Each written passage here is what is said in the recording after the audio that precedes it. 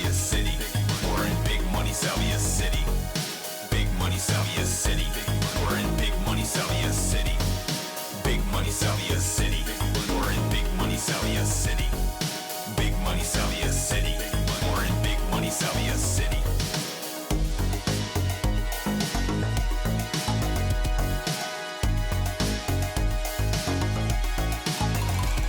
It's a perfect night.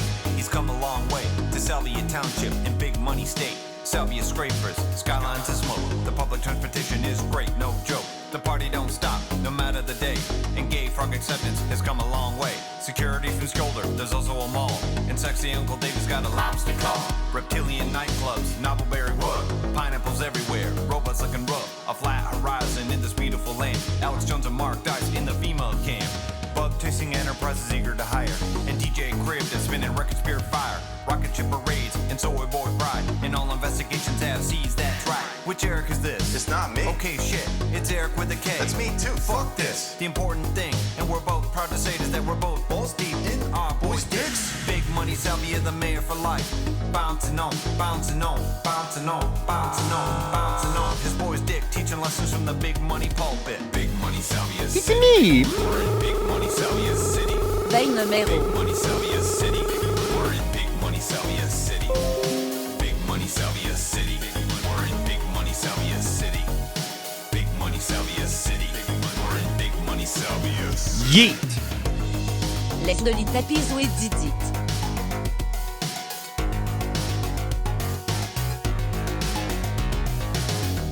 Big Money Salvia is on the phone. Big Money Salvia is on the phone. Big Money Salvia is on the phone. Big Money Salvia is calling, calling you. Big Money Salvia is on the phone. Big Money Salvia is on the phone, phone. Big Money Salvia is on the phone. Big Money Salvia is calling, calling. Hello, Mr. Salvia. Is it really you? Big Money Salvia is on the phone. Big Money Salvia is on the phone. Big Money Salvia is on the phone. Big Money Salvia is calling, calling.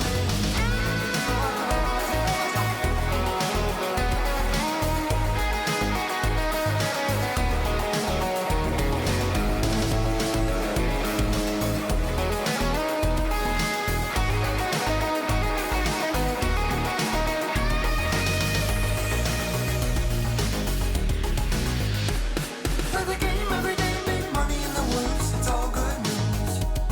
Take a break from the party, go into your room, tweet at that cruise.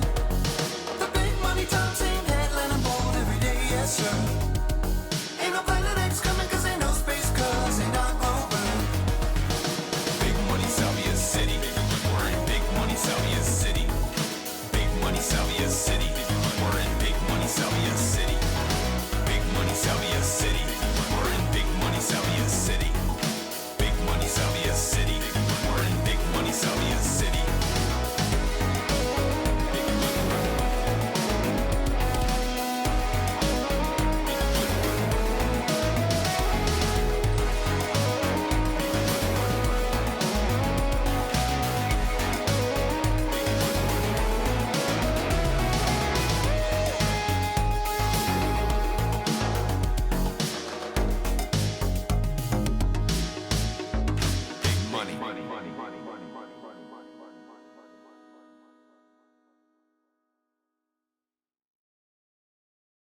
Hey, it's Hot Dad here. Thanks a lot for watching. If you like what I'm making, blast that subscribe button, smash the share, slam those social media links, mangle some merch, or consider supporting me on Patreon. I love you. Have a great day. Have a great night. Have a great life. Every day when you're walking down the street and everybody that you meet has an original point of view. And I say, hey, what a wonderful kind of day. If we could learn to work and play and get along with each other.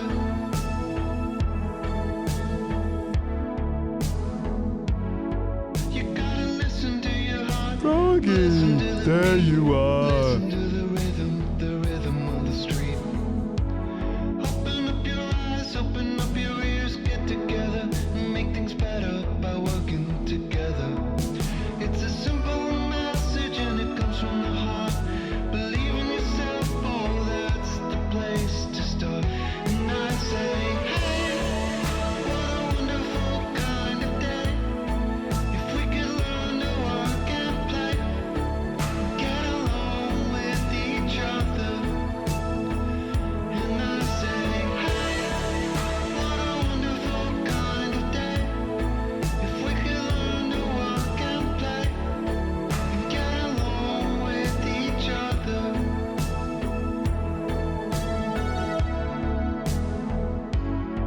You gotta listen to your heart, listen to the beat, listen to the rhythm of the street.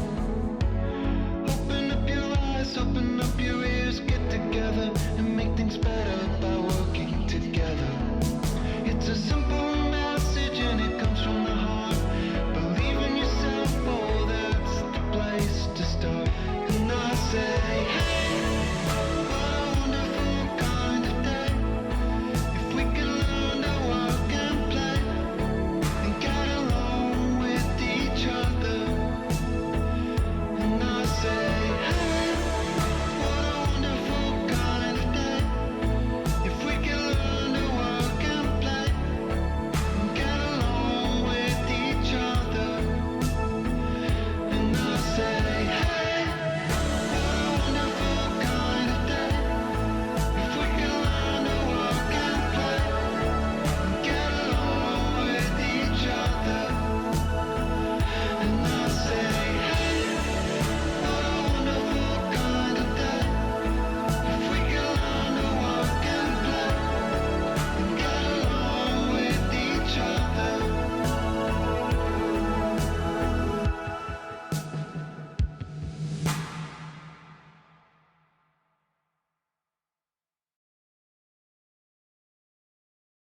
Hey, it's Hot Dad here. Thanks a lot for watching. If you like what I'm making, blast that subscribe button, smash the share, slam those social media links, mangle some merch, or consider supporting me on Patreon. I love you.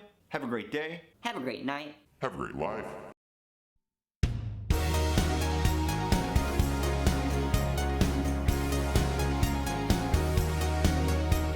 Sucking on my tendons like you wanted me. Sucking on my tendons like you need the meat. Sucking on my tendons brings you big delight. Sucking on my tendons almost every night. You're staring at my tendons hungrily. You want my tendons cause you love to eat and suck that meat.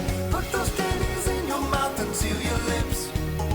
Chew and suck my chicken treats until they're gone, swallow bliss. You're sucking on my tendons, so crispy and plenty. Yeah!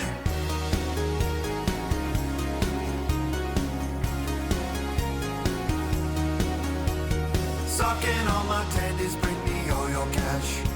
If you want tendies, pay me now, I'll make how them did- fast. Dipping all my tendies into thick rich sauce. Commanding all my tendies, I'm the tendies boss. You're salivating outside of tendies. Lost in your body's got you fidgeting nervously. Put those tendies in your mouth, a joyous scream. Experience sensations beyond anything your wildest dreams. You're sucking on my tendies. The hunger never ending. Yeah! Suck my chicken tenders, suck my tenders. Chicken tenders, soupers, suck my tenders. I wanna munch, put them in my mouth. When I move my hips, all the tendies come out. Don't stop at 10, 20 D's all day. The hunger, the power, the tendies the way. Tendies within me, growing all the time. There's no way to get my tendies out of your mind. Crunchy suck, till you can't get enough. My tendies are greater than all other stuff.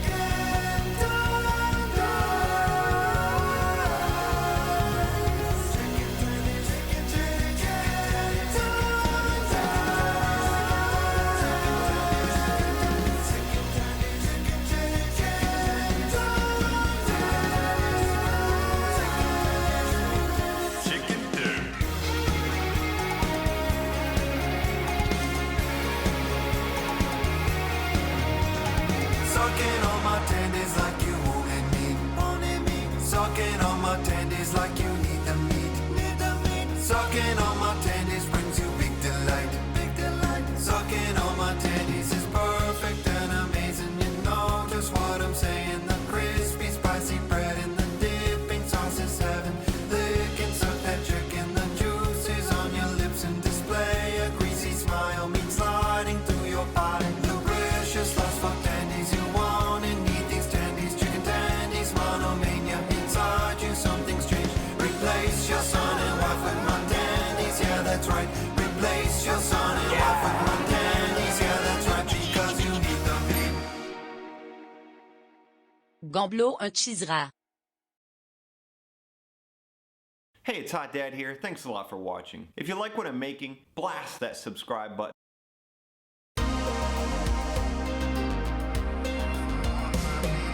Woke up Christmas morning, I could feel it in my bones.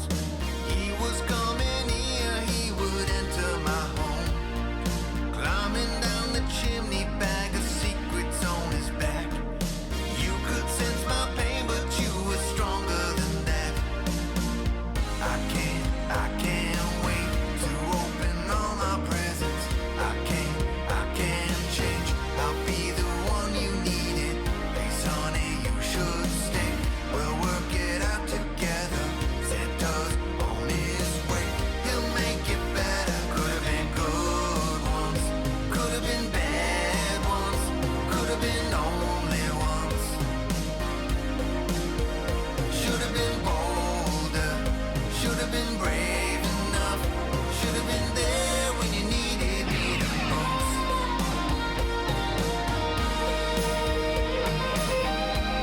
I wish that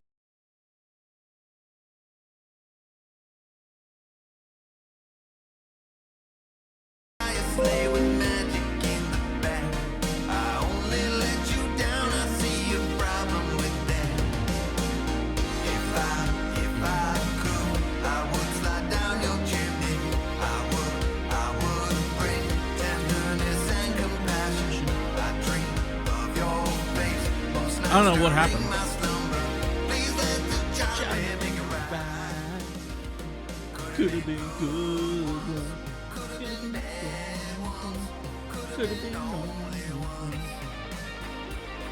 My computer's just having a fun time. Is Hot Dad. Love a Hot Dad.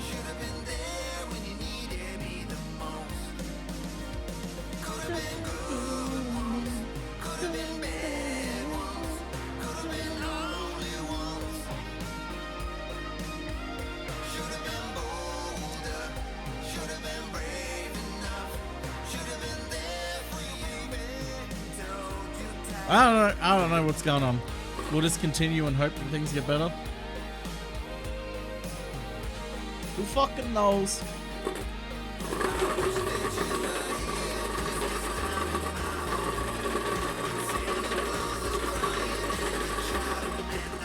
I'm sticking my hand in.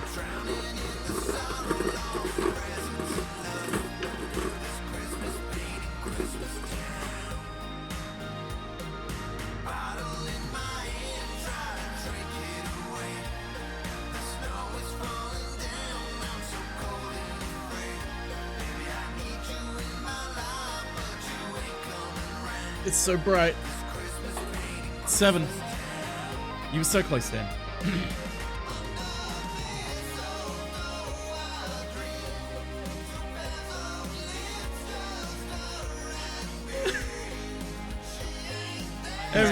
There we go.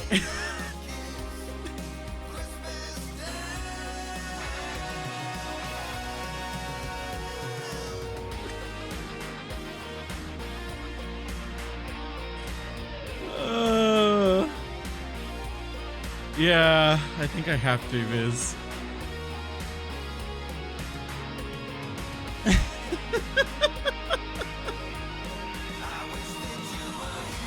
Even though it's gonna be so small, you can't see anything. Hang on, I have an idea.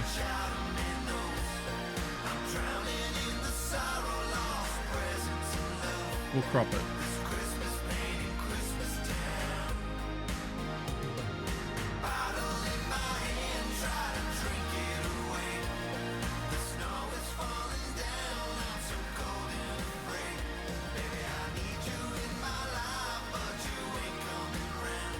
Mem time? Oh, he says mem time.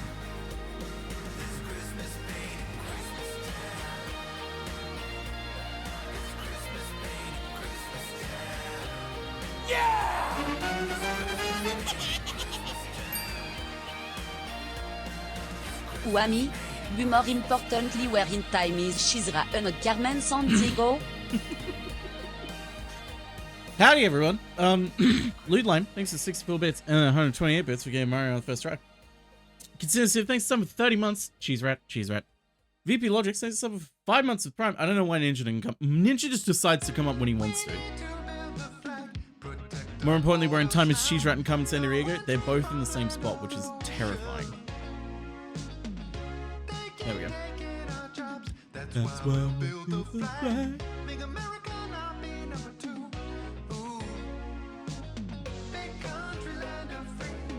Statue of Liberty.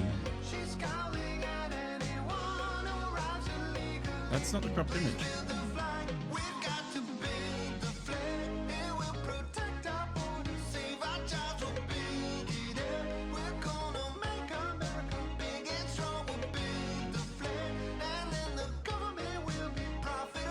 Come on, load.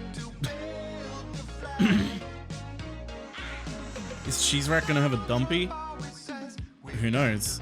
If I get to it, maybe. I realized the second I press start stream, I'm like, wait, I don't know what I'm doing. I'm like, wait a fucking second. I don't know what I'm doing.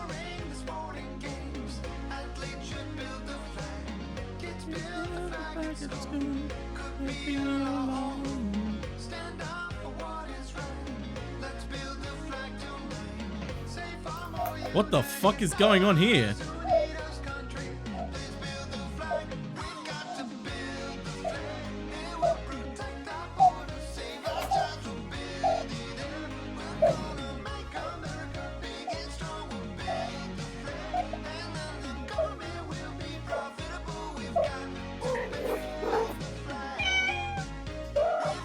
I kind of like it.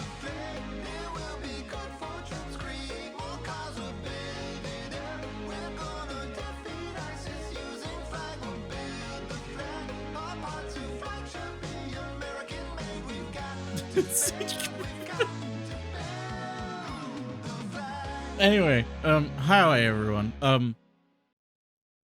So I was like, fuck it, I'll just learn Blender, and then I'm like, I loaded it up, hit start stream, and then I was like, wait a second, isn't there a thing about like versions of Blender and shit or something? So I was like, oh yeah, I'll just download it and then we'll just go from there. And then I'm like, wait, I don't know what I'm doing. I don't know anything I'm doing. And I'm like, fuck it. If this is the way it's gonna be, this is the way it's gonna be. I load in and there's a cube. I'm just asking the question. I'm not Now I'm saying inside I the will. cube. My ultimate goal, and I promise you this, to make a great and functional website for kids. I'll design Oh yeah, that's stream. I've made a cube. I'll show these kids who the design came See you all later. I'm making it happen. I've got so much to flaunt. But oh shit, I'm stuck. I can't pick out a font. Things are just not going my way. Oh god. Yep, ship it. Okay, so I remember I had a whole heap of playlists bookmarked for when I eventually got around to doing Blender. The problem is, I'm pretty sure most of them have either gotten privated so I can't see them anymore. So if anyone has a starting point for me to learn anything, because I've spent so long getting around to learning Blender that my sources that I had have gone. And I know there's like, isn't there like that donut one? But isn't that guy like a fucking massive homophobe piece of shit? I'm like, I don't want to support that. I don't want to support that. Donut one's also out of date now. Well, he was out of date too, so. Dickhead NFT bro, yikes. Perfect match. So I'm gonna just hit some buttons and see what happens. Oh. Oh. Oh. I end the call. My heart is racing. I'm punching my brain. It's the answer I'm chasing. They say a dancer appearing is a real good.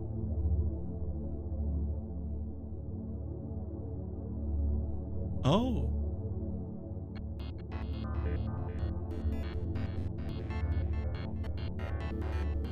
It's coming. A game unlike anything you've ever seen. Prepare yourself for Cube. In development for over a decade, Cube will take you to a whole new dimension of computer games. Cube!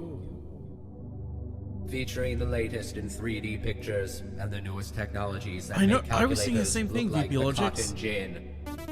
Why am I getting Mort the Chicken vibes from this?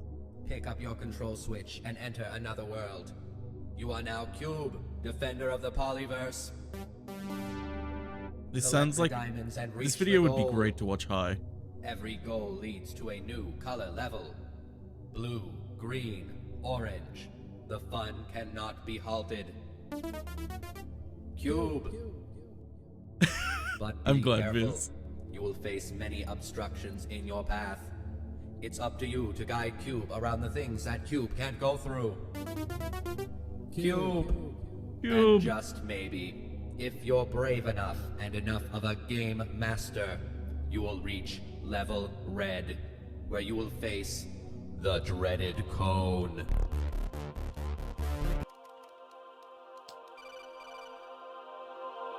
A few days ago, I penned an irritated tweet. What did you say? Up yours, woke moralists. We'll see who cancels who. What's wrong with you? I love that one so much.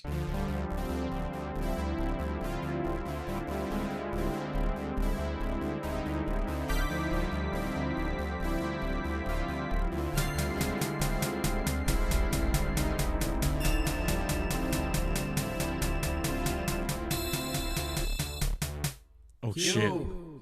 Coming to your neighborhood dimension soon. Cube. Only available on Power Game Future. Cube. Salt. Salt cube. Cube salt. Salt cube.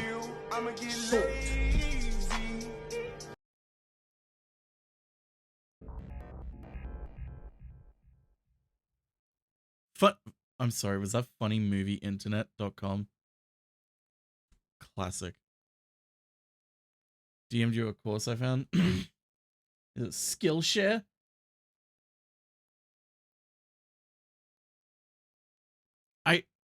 Hang on, where Omen, I've got it. Eureka! I'll use Tom's new he openly said he uses ChatGPT as a research tool. Oh yeah, Jordan Peterson's a black in degree.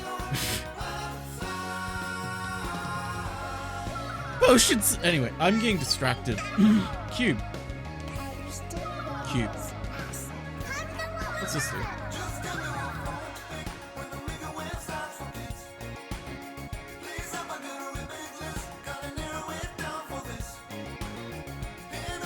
And then fell off when texturing happened. Oh yeah, it is a bit loud, sorry. Whoops. I always forget how loud things are for everyone except for me. Make the pink frosted donut. I'm not doing that. What was I doing again?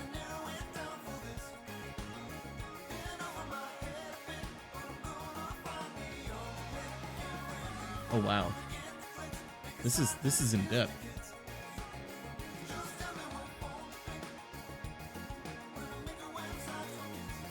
It's part of the Humble Bundle I got. Oh shit, wait, hang on, I think I got that. There's occasionally times where I'll buy a Humble Bundle of like, oh yeah, this would be a good idea, and then I just forget that I bought it. This video is not brought to you by I'll have to double check, hang on. Squarespace at squarespace.com and enter I need, offer code. oh We my are not god, sponsored by send me the Squarespace. fucking code, Enter Humble. code at checkout to get Send me the 10% fucking off. code. Beautiful it build. Squarespace. This is gonna be the whole Don't stream, I forget to promise you. grab some Hot Dad merch over at neongrizzly.com. Get a poster, a shirt, or maybe even a who knows what. We got cool stuff. We got new stuff coming, and you are Okay, not okay, gonna okay. wanna miss it. Ant seemed to have a good tip. Alright, the biggest tip I can suggest, in the top left hand corner, something says object mode. Click it and change it to edit and then play around. Smash the share. Object slam mode. those social media links. Mangle some merch. Change it to or edit consider mode. supporting me on Patreon. Oh. Love you. Have a great day. Have a great night. Have a great life. Oh. So I can select the vertices and sides. That's handy. I can imagine that would be very handy. Anyway, hey, what are the bundles that I bought?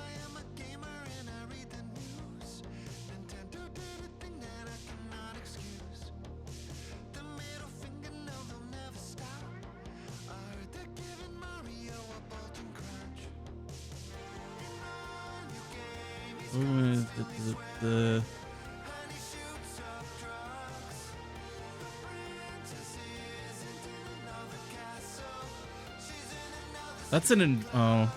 She's showing everyone her toadstool every night. No, that one's not it. I got a few Humble Bundle game dev ones, but either they're assets or they're like. Oh wait, hang on. No, they're not gonna. I don't have anything. Wait, what's this? I didn't redeem any of these? Why do I keep doing that?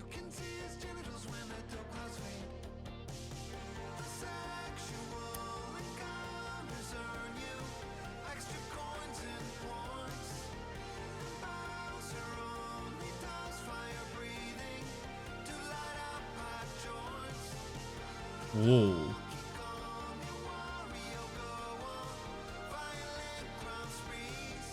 Sorry, I'm getting distracted, but I just... Oh, that's handy. Maybe even AO. These developers are seriously messed up in the head. I'm getting distracted again.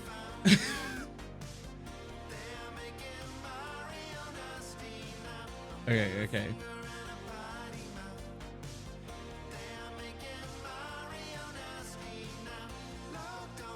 Change spacebar to search tool or actions. Press space and search scale to see most scale options. You've lost me.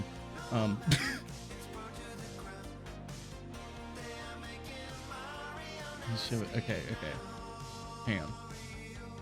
So Lewd Lime has sent me something that's like a course. And I'm curious what it looks like.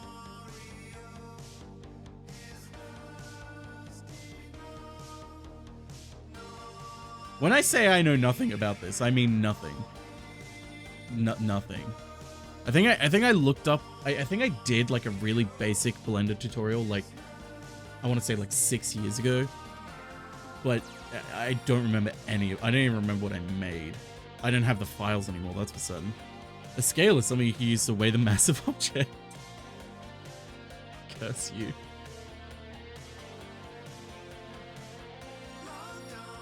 Oh, okay. Okay, this might help, Biz. Hang on. Whoa. I know Mario's nasty, but hang on. What a perfect freeze frame for this.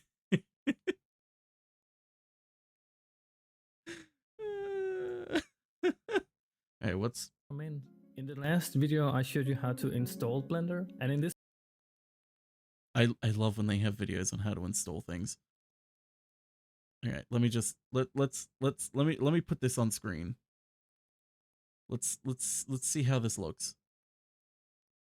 This video I'm going to show you a few settings, and then my goal is to make you comfortable navigating around and selecting things in Blender. This might sound a little dull, but I do like consider this one of the most important videos if this is the first time that you're using Blender. I do like this, that sort of thing. I like knowing what I'm doing. So every time you open Blender, you are greeted with this window here. If it's the very first time you open Blender, it'll look a little bit different, but I just quickly want to run over it. It's a bit self-explanatory. You can open a few templates here, or you can open a specific file from your desktop right here, or you can open the last file that you worked on. Over here, you can choose a few different, or if you want to support the development of Blender, you can be greeted with this window. So we'll go up here to Edit and Preferences, and we are greeted with this window right here. Yep. No. If you're not already on the key map tab, click on that. Yep. It looks different, we have but a few settings here. It's very common in many other software that you use left click to select something. But in Blender, it's been right click for the past many years. Okay. I'm personally used to right click when I use Blender. You will have a easier time down the line working with right click over left click for select. I could go into a deep explanation about why, but I'm going to leave a video in the description that go into a deep explanation of why you use right click over left click if that's something you really want to know more about. Then over here for the spacebar action, I want to change that to search. I use search all the time. That's what we were told before in chat. I'll be referring to the search menu a lot of times because I find it easy to use over clicking through menus. I'll obviously explain more about this when we start using the search feature. So click that and set spacebar to search. Last, I want to change select all toggle, and I just want to check that. This will also make sense in a little bit, don't worry. Sure. Alright, so I'll go down here and save my preferences. I don't have that. Alright, so the next thing I want to talk about is all these different windows that you see around here. And I just want to give you a brief idea of what they are and how you'll be using them. The first window I want to talk about here is our viewport. This is basically where you'll be navigating 3D, and here you'll see everything that you're working on, basically your 3D canvas. You'll be spending a lot of time here for sure. Alright, so the next thing I want to talk about is the outliner up here, this little window. You can see I have 3 things in here that correspond to what I have in my scene. And that's because all the things you have in your scene, you can find over here in the outliner. So this is sort of like an archive of everything that's currently in your project. You can select them both by clicking on them out here in the viewport, but you can also select them here if you were to want to. It's just a nifty little way of seeing what you have, and every time we create a new object, they will be archived over here as well. Alright, so the next thing I want to talk about is the property window down here, and this is a very important window that you'll be using quite a lot as well. Oh, property. And I'll go into depth about each of these buttons when we start using them. For now, just know that this window here is where you change properties for your current tool, the environment, or a given object. You can see the little gap here in between some of the buttons are the groupitization of the kind of properties. The top one would be the current tool that you're using. I can barely see it, but if I were to use a paintbrush, this is where I could change the color of the brush. The next group here is for everything related to the document and the environment. And the next group here is everything related to an object. And you can see here as I choose a different object, some of the buttons changes. You can see when I choose my light, I have a light bulb down here, so I can change some properties about my light. And with the camera, I get a camera, so I can choose some camera settings. And down here on the object, I have a bunch of different settings. But for now, just note that these buttons here are properties that you can change about the current selected object that you have. So next up, I just kind of quickly want to mention that we have a timeline down here at the bottom. Oh, we do. We'll be using that for animation. This is not something you should worry yourself about now, but just note that down here you have the mouse. Alright, so that's a little bit about all the windows that we are seeing really cool. here in Blender. And next up, I want to talk about selecting objects and that kind of stuff. Okay. So the first thing I want to talk about here is selecting things. And there's a few different ways you can go about it. The most common way is just by right-clicking on something. Clicking on something? And you can Wait, did he say right or left click on an object, it highlight with this orange line. If you want to select multiple objects at once, you can hold down Shift and right click to select objects or deselect objects. That's pretty intense. You can also use your left mouse button to drag over objects and select them like this as well. And if you want to deselect everything you have, you just press A. And if you have nothing selected and you press A, it'll select everything. So A stands for all. If you have something selected, it'll deselect. And if you have nothing selected, it'll select everything. Now, if you remember over here to our right, we have the outliner. You can also select objects by left clicking on them over here. Yeah, we already went over that. And you can also use the A key over here to deselect everything or select everything. And handy. And you can also use the left mouse key to select. B is for missile strike by the looks of it. So your selection options that works in the viewport for the most part also works over here in the outliner. That's a good little thing to keep in mind. But if you want to know more about selection, you can go over here and there's a tab called Select. And you can see different okay, ways all the that different you can ways you can select or select. interact here. And you can also see the shortcut for something. For example, circle select here, it says the shortcut is C. So if we go out here and press C, you can see I can kind of paint You can select like see. this. So that was a little bit of the basics of how to select things. Now let's talk a little bit about how we navigate in 3D space. All right, let's talk a little bit about That's a fancy navigation in transition. 3D space, a quite important topic. I shall be navigating quite a lot. The main way that you'll be navigating is by orbiting around objects and interacting with them. You orbit by holding down the middle mouse button. If I hold down Shift and drag with my middle mouse button, you can see I'm kind of strafing left and right here. Panning. And this is here I want to mention that you might be thinking that you would be orbiting your selected object, but that's actually not the case. You are kind of orbiting a point in space. So you can see here I'm kind of orbiting what would be around here. Yeah. There's no indication of what you are orbiting or where you're orbiting.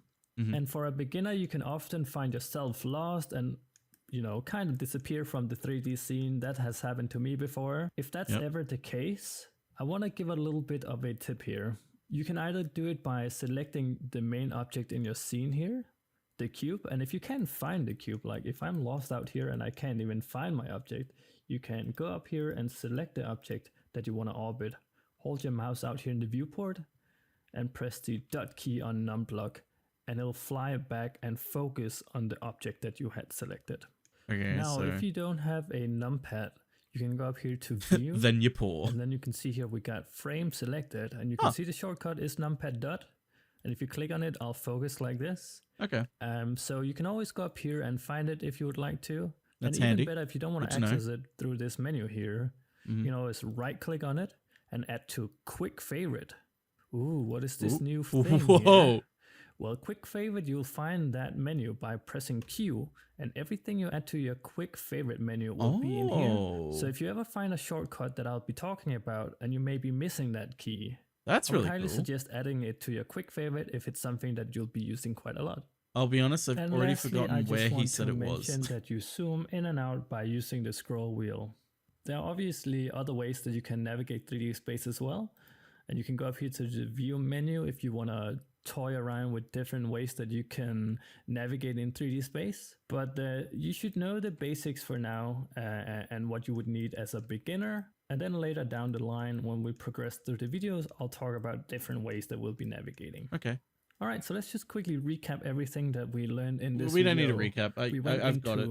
Preferences to change some settings. What? Okay, the next one is... and welcome to another video. Okay, the next one's titled Basic Poly Molding. Basic Poly Modeling. I can read. I'm already informationed up. I'm too much information in my head. Becoming one of the two primary modes that we'll be working in when we are modeling in Blender Edit mode. We'll also be talking a little bit about the three main ways that you can transform your model, so we have a little bit of a journey ahead of us.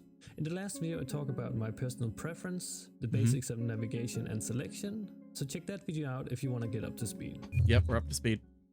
Thank you, Mort. So first of all, I want to talk a little bit about modes in Blender. But what is a mode in Blender? You can find a mode menu here in the top left of your viewport. The simplest way I can explain each of these modes is that it's a different tool belt that you put on. So if you put something on like edit mode, you're wearing your construction belt, and this is what you would use to change the look of your model. But if you were to put something on like texture paint mode, this is where we would get out all our brushes and pencils to paint on the model. There's of course more to it than just this, but that should give you a little bit of an idea of what modes are. Let's start out by talking a little bit about object mode, because that is the default mode that you load into when you open a new file in Blender. And I've made a little template for me to explain this better. So we are currently in object mode, and just to give you an idea of what object mode is, it's essentially our decoration mode. It's where we place objects around in our scene and manage our file. But we don't change the look of any of models. So right now I'm basically just decorating my scene with each of my models. And that's essentially what object mode is. So it's about messing around with the objects, but let me not go changing back the to object. a default file here. Because next up I want to talk about edit mode. Okay. In order to switch to Shit, edit hang mode, on. you have to first select the model that you want to edit, and then you go up here to the mode drop-down menu and select edit mode. You can also go between object and edit mode by pressing the tab button on your keyboard. When you enter edit mode, it's sort of like we are opening up the model and we can change every little part of it very manually. This is one of the things we'll be looking into today, the very basics of polymodeling. So now that we are in edit mode, you can see I don't select my whole object when I click on it, but I rather select small parts of it. If we look close, you can see the model is now constructed out of these little points here. Yep, vertices. 2 points make a line, and multiple line makes up a surface. The points here are called vertex, the lines are called edges, and the planes here are called faces. And this is what all models are made out of. I did These do are the grade things 2 that we can shapes. interact with and change the look and But construct how do our wait, model. wait. How you? He has a whole toolbar on the left. I don't have a toolbar on the left. Where's his toolbar? How come he has a toolbar and I don't get a toolbar? Where's my toolbar? I want a toolbar. In order to choose if you want to select vertices, You might get into edges, or faces, you can go up here to the top left of your viewport next to the mode drop-down menu, and you can choose which selection mode you want to be in. Okay. If you want to be in multiple modes, you can hold down Shift and click on another button. That way you have multiple selection options available. Or if you want more precision, you can also just click 1, 2, and 3 on your keyboard. Nice to and go easy. between the 3 modes. 1 represent vertices, 2 represent edges, and 3 represent faces. I figured. Now, the reason selection is so important to know before we start digging into modeling, because a lot of the modeling is based on what you have selected. Not in all cases, but in a lot of them. And I think we've covered the most basics way that we can select every part of our model. But the next thing I want to talk about is the most fundamental of changing the look of our model. There is essentially 2 ways that we can manipulate our model. One of them is by changing what's already there. And the other way is by applying more points, edges, and faces to our model. Over here to the left, you can see we have a set of buttons. No, we don't. Added into groups, as you can see. No, with a no, little no, bit no, of no, no, no, no, no, no, no, we don't. What do you mean we have a set of where's the set of tools? Where's the set of tools?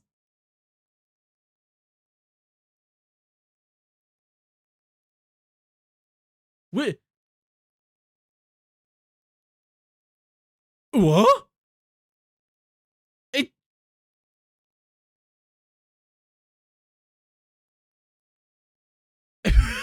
Okay. space in between some of Found the buttons tools. here. One thing to note here is that these buttons here changes depending which mode we're in. So what you are seeing here is currently the tools that we have available when we are in edit mode. Up here we have the selection tool. The next group here is our transform gizmos.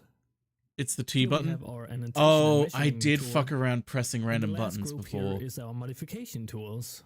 In today's video, I'll be focusing on the transform tool up here and the modification tools down here, as those are the primary tools that we use to change the look of our model. Okay, So sounds good. let's have a look on how we can change what's already there by moving, rotating, Whoa. and scaling. Whoa, whoa, whoa, whoa, If we whoa. look at the panel over here to the left, we have these 4 buttons here. This Yep. is our moving tool, our rotation tool, our scaling tool, and our transform tools. So let's take a look at how these tools works. The first one we have here is our moving tool, and if we click on it, you can see this little moving gizmo appear on my current selection. I essentially have 3 things I can click on here. 1 is the arrows here, 2 is the plane, and 3 we have this white circle here. The arrows will move in one direction here. One following direction? The Z, X, Yep, on the and axis, Y yep, direction.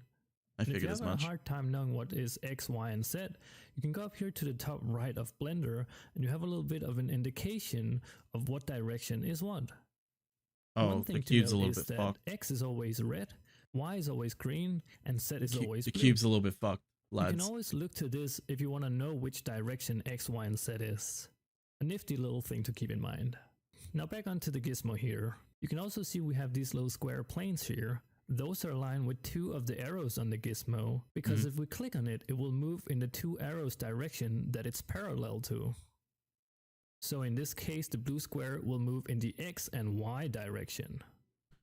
So the last thing we have here on the gizmo is this little white circle here. When I click on it, you can see I'm kind of moving in a very freeform way. Yep. And we don't have the same precision as we did when we were using the arrows. I honestly rarely use this white one myself, as I prefer the other methods, as it gives me greater precision when I'm moving objects around. One thing to note about this white one though, is that it's based on your point of view. So if I'm moving it here, you can see I move the object sideways based on my point of view. So excited to say that. Although if I see it from based on your point of view. I still move it sideways based on my point of view. Typically, colored gizmos move in a set direction, where white gizmos moves based on your point of view. Now, before I move on to the rotation gizmo, I just quickly want to mention there are shortcuts for all these that you can do with a press of a button, and you can combine shortcuts to have the same kind of precision as you did with the gizmo. But I plan on doing a little quick tip video that I'll add to my Blender playlist if you would like to speed up your workflow. But in this video, I want to keep it simple and not overload you with information. But now let's have a look at the rotation gizmo, and we can get that by clicking the next button over here to the left. You can see the rotation gizmo looks a little bit different from our moving gizmo, but if we take a closer look at it, it kind of makes sense. First up, we have these 3 lines here, which all move in a fixed direction. This is personally one of the rotation options that I use all the time. Next one, we have this white circle all around the gizmo, and it functions a lot like the white circle that was on the moving tool, but in this case it just rotates instead of rotation moving. tool. And last, to hover your transform option to functions. By clicking on this sphere, we get the trackball rotation. Okay, I haven't got that. Preview of how it functions. By clicking on this sphere, we get the trackball rotation. It's a very how it I shouldn't have functions. skipped ahead. By clicking on this, select my hold options just to give you a proper preview of how it functions. By clicking on this sphere, we get the trackball rotation. It's a very freeform way of rotating your object. And when we click and move our mouse around, it's almost like it's a ball that we are rolling our finger across. I personally use this option quite a lot, as it's really great for posing your object that is not placed on top of the ground, and it's just a very organic way of quickly posing and rotating something. But for now, you know that it's there, but I would highly recommend just sticking to the color rotation gizmos until you feel a little bit more confident working with all these tools. Will do. That was the basics of the rotation tool. Now let's have a look at the scaling tool. The next button here is the scaling option, and you can see it has this little arrow at the corner of the button. It's a square hole. It's because if I click and hold my mouse on it, you can see it has 2 different options in terms of scaling. We'll be taking a look at both of them, as they're very useful in their own way. But the first option here is a gizmo that looks a lot like our moving tool, so let's start out by looking at that. So you can see here on the scaling gizmo, we have these colored arrows like we did on our moving tool, but rather than having arrows on them, they have a little cube. And that's a good little indication so that you don't get confused if you're using the moving or the scaling gizmo. But they do work very much in the same way. Let me select the whole object here. Oh, I made a the color sample. line scales in a single direction based on X, Y, and Z. And like the moving tool, the planes here scale in 2 directions based on the line that they are parallel to. So you can see a lot of the gizmo function very much in the same way. So you can see that we have this white circle around the scaling gizmo as well. There's really not a whole lot to this last option, because it basically just scales I just realized in you all misspelled directions scaling at in the once. top left-hand corner. So that's pretty straightforward. And that's really all there is to the scaling you gizmo. can't see it, damn it. So let's go over here and take a look at the next scaling option, you accidentally spelled which it is the sackling. scaling cage. And it functions a little bit different from the other scaling cage. transform Sorry. gizmo that we have played with so far. When we have selected something, you can see that it encages our selection with this box with some little points around it. The neat thing about the scaling cage is that it sort of functions a lot like a lot of 2D tools that some of you guys may be familiar with. Let me try and demonstrate something in 2D, because it's going to be easier to understand here, and then it's going to be easier to translate that into 3D after. So I got this lovely picture of a little kid in a red shirt, and he's super excited for me to demonstrate the transform tool for you guys. When I click on one of these squares here, I can drag my selection around in a more organic and freeform way. The cube at the opposite side of what I clicked on becomes my focus point, and you can see I scale towards that point. If we go back to Blender here, you can see that is the case here as well. So if I click on this point here, the point in the opposite direction would be this one down here.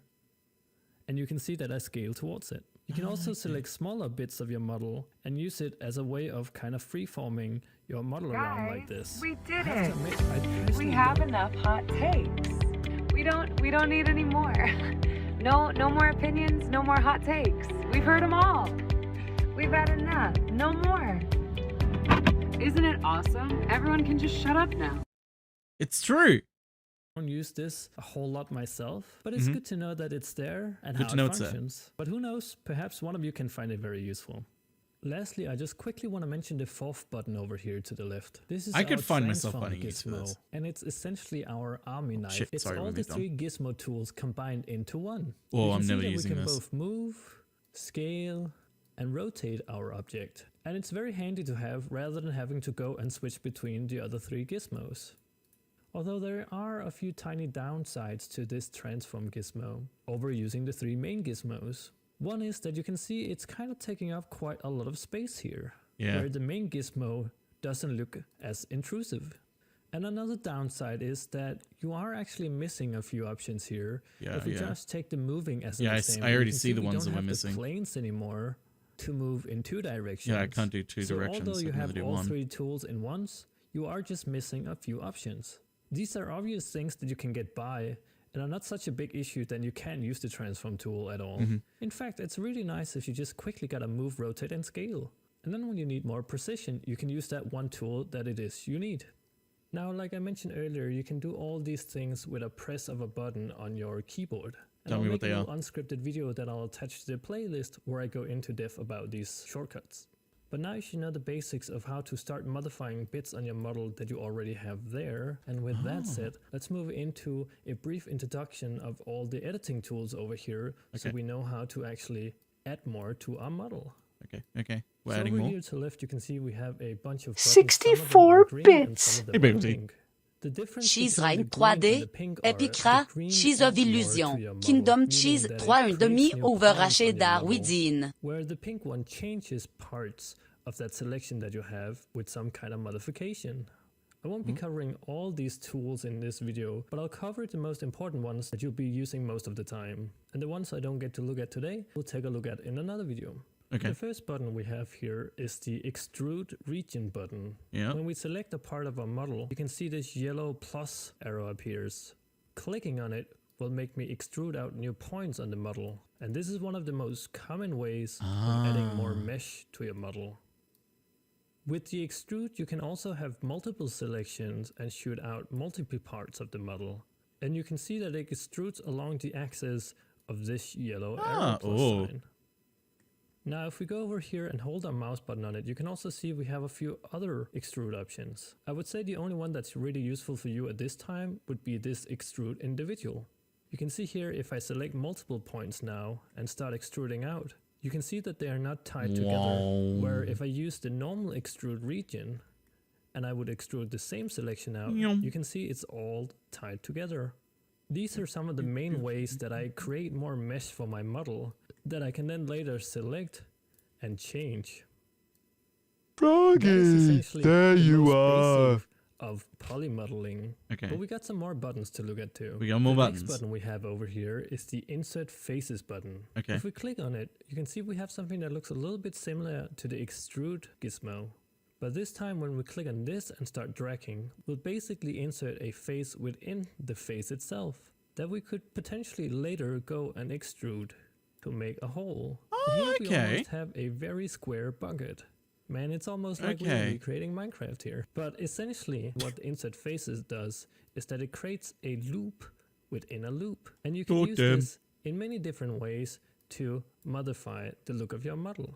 Now the next button I want to take a look at over here is the bevel button. When I click on it, you can see the gizmo doesn't change, but we are doing a new type of modification. So when I start dragging on this, you can see that my selections get split and kind of curved a little bit. Now I can scroll on my mouse wheel while I'm dragging here to soften out the curve. But essentially what this does is that it takes an edge and then it smoothens it out. You could do this to the whole model to get this kind of cute little smooth box. It doesn't Now the next tool I want to take a look at here is our loop cut Oh, there we go. tool. Now it is. See, when I click on it, there's no gizmo appearing like the other modular tools, but rather this time something is appearing when my mouse hover over my model. Oh. This tool is not based on your selection, but rather where your mouse is. And you can see when I click here, I create a piece of edge loop around my model. And I could then take that new created edge loop here, select the top part, and boom, we have a little house. Now the next tool I want to take a look at here is our knife tool. And like the name applies a little bit, it can be quite dangerous to play around with as a beginner. But I'm going to explain what it does anyway. But I highly recommend trying to avoid using this tool too much. Knife, anyway, got it. So what it does is that wherever I click on my model, I can create points right onto the face that I click on, or an edge. And you can see here, I'm basically just clicking on the model and making points. In order to confirm my current cut, you then press the enter button on your keyboard. And you can now see that I've created all these edges and vertices on my model. Now what I've done here is kind of bad in a way. There's something in 3D called edge flow, and a way to demonstrate if you have a good or bad edge flow is that if you take the loop cut tool here and you try and hover it over something and it doesn't loop all the way around, you have essentially broken the model a little bit. You can still use the model if you want to, but Stay this away is from just the something knife. to be aware about, that using the cut tool destroys the flow. And at this point, I would recommend, if you use the cut tool, only Staying do away it from the knife. to Got cut it. between two specific points. Only Because two if you specific ruin the points. edge flow Got of your it. model, it can be really hard to work with later on. Now there's a little more to the whole edge flow than just that, but I just want to point out that the knife tool basically just create points straight on the model, but if it's done wrong, it can then be a bit hard to further work with your model. Now I won't be talking about the next two buttons here in this video. As you can kind of see, the further down we get with these green buttons here, the more difficult they get to use. And if the knife tool is a bit hard to handle for a beginner, these two would be even more hard to use. So for now, I would say use the extrude, insert faces, bevel, and loop cut tool to start doing some low poly modeling. But I do want to talk a little bit about this pink tool down here called smooth. When I click on it, you can see I get this yellow gizmo like some of the other modification tools. And if I click on it, it's kind of like I'm just scaling it a little bit. So in order for this tool to make more sense, let me try and take my loop cut tool here and cut a few loops around my model. Then go back to the smoothing tool, select everything, and try and smoothen it out. You can then see that it's trying to kind of soften out. My selection. Like softens and this edges. is a nice little tool to have if you want to try and make something a bit more organic. Earlier I talked about with the rotation, moving, and scaling tool that they all have shortcuts and alternative ways that you can manage them.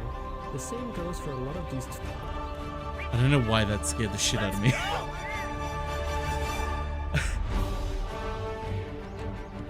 It's not even loud. It just scared the shit out of me.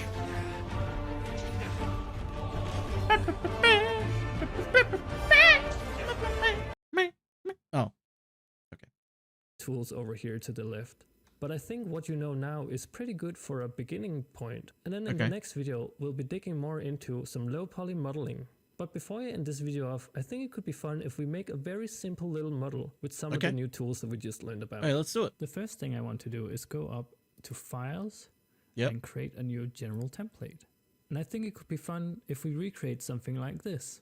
Now, before I start editing the model, I just quickly want to mention the approach I'm going to take on this model we are making is probably not how I would do it personally today with my level of knowledge. This is just a demonstration to kind of help you understand how these tools are working and how you would use them. With that said, let's just get right into it. So the first thing we got to do is go up here and change into edit mode. Zoom in a little bit here so you can see the box a little closer. Now, I want to start with this part down here. So I'm going to go into scale mode here. He's mad! And I'm just going to kind of scale it out here in the one axis to make it a little more How to play as Amy. Shrinking it a little bit so it's not as tall. Now I want to go into the insert faces tool here. Make sure that I'm in face select option. Click the top face here.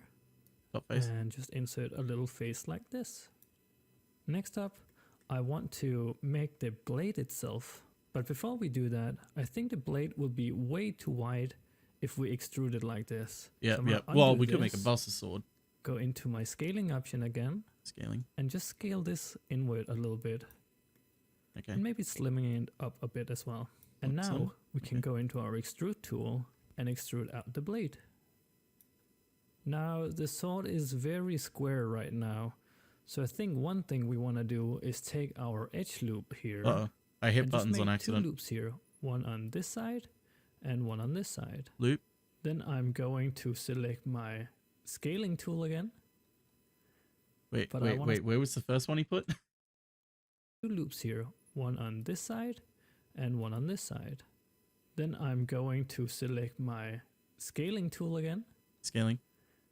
But I want to select each of these corners here of the blade. And then I want to use the blue plane here to scale them only inwards. Corners. Wait, Next by up, corners. Wait, by corners of the blades. What do you mean by corners of the blades? So I think one thing we want to do is take our edge loop here. Okay. And just make two loops here, one on this side. Yep. And one on this side. Yep. Then I'm going to select my scaling tool again. Scaling.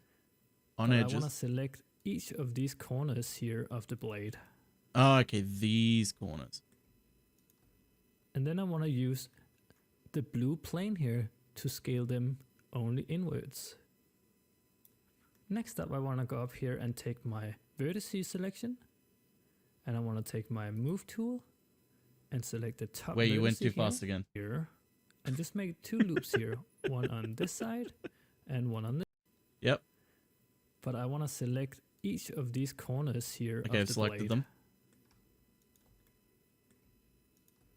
And then I want to use the blue plane here. I accidentally made a loop cut down here, inwards. I think. Next up, I want. Hang on, I accidentally made a loop cut down here. Let me just. I don't know how I made that.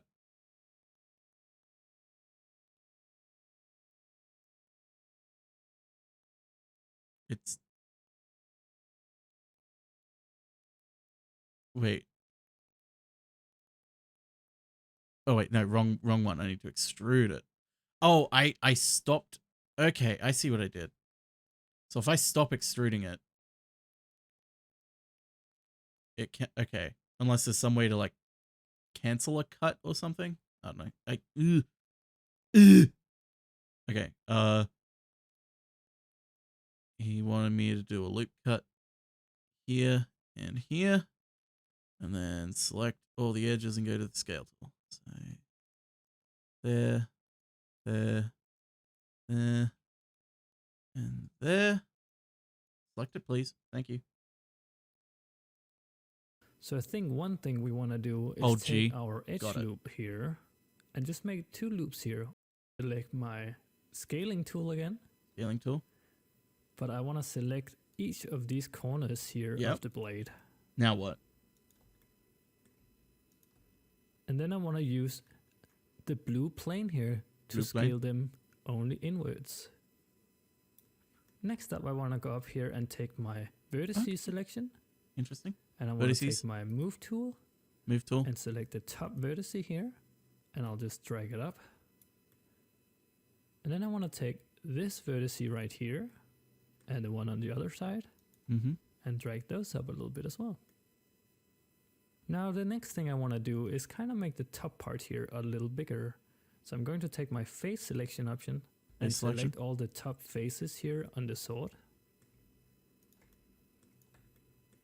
Going to scaling and scale it along the x-axis here. Scale. And that makes it a little more cartoonish. Now let's take a look at the bottom part here of the sword. This is very square as well. So let's take all these corners here of the bottom part and Corners, scale bottom those part. along the blue plane as well. Now it has a little bit Edges, more of a edges, curve to edges. it. Hang on. I'm sorry. Edges, corner, and then scale them down. Ha! Wait, was that what he wanted? Now I want the top part here to be a little bigger than the bottom part, just to give it a bit more cartoonishness in my case. So I'm Okay. gonna hold down Shift and Alt while selecting this edge here. And you can see I select all the edges all around here. And this is a loop that we are selecting. Then I'm just going to scale it along the blue plane again. And you can now see that it looks a little more fun to look at. Now let's make the handle down here. Wait, it didn't. selecting. Then I'm just going to scale it along the blue plane again. Ah. And you can now see that it Blue looks plane, a little that's what more he said. fun to look at. Okay. Now let's make the handle down here. So I'm going to go into face select and then select these 4 faces here. Face. And then we're going to select the insert faces tool. And I'll just insert a face like this a little bit. But if I extrude this out now, the handle is going to have a weird shape. So rather than having to fix that later, I'm going to undo this and try and make this circle the shape of the handle that I want it to be. So let's scale it along the x-axis here. Scale. See, we got a nice round circle there. That's not a circle. Wait, how did you get a circle? Sir, how did you get a circle? The insert faces tool, and I'll just insert a face like this a little bit. But if I extrude this out now, the handle is going to have a weird shape. So rather than having to fix that later, I'm going to undo this and try and make this circle the shape of the handle that I want it to be. So let's scale it along the x-axis here. Mine is not a circle. See, we got a nice round circle there. And we can That's a go in hexagon. And now extrude this out. As you can see, we got a pretty good handle there. Now I think we can make this a bit more interesting if we decorate the bottom part here. So I want to go into my loop tool again here. And then I'm going to make a loop here, but while I'm clicking down my left mouse key, I also drag it down to select where I want the loop to be. So I'm going to place it right here. And then I'm going into the extrude tool again, because I want to have this sort of outer thing here on the bottom part. So I'm going to go into face select. And then if I go up close here, hold Alt and Shift while clicking on the edge here. Pretty good handle there. Now I think we can make this a bit more interesting if we decorate the bottom part here. So I want to go into my loop tool again here. Loop. And then I'm going to make a loop here, but while I'm clicking down my left mouse key, I also drag it down to select where I want the loop to be. So I'm going to place it right here. And then I'm going into the extrude tool again, because I want to have... Wait, but yours is... Hang on, his is going through all of it. I think we can make this a bit more interesting if we decorate the bottom part here. So I want to go into my loop tool again here. And then I'm going to make a loop here, but while... Oh, I know why. Because shit. Okay. Because he still has these selected. So if I have those selected, then go to edges and now go loop cut. Now it'll go through. No. Clicking down my left mouse key, I also drag it down to select where I want to select these 4 faces here. And then we're going to select the insert faces tool. I'm going to undo this and try and make the x-axis here. See, we got a nice round circle there. And we can go in and now extrude this out. Okay. As you can see, we got a pretty good handle there. Now I think we can make this a bit more interesting if we decorate the bottom part here. So I want to go into my loop tool again here. And I'm going to make a loop here, but while I'm clicking down my left mouse key, I also drag it down to select where I want to... But his is going through all of it. His is going through all 4 of them. Mine's only wanting to go through one of them?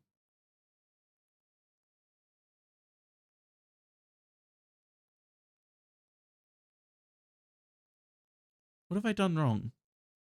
What have I done wrong here?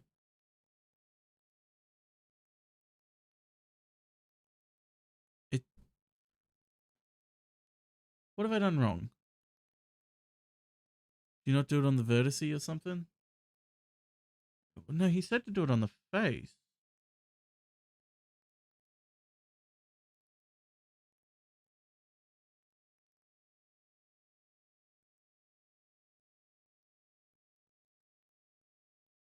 Man, I'm gonna full screen this so I can see it better.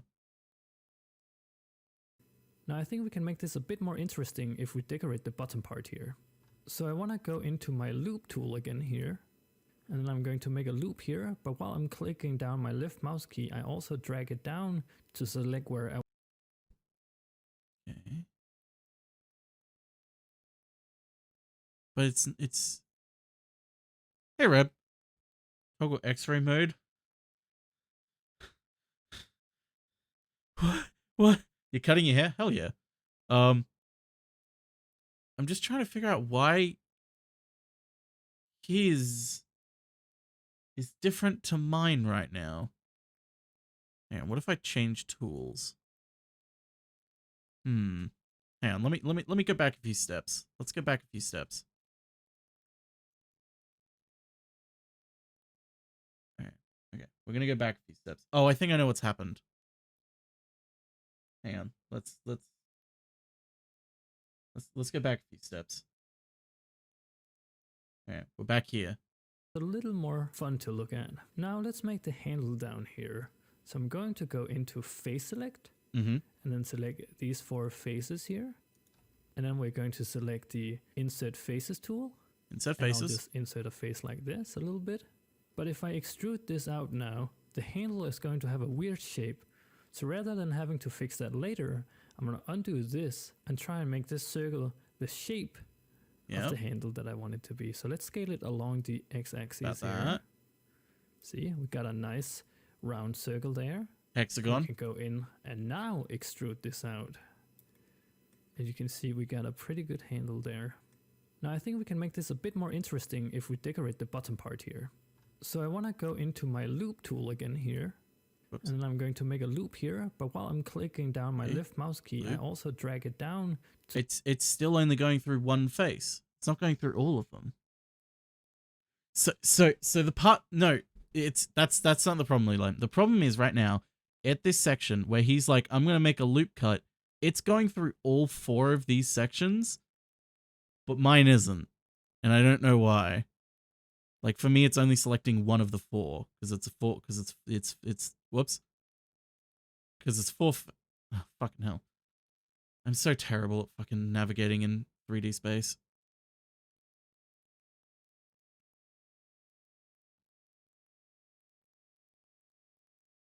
I keep accidentally hitting shortcuts.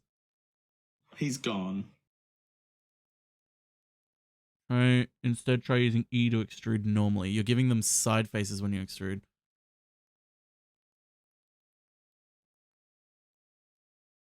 Oh. Ah, okay, that did work.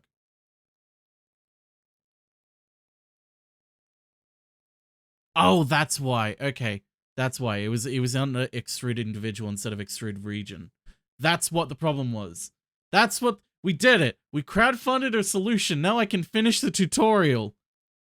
To select where I want the loop to be. So I'm gonna place it right here. And then I'm going into the extrude tool again, because I want to have this sort of outer thing here on the bottom part. Hang on, no, go back. That I want it to be. So let's scale it along the x-axis here. Yep. See, we got a nice round circle there. And we can go in and now extrude this out. As you can see, we got a pretty good handle there. Now I think we can make this a bit more interesting if we decorate the bottom part here. So I want to go into my loop tool again here. Yep. That's what we're up and to. I'm going to make a loop here, but while I'm clicking down my left mouse key, I also drag it down to select where I want the loop to be. So I'm going to place it right here, and then I'm going into the extrude tool again, because I want to have this sort of outer thing here on the bottom part. So I'm going to go into face select, and then if I go up close here, hold Alt and Shift while clicking on the edge here, it's going to select all the faces all around the sword here, and I can now extrude these out. But wait, this looks a little weird. That doesn't extrude outwards. Whoops. That's because we have to go into one of the other extrude modes. So I'm going to select the one here called extrude along the normals. And you can see that they now all extruded out. Okay, I got it. I got the selection of all of them. All around the sword here. Yep. And I can now extrude these out. But wait, this looks a little weird. That doesn't extrude outwards. That's because we have to go into one of the other extrude modes. Now we do extrude so I'm normally. Select the one here called extrude along the normals. No. Okay. And you can see that they now all extruded out straight from where they were facing. Now that's all good and fun, but it looks super flat. And I want this to be a little more roundish. But with the tools we know, the way I think I'm going to go about it is by selecting these faces here.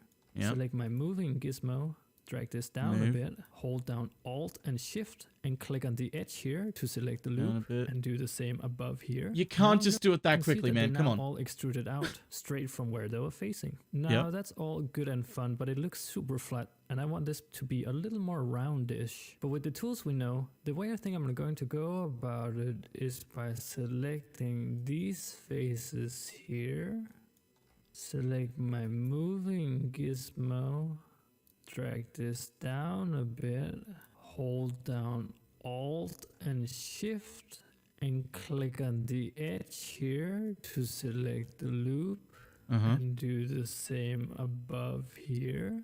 And now I'm going to click on this pink button down here, this moving. And I'm just going to drag and kind of smooth this out a little bit. If you want this to be bigger, you can simply just take your scaling tool now and click on the white part. But it's a little bit off here, as you can see. So I want to move this down let's make it a little bit bigger. And maybe use the smooth tool a little bit again, perhaps. How about we make something that makes it have a little more grip? So I'm going to take my loop. This to be bigger, you can simply just take your scaling tool now and click on the white part. But it's a little bit off here, as you can see. So I want to move this down a little bit. And maybe use the smooth tool a little bit again, perhaps. How about we make something that makes it have a little more grip?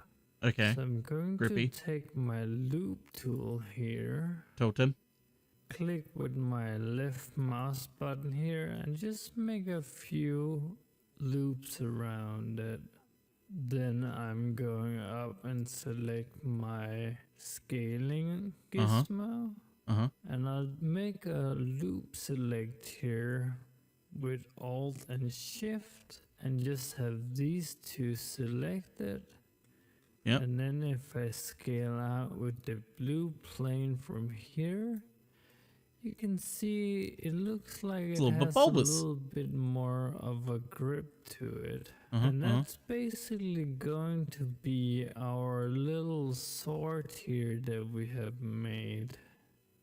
Probably not the most complex model. You shut your mouth. But pretty good for a simple start. Alright, so let's have a little bit of a recap of what we learned in this video.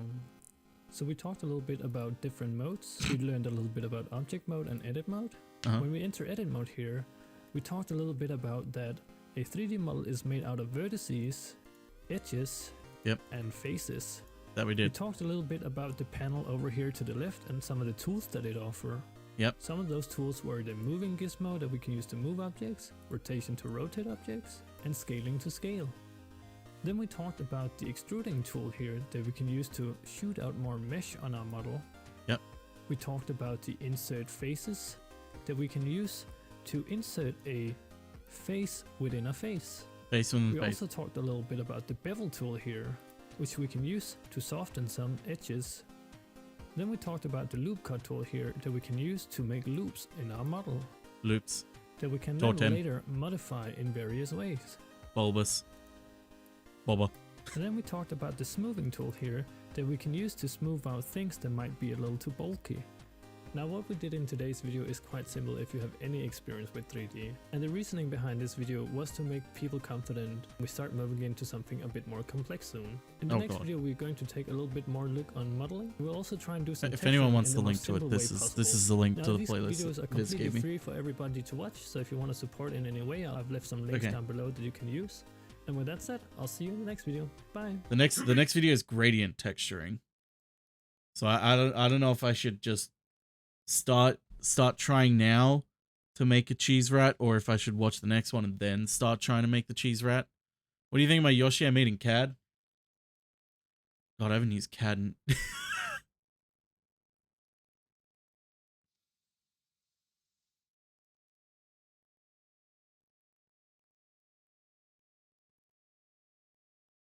Yeah, that's Yoshi, yeah. That's Yoshi. Continued. Brought to you by Skillshare. In Oh this god, video, the next we're going one's... to talk This is 41 minutes. about how you can achieve a flat shaded look to your models like the one I've made here.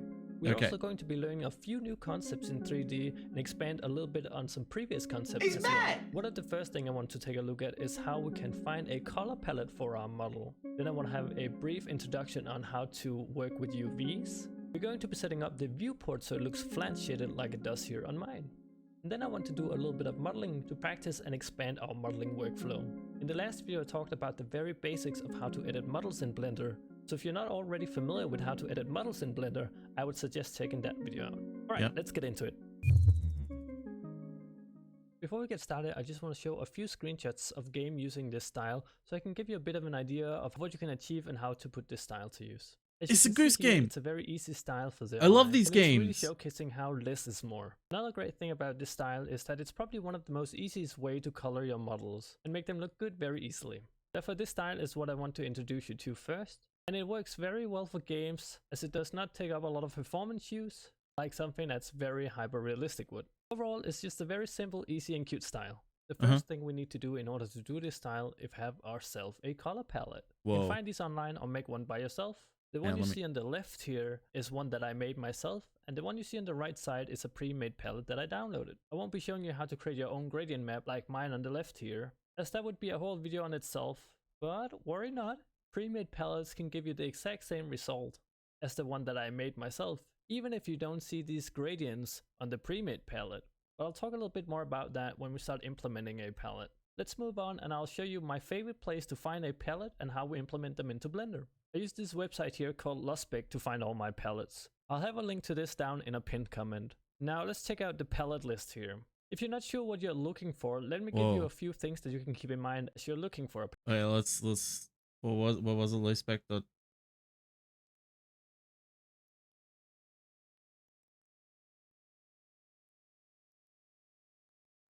It's not in here. I have to scroll back in the video. You can think of it as a way of palette you're looking to this down in a pinned comment. Now let's check out the palette. Oh, it was in a comment, not in the description. It's not in a pinned comment.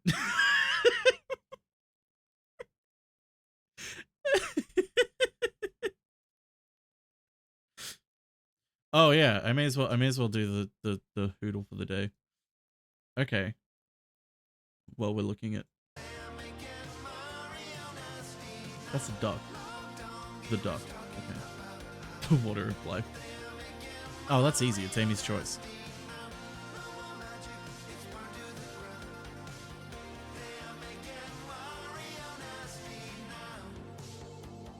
Oh. Have I missed a whole heap?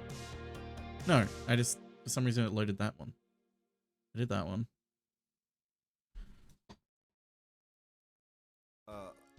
Please go to www.patreon.com/hotdad if you want to see the fully nasty and uncensored version of this video that includes Louise. Is this the one just gone? You can also go there to generally support my work if you appreciate what I'm Fuck, doing. what was the name of it? I've already forgotten the name of it. Please go to Lily/Mothcub's YouTube channel and smash that subscribe button. I'll put it on the screen and in the description box. She makes absolutely wonderful videos and art, and gosh, I just love it all. And I'm Is it the sure Star you will Beast? too. A giant thank you to her for encouraging No. me to write this song, and then subsequently Oh, creating all the fuck. beautiful drawings to make the music video come to life. Thank you, Lily. And super thanks Is as it the always Scarlet to Crump Horror? for editing the video. Love you, Crump. You can choose whether or not to include this thank you at the end of the Fuck, end of the what was video. that? You can choose whether or not They to keep include this choosing thank you at the episodes end of that the video. from So eras that I whatever you don't say, like. power. Peace. What was it called? Hey, it's Hot Dad here. Thanks a lot for watching. If you like what I'm making, blast that subscribe button. Welcome to hell! Yeah, this is hell.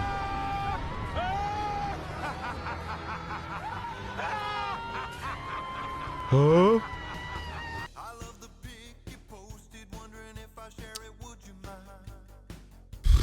Oh, wait, no, it's not. It's gridlock. Duh. That was the fucking... I feel stupid. Oxygen levels low. Is it Smith & Jones? It's Smith & Jones.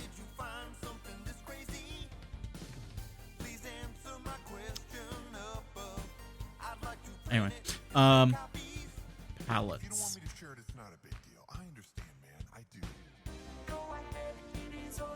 Oh, wow. There is a lot to choose here.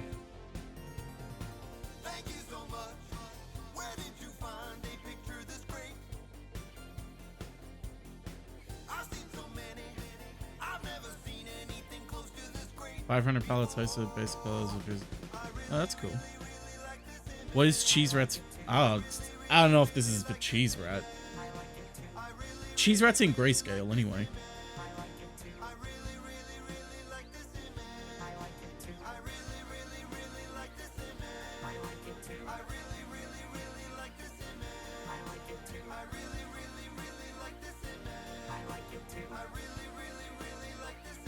Let's just go by whatever's downloaded the most.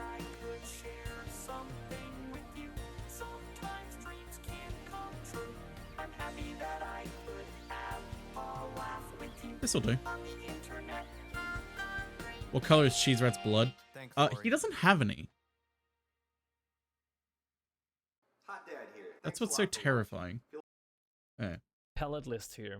If you're not sure what you're looking for, let me give you a few things that you can keep in mind as you're looking for a palette. We use a palette to keep a kind of consistency in our model and scene. You can think of it as a way of setting a mood almost. Do you want bright and happy colors or dark and moody colors? Well, if I'm making something cute and happy looking, I'll probably want to go for some bright colors. But on the other hand, if I'm making something more dark and gritty, I should probably look for something more dark and dim. In the end, there's really no rules to this, and you should really just pick whatever you want. But it can be a good idea to think a little bit about what color palettes can enhance in your model. Now, for what I want to do today is something more cute and colorful. So let's find a bright palette. I found this palette that I've used before called Wine's Flexible Line Ramps, and it's something that I really like. Now, when we click in the palette, we can download it if we scroll down a little bit. And the one that we want to... Shit, what was it called? Vine's Flexible something?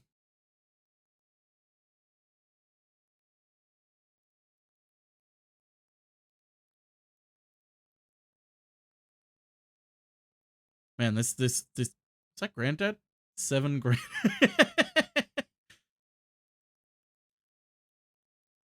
Download here is the PNG X1. Now all you want to do is save this very tiny image here, and we are ready to import it into Blender. On a little bit. White palette. I've found this palette that I've used before called Wine's Flexible Line Ramps, and it's something that I okay, really that's like. why I didn't. That's why I was like, is this the one? Because he doesn't say it properly. Now when we click in the palette, we can download it if we scroll down a little bit. And the one that we want to download here is the PNG X1.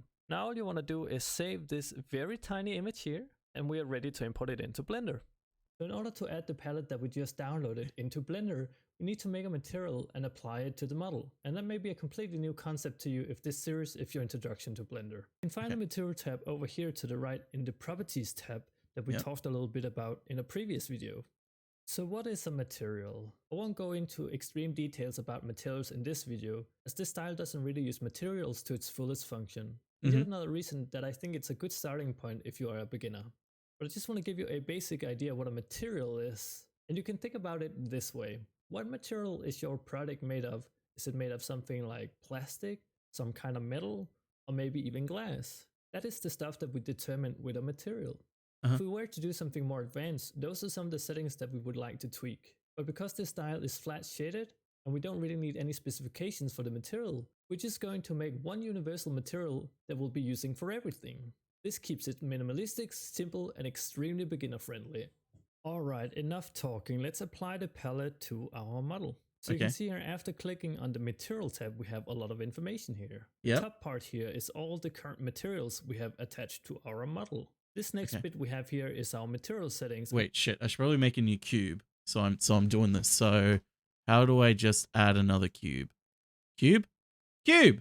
What is the cube doing over there? Get over here.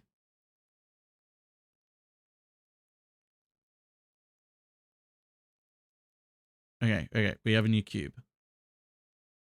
Oh, sorry. Oh, wait, the cube is... Oh, wait, hang on. I shouldn't have done that while I was in edit mode, because now the two are intertwined. So if I go object mode and add...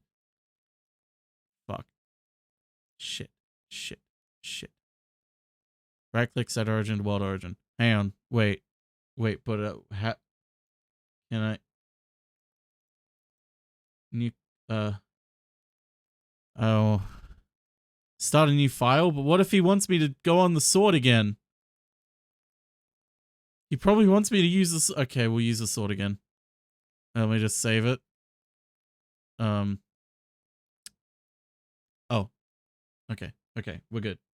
And by default, Blender comes with this very advanced material on it. That was very There quick is to a open a lot of new file. information going on here that we don't need for this simple style. So Cool. first of all, let's change it to something a bit more simple. At the very top of this surface tab here, you can see we have a button called surface. When I click on this button here, you can see a list of different types of surfaces that I can attach to this material. That's a lot of you can surfaces. see there's quite a lot of options here. Yeah, the too one many. that makes this the easiest for us right now is this emission surface shader. And after clicking on it, you can see our surface shader now only have 2 options, rather than a ton of options. The main option we are going to focus on is this color option. This color option here can be found in pretty much most of these surface shaders that we have here, as they simply just determine the color of our model. But we don't want to use just a single color, but rather a palette to select our colors. And now we're actually going to add the palette that we just downloaded earlier into In the Blender. materials? If you look to the right of this color option here, you can see a little button with a circle on it. Clicking on it will open up a few options for us on how we want to manage the color option. The option we want to use for this is the image textures, because we want an image to determine the color of our model. Now, after clicking on it, you can see our color option here expanded. We now have some new options. The main thing we want to think about is 2 of these 3 buttons here.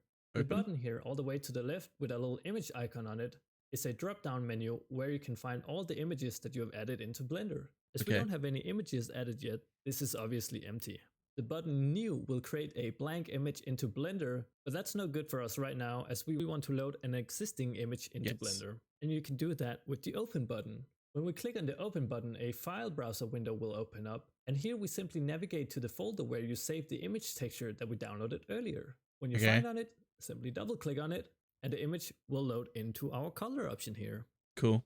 Alright, so here we are. We added our palette to the model, but it's still all gray. And you may have thought now that we would actually be able to see some kind of colors on our model. Yes. But I can assure you, if your model still looks like this, and you have the color palette on, you've still done it completely right. There's a reason for this, because in Blender we have different ways that we can preview our 3D environment here. Up here to the right, you can see that we have 4 buttons with a little sphere on it. You can kind of think of these as different graphics settings for like a video game. Although these are only taken into account while we are working on a model and not when we're exporting out a image or a video. So it's purely for visual reference as we're editing our 3D environment. For this to make sense, let me try and open up a more detailed model that I've made. There's no need for our computer to do more work than it needs to, because the more advanced 3D becomes, the more it needs to load and work. That is the reason why we have a graphic card and we're trying to load more advanced details faster. I know we're getting a little sidetracked here, but I really want you to understand this, because it may give you a really good reason why I decided to teach you this flat shaded style first. So let's talk about the different 4 viewport shadings up here real quick. The first one we have here is the wireframe option. Here we are lowering our settings as much as possible in the viewport, and we're just seeing the bare bones of our 3D environment. Fun fact, this is how you used to model 3D back in the early days of 3D. Can you imagine that? The next viewport we have here is the solid shading. This is the most general way of editing your model, as we're just focusing on how the 3D looks and not on the texture and materials. The next mode we have here is material preview. Earlier I talked a little bit about different materials that our model could be made out of, and here's a little bit of an idea of that. You can see I have a metallic material on it as well as a plastic material on it, and here I can preview how those materials look on the model or if I need to change them a little bit. And the last viewport shading we have here is the rendered view. With this last option here, I'm trying to render out all my lights, all my reflections and everything, and you can see as I move my camera around, it needs to load the image again. But unlike the material preview, you can see here I have reflections on my surfaces that are giving me an accurate reflection of what's actually in the environment. Where if I go to the material preview here, you can see I'm still seeing my materials, but it looks kinda flat, right? So this is kinda like the ultimate graphics settings of your video game, and we're trying to load everything at once here. And this is how our final image would actually look if I were to shoot this out as an image. But before we move on, I just want to give a quick thanks to this video sponsor, Skillshare. Skillshare is an amazing learning platform with over 30,000 courses, with anything ranging from illustration, drawing, videography, game development, and even business, plus a lot more. It's a great place on getting started to learn some new skills and improving some existing ones.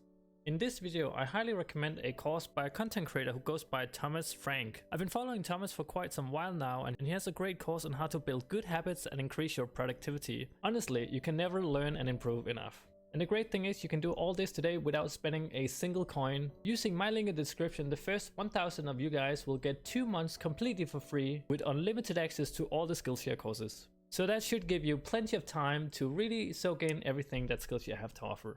Alright, so now if we go back to our model and then go into the render view, it should now load the image texture that we applied to the model. And next up, I want to show you how we can actually control this image texture on our 3D Yeah, that's what I'd like to know. So next up here, I want to take my mouse down and hold it between the timeline and the viewport here. And you can see if I click here, I can drag my window up and down. So I just want to give the timeline a little more space. And the reason I want to do that is not because I want to use the timeline, but in fact, I want to change this timeline to something else. If you look here at the corner of each of these windows here, you can see it has a little icon on it. This icon here represents a different editor type. So if I click on the timeline icon here, I can change that into something else. And the one that I want to use in this case is the UV editor. Now you can see we have these 3 buttons here that we also had when we were going to load in the texture to our color. And that's because we can open up an image here, create a new image, or load an existing image. Because we already loaded the texture into Blender, I don't need to find it on my desktop again. I can simply find it from this drop down. I was ahead of him. And select it. And you can now see I have my color palette here at the bottom of the screen. It's still quite small though, so if I take my mouse here and I can simply just scroll in with my mouse wheel to make it bigger. And if you want to, you can adjust it a little bit so it doesn't take up as much space. Now with that done, let's head into edit mode by pressing the tab on our keyboard. And I'm going to go into face select by pressing the number 3. And you can see I can now select the faces here on my 3D model again. You can see as I'm selecting different faces down on the UV editor, it's showing a little square representing a placement on my color palette. Just like my 3D model, my shortkeys work down here in the UV editor as well. So let me try and press A to select everything. And if I press scale here, you can see when I scale it up or down, the texture project onto that square. So essentially what we want to do is control this square down here to represent a certain color on my color palette that I want to. And if I want a gradient, I just make sure that it's not completely scaled down. And you can see if I go out of edit mode, it has a little bit of a gradient on it. Or if I just want a completely flat color, I can select this, scale it, and then press 0. And if I go back out, and you can see it now has a completely flat color on it. So this is essentially how we control the different colors in the UV editor. You can use S for scaling here, G for grabbing, and R for rotating. Now let me try and show you how I would use this on the sort that we made in the previous video. First of all, we need to go down to the material tab. We want to change the surface shader to a emission shader. We want to change our color tab here to an image texture. Import the color palette to Blender. Sorry, I got distracted. To this video.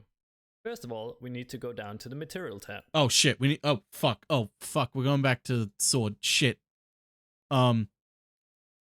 Sword, cube, cube, sword, sword. Okay, we're back in the sword. Yeah. Okay. In the previous video. Okay. First of all, we need to go down to the material tab. Materials. We want to change the surface shader to an emission shader. We want to change our color tab here to an image texture. Texture. Import the color palette to Blender. Okay, I have to import it in each of individual. Change our viewport to render mode. Render Drag mode. up the timeline here to get a bit of space. Timeline, Change the change timeline that. into the UV editor. Load the texture here. Zoom in so we can see it proper. Select the model and go into edit mode.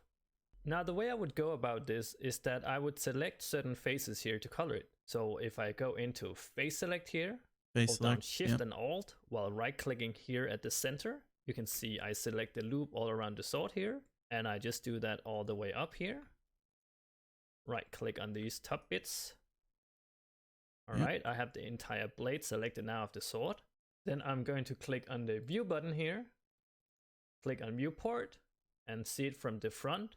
And you can see the shortcut key here is 1 on the numpad, so you could also click that if you wanted to. Then I'm seeing the sword from a flat view in the front. And the reason we want to do that is because when I go up here next and click on the UV map and then Rotate is up. That's project right. from view, E for you extrude, can rotate, see rotate. the squares down here changed. And if I zoom in, you can now see that has the shape of the sword. Wait, shit, why did that change? Change. Project from view. You can see the UV. squares down here changed. And if I zoom in, you can now see that has the shape of the sword. Oh, that's cool. So what I would simply do now is select these faces here, scale it up, and I want to rotate it 90 degrees. So I'm going to press R and then type in 90 on my keyboard. And you can now see here, when I move the blade on the color palette, it changes in the 3D view. Now, because when you select something, it has this kind of orange overlay. Oh, that's so cool. It can be a little bit hard to see. So one thing you can do is that there is this button. What's up here moving? you can Is it click. M? It's not This M. essentially remove all gizmos and overlays that the viewport shows while you're editing something, so you get a clean view of it. You just want to remember to click on this again if you want to edit something on your model. So you can see if I grab it down here again and keeps moving it, it now changed the color. And I simply just find a color that I really like and place it in there. And if I want the gradient to be smaller, I simply scale it down. And if I want the gradient to be bigger, I can simply scale it up again. That's really cool. In this case, I probably want a very small gradient. So I'll just place it around here, I think. Click on my overlay button again. Let's go for that. Alright, next, I'm simply going to do this on the entire model. So I'm going to select the handle part here and just Shift, Alt, and right click on these while I'm in face select. Press 1 on my numpad to get it from the front view. Go up to the UV, project from view, go into preview option, select my UVs here at the bottom, scale them up, rotate them by pressing R and type 90 on my numpad and place it on one of the colors that I would want it to be. I think in this case, I want to make it pink, and then I click the preview overlays, select the bottom part here, press 1 on my numpad to get the front view, UV, project from view, scale it up, rotate it, hide overview, and place it where I want it to be. I think I'm going to go pink for this one as well. Now, it can't be annoying going in and out of the preview window here. So one thing you could do is grab the corner here of our viewport, click and drag, and you're making a duplicate of our viewport. Then you can click the render view here as well. Hang on. And click on the button here to hide the overlays. If this is a bit too complicated for you, don't worry about it. No, it's not that. It's I just a haven't quicker gotten to it way yet. Hang to on. avoid keep clicking this button all the time. And the changes happen on Alright, both what the fuck were you... pad. Rotate them by pressing R and type 90 on my numpad and Oh, place you it can on just one of the colors that I would want it to be. I think in this case, I want to make it pink, and then I click the preview overlays, select the bottom part here, press 1 on my numpad to get the front view, UV, project from view, scale it up, rotate it, hide overview, and place it where I want it to be. Now, would I do the same for this? I think I'm going to go pink for this one as well. Now, it can't be annoying going in and out of the preview window here. So one thing you could do is grab the corner here of our viewport, click and drag, and you're making a duplicate of our viewport. Then you can click the render view here as well. And click on the button here. Wait. You can grab the corner here of our viewport, click and drag, and you're making a duplicate of our viewport. Huh. Then you can click the render view here as well. And click on the button here to hide the overlays. If this is a bit too complicated for you, don't worry about it. But it's just a quick little way to avoid keep clicking this button all the time. And the changes happen on both screens at the same time. I do quickly want to mention when you start dragging windows out like this, you can quickly accidentally get yourself into a pickle like this. Yeah. And if that happens to you, you simply just have to right click between two windows, join areas, and you can drag them in like this together again. It's a little bit of a beginner pitfall. Thank you. All right, let's continue here. I'm gonna zoom in, grab the handle. Legitimately just started doing it as he said, like, oh, well, you know, sometimes you might accidentally do something like this, you fucking idiot.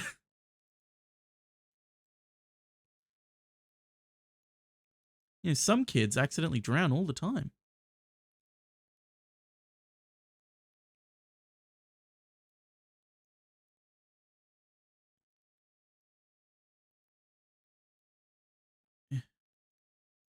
I keep wanting to use right click to move for some reason, and I think it's because some other program uses right click to move.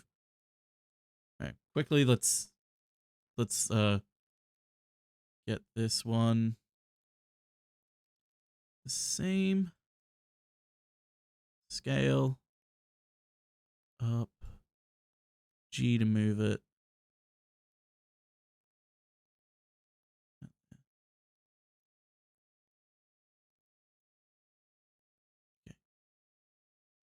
Here, go up to the UV, protect from view, place it on my UV editor the way that I want to. And I think I'm gonna make this part properly like a very light brown perhaps. Scale it down a little bit to decrease the gradient. So now that's all cool and it looks a bit prettier than it did before, but it's still kind of flat. So here's a few things that I personally like to do. Now, for example, I can select every second part here on the handle and just move them a little bit to make the gradient more interesting here. And here on this part, we could probably select something like the top handle here and just move that part a little bit on its own. That way it gets a little bit of a shiny reflection on the top. And the same part we can do on the bottom here. So we'll select the bottom part and maybe just make it a little darker. That way you can see it has a little bit of a shadow on it. That was a bit too much. I simply just press G down here when I want to move the UVs. And that's the most basic workflow of how we control these gradients on a 3D model. Alright, so now that we have used this technique on the model that we already made, how about I just expand a little bit on the editing part of Blender, and I'll show you a few new tips and tricks when we edit. So if you remember, when you are in object mode, we're sort of decorating our scene and placing objects around, and when we are in edit mode, we're editing that specific model. So what if I wanted another model? Well, I wanted to go out to object mode, and then there is this add button here, and we can add a basic shape to begin with. That would be a mesh, and in here we can select a few different shapes to work with. I, for the most part, just works with a cube. But in some cases you might pick one of these if the generic shape is more suited for the model that you want to make. Now that we already had a sword, why don't we make a cute little shield as well? Okay. So I'm going to take a cube here, and you can see my cube here is in the center. What I would simply do is click one on my numpad to get it from the front view, select the sword, grab it, and put it over to the side. So now I can select the cube here and focus on it. Now, if your cube wasn't created in the center like mine, it may be because that you can see I have this little cursor I can move around as I left click in my viewport. That's my 3D cursor. A lot of action is based on where the 3D cursor is. I accidentally kept moving if it. my 3D cursor is out here to the side and I create a new cube, you can see it creates it where the 3D cursor is. In order to move the 3D cursor back to the center, you can hold down Shift and S to open up your snap menu. And then you simply want to set the cursor to the world origin. And now you would go back in and create a new cube. And it would now spawn at the center. Now you can see my cube is all gray here. And that's because when we create a new object, it have no material on it. Because we already have the gradient material that we made here for the sword, you can simply click on this little button here and select the material that we made. And it's now applied to the cube. So let's edit this cube here and make a cute little shield along with our sword. Wait.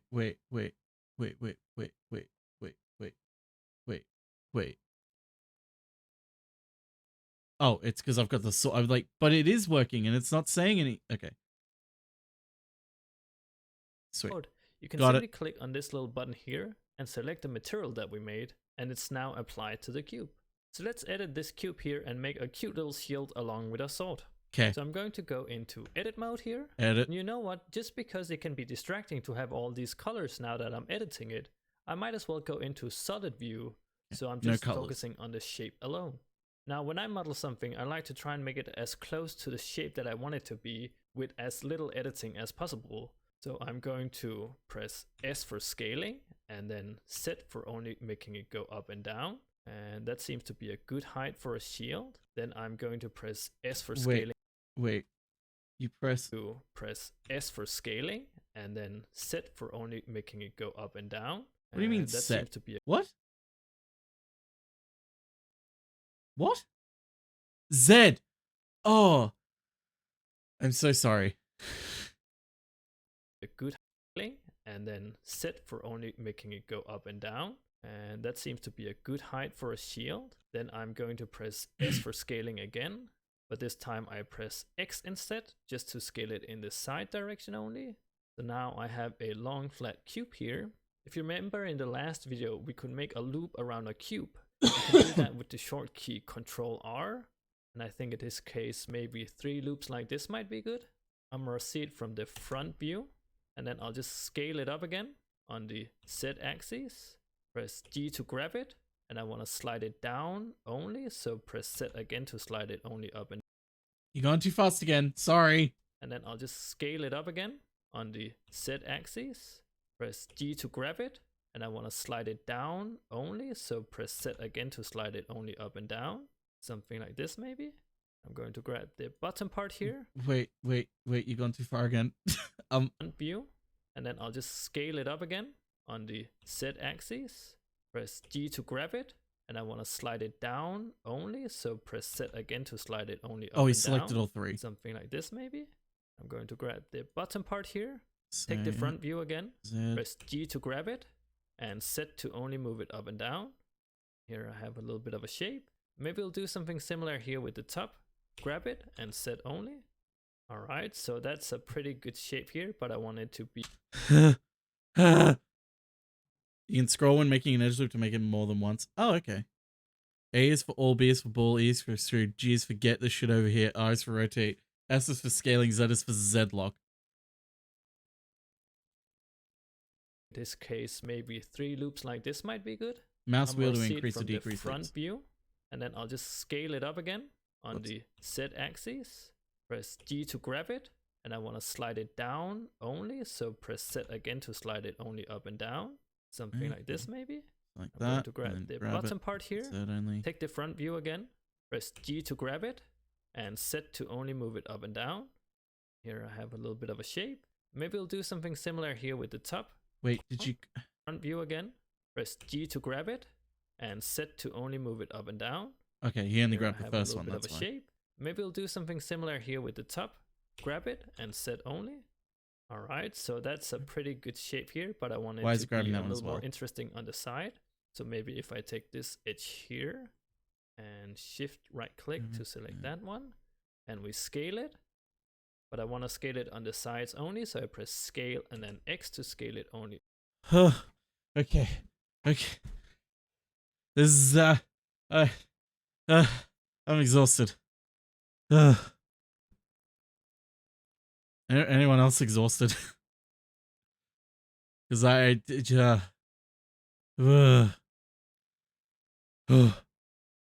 it's fine. I'm fine. I will drink water. A nice little break watching some raccoon dogs. Lovely. Beautiful. You love to see it. Aren't they just majestic, folks? Aren't they just majestic? Beautiful. What's this?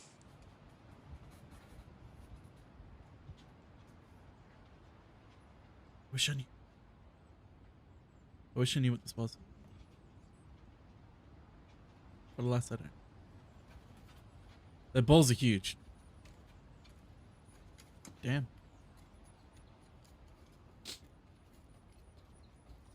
Look at him go. God, I wish I was them. It'd be so nice.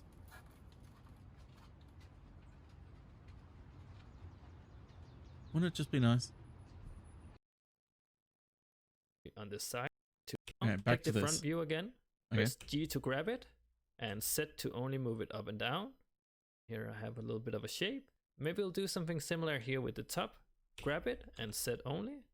Alright, so that's a pretty good shape here, but I want it to be a little more interesting on the side. So maybe if I take this edge here and shift right click to select that one, and we scale it. But I want to scale it on the sides only, so I press scale and then X to scale it only on the side view. Then I think I want to make a loop here in the middle like this. So Control R to make a loop, and then S for scaling, and X to only do it in the side view. I want this to have a little more dynamic shape on the front, so I'm going into face select here and select. Wait, let me.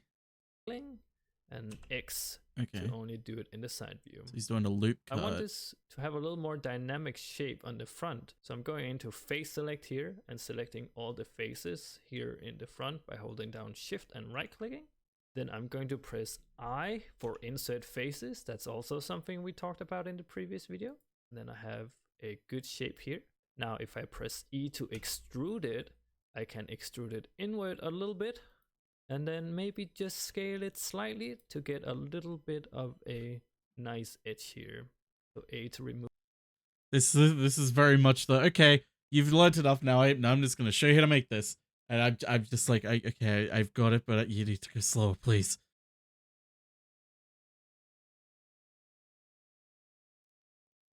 We've reduced the time it takes to do these steps. Here in the front by holding down shift and right clicking. Then I'm going to press I for insert faces. That's also something we talked about in the previous video. Yep, insert faces. I have a good shape here. Now if I press E to extrude it, I can extrude it inward a little bit. And then maybe just scale it slightly to get a little bit of a nice edge here. So A to remove all my selections. Alright. So here we got a pretty simple shield to go along with our sword here. So now I want to color this. So let's go into the render view again. Alright, so like before, we just go into edit mode and then we select the faces that we want to be a certain color. Yep, see the ones already got selected. View. Instead of going up here to UV, you can see the shortcut is U. So you could in theory just press U here and then project from view. And then we'll place this somewhere.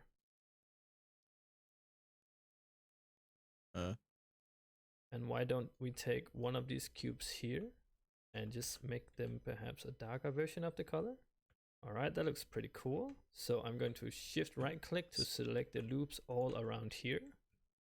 Front view, press U to get the UV menu, project from view, and then we'll simply rotate it and place it on a color. Maybe if we do some kind of light blue, that might go along well. Something like this perhaps.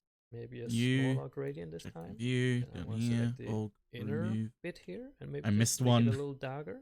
Maybe take the top bit here, make it a bit lighter. That looks pretty cool to me. Now I kind of want to select this line here all the way around. And if you remember in the last video, we had the beveling tool here. You can also do that by just pressing Control B. And I'll just make a little. Stop you. Wait, can I just... That selects all of them. Okay. And I don't want all of them. I think it also selected some on the backside. Yeah, it did. Shit. There we go. That's how you do it. You do it on the edge. On the edge. I gotta remember that. It's on the edge.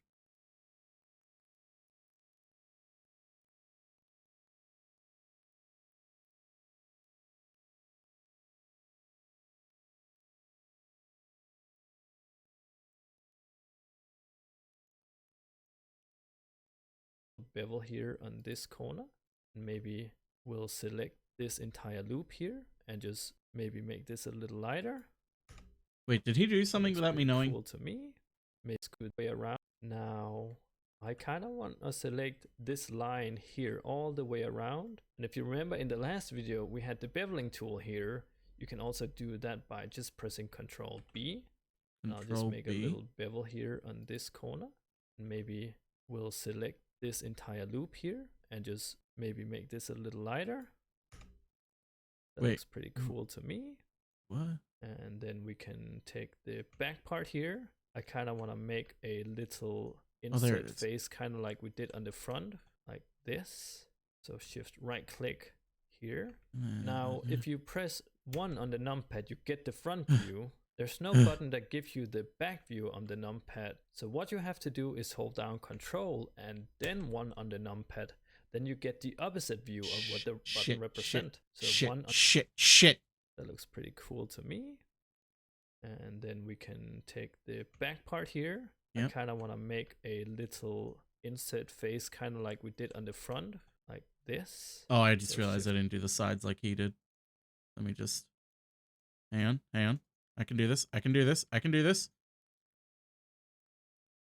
Aha!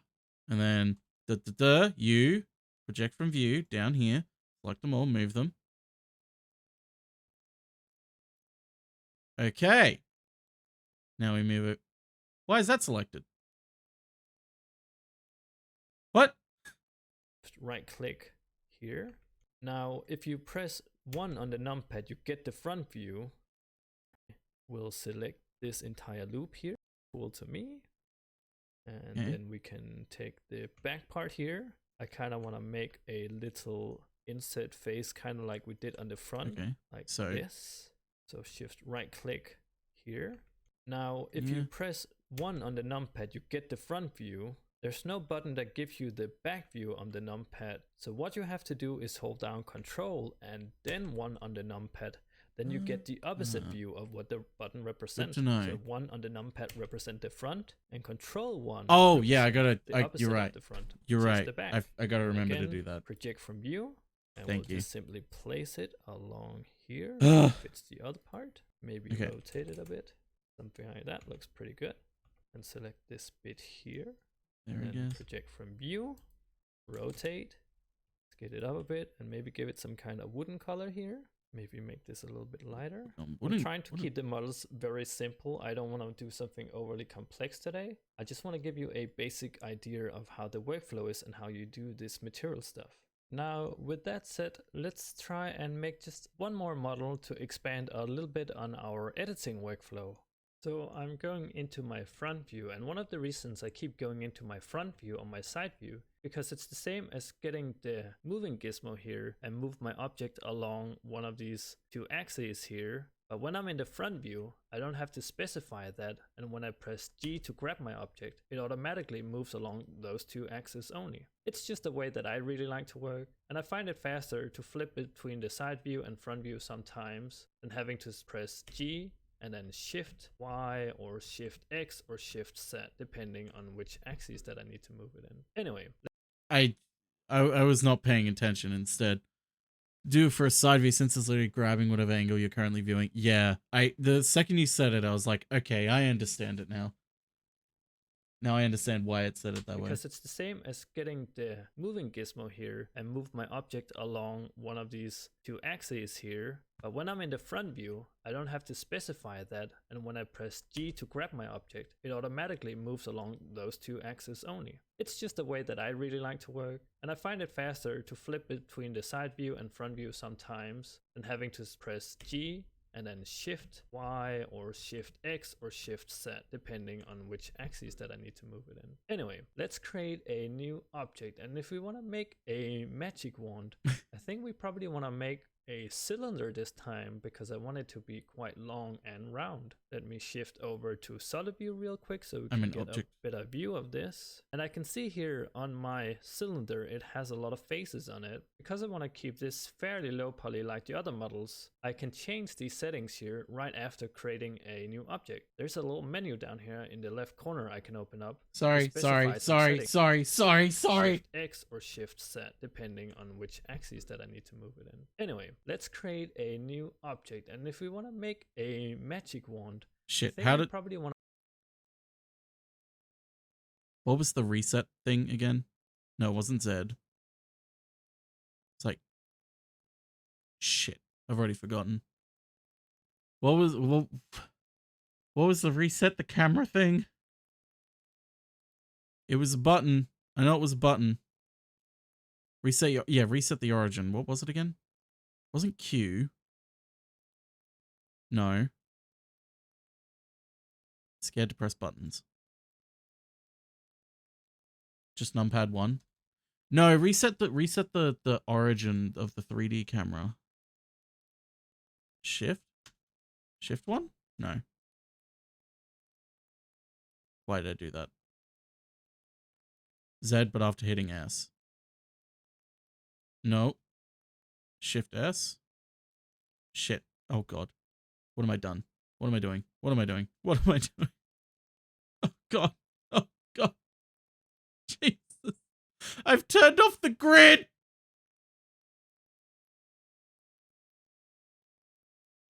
Yep, it was Shift S.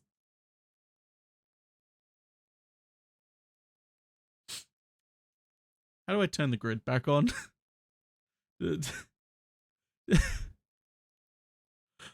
What have I done? Oh dear lord, what have I done? View.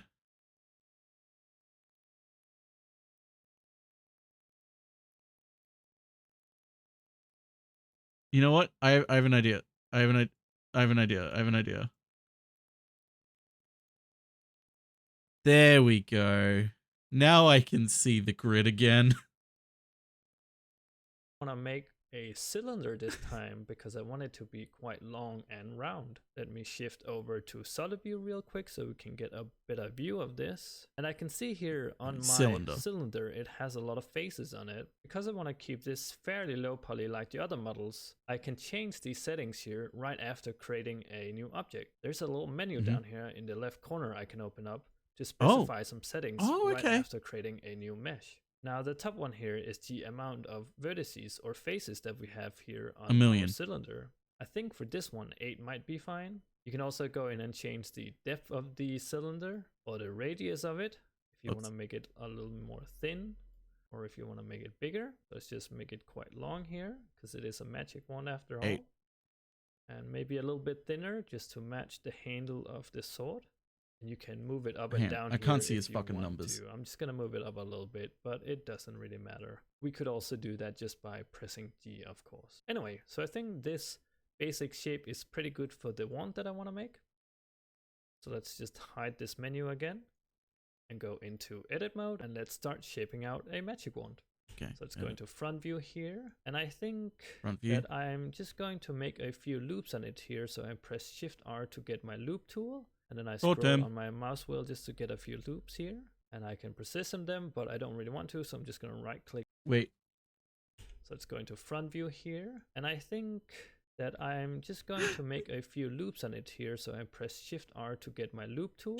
And then I scroll on my mouse wheel just to get a few loops. That's not going... And I can position them, but I don't really want to, so I'm just going to right click after and place them there in the center. And then I think I'm going to go into the Let's select here and just start to kind of play around with these a little bit.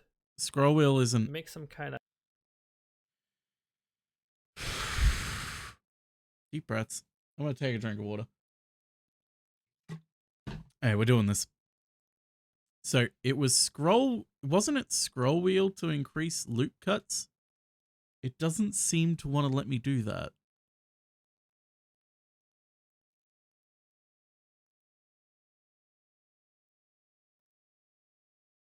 Oh yeah, in stream type, I only just realized that. Yeah, apparently this is Helldivers.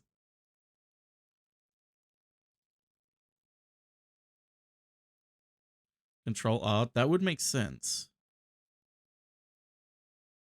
That just moves it. Scrolling up and down still doesn't. I can select it up here though. How many did he do? That fun and interesting. Play around with these. Go into the F. Let's go into front view here. And I think that I'm just going to make a few loops on it here. So I press Shift R to get my loop tool, and then I scroll on my mouse wheel just to get a few loops here. And I can position them, but I don't really want to, so I'm just going to right click after and place them there in the center. And then I'm going to go into the Edge select here and just start to kind of play around with these a little bit. Make some kind of fun and interesting shape. No, here. it's not. So Shift. It's not letting me. Doesn't really matter. We could also do that just by pressing G, of course. I'm gonna Anyway, watch so I his key think presses. this basic shape is pretty good for the wand that I want to make. So let's just hide this menu again and go into edit mode, and let's start shaping out a magic wand. So let's go into front view here, and I think that I'm just going to make a few loops on it here. So I press Shift R to get my loop tool, and then I scroll on my mouse wheel just to... He says he says Shift R, but his thing says Control R. Let's go loop cut.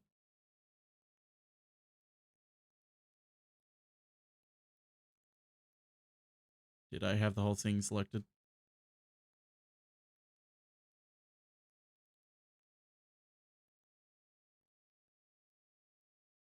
Okay. So Shift R. It's still not letting me scroll to change how many there are.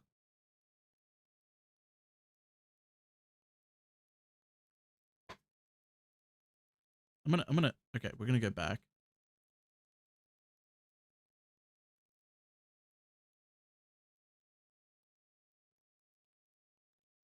Control R, not Shift R. Yeah, that's...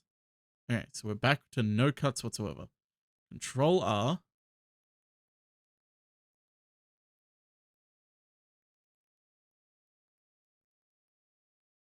That just changes where the cut is. Now all the face is selected.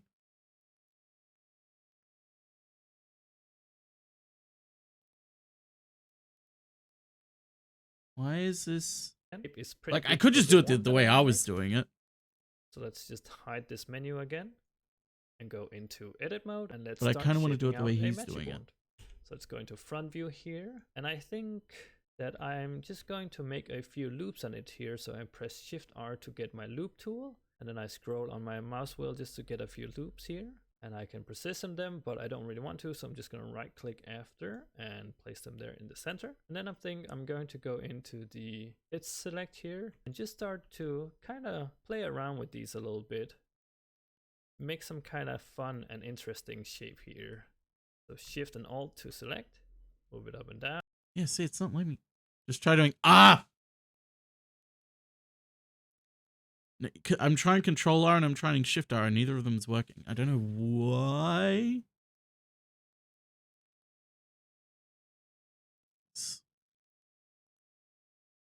Got it all selected. Got loop cut. Select on face. Select box tool. Control R and then scroll. There we go. That was it. That was it. I thought he wanted the cut tool selected, but he didn't. Okay. We're good. Down, and I'm just selecting the loops I want to, so I'm just going to right click after and place them there in the center. And then I'm going to go into the... Wait, how many cuts did you do? And so I press Shift R to get my loop tool, and then I scroll on my mouse wheel just to get a few loops here. And I can position them, but I don't really want to, so I'm just going to right click after and place them there in the center. And then I'm going to go into the Edge select here and just start to kind of play around with these a little bit. Make some kind of fun and interesting shape here. Oh, okay, we're making fun and Shift interesting Alt to shapes. Select, move it up and down. Oh, Jesus. And I'm just selecting the loops here and scaling it a little bit and moving them up and down. Make some kind of cute and interesting shape. Often I don't really have an idea when I go into something like this, and I just kind of experiment and try and change it around until I get something that I feel like look interesting to me. It's very much something you have to toy around with and get a feel for, of course. We can always make more loops if we want to. So you've seen me go out here to object mode and create a new basic shape. But we can also go into edit mode, and we still have that add menu. and we can create a basic shape in here. Now, if I create something like a cube here, for an example, you can see that I can edit this cube while I can also edit this, and I kinda have two models within one. I've sometimes been asked if this is okay, and it's completely fine to do something like this. In fact, it's something you might want to do if you want to have different basic shapes attached to one model. It's not something you always have to do, but it's something you can do if you feel like... Wait, why is he added a cube? Why is he added a cube? Oh, I'm fine. You know what? I'm gonna add another cut here. Another cut here. And then I'm gonna cry.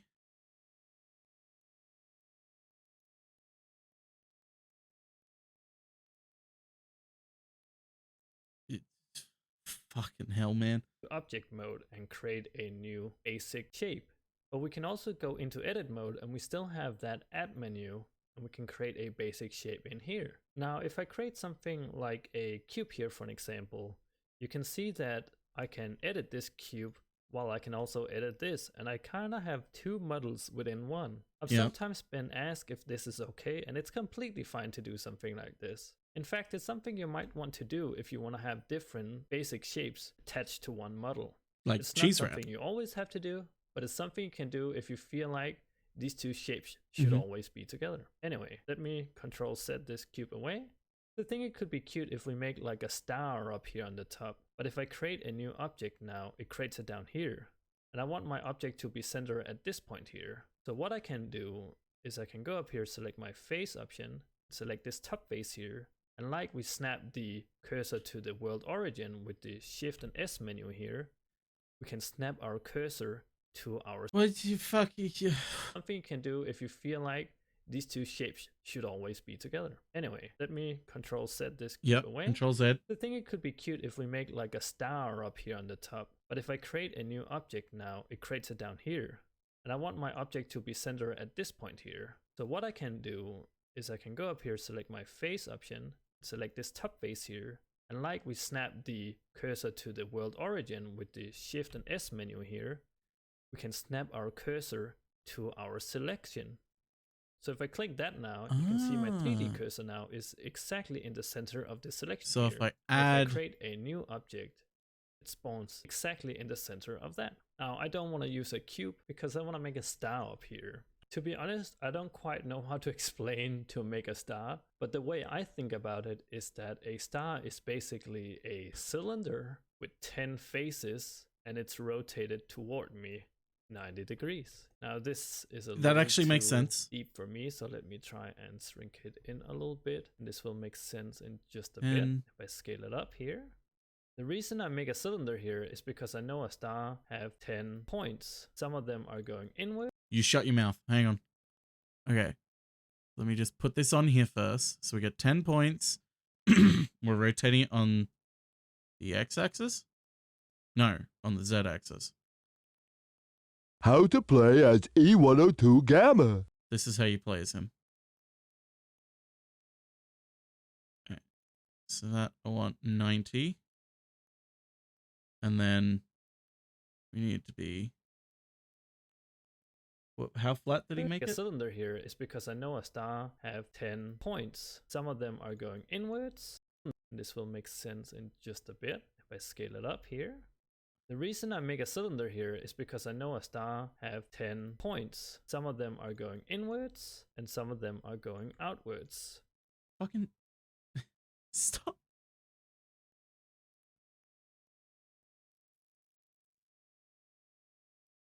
I know it doesn't have to be perfect, but I'm just trying to figure out like... Okay, that looks pretty good. Okay, so now we can follow. Some of them are going inwards and some of them are going outwards.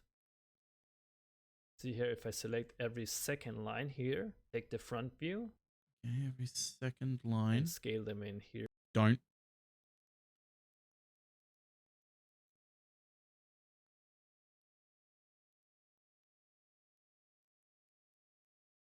Why? It isn't letting me select it.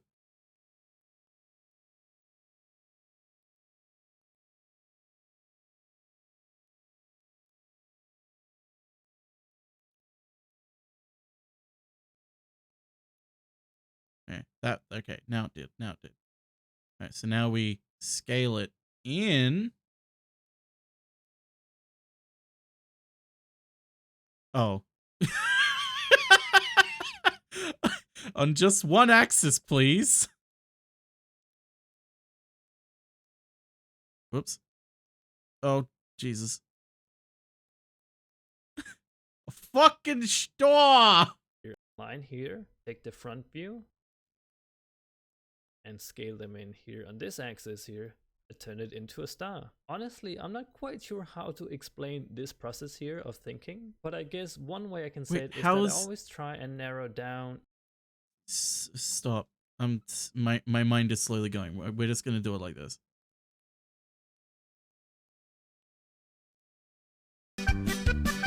Yeah, like this.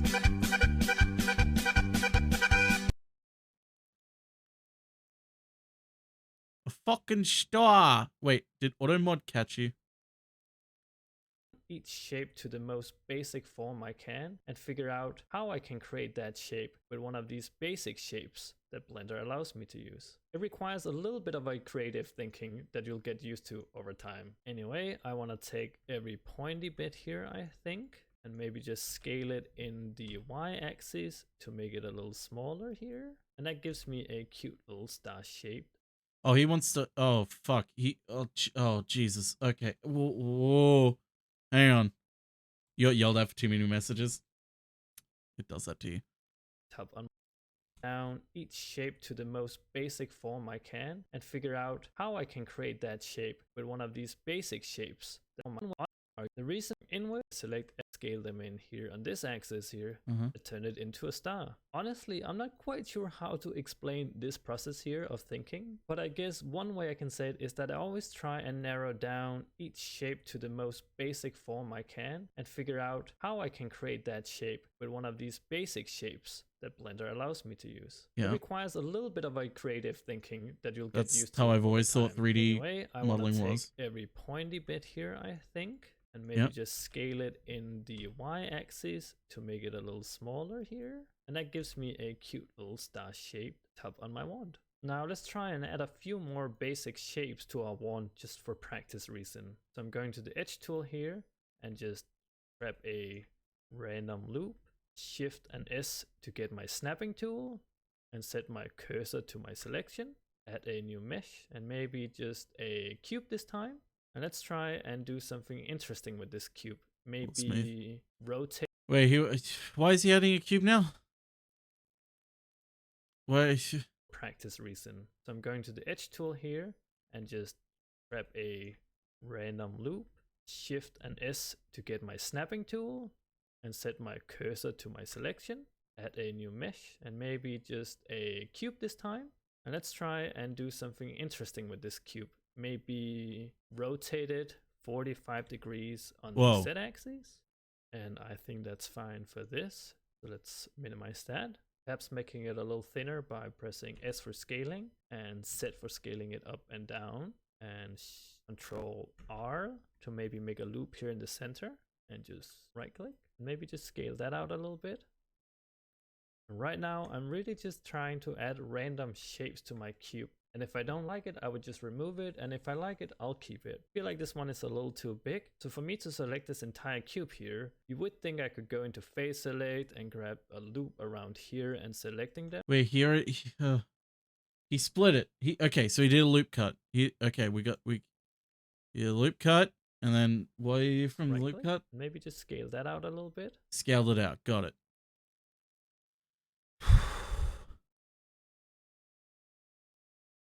Okay. There's a cube emote? Oh yeah. Wait, what? Oh, Galaxy Unpacked. Is it because of that new Galaxy AI thing?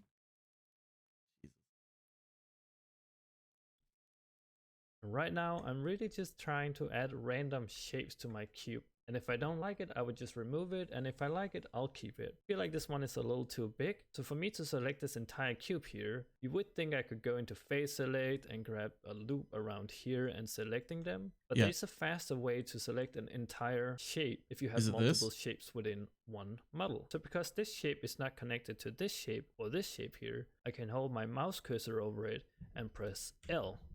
Now this is called selected link.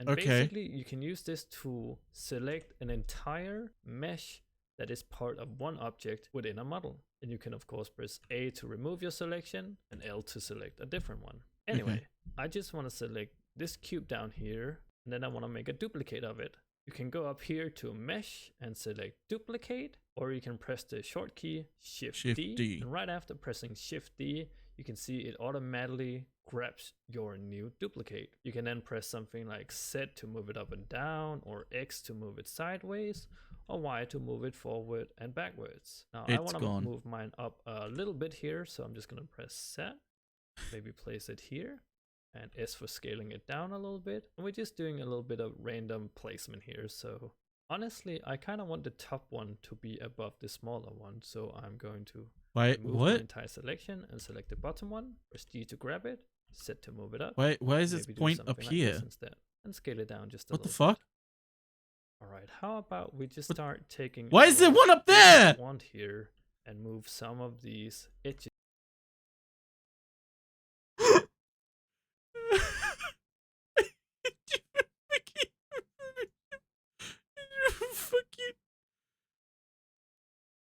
This is another one just hiding.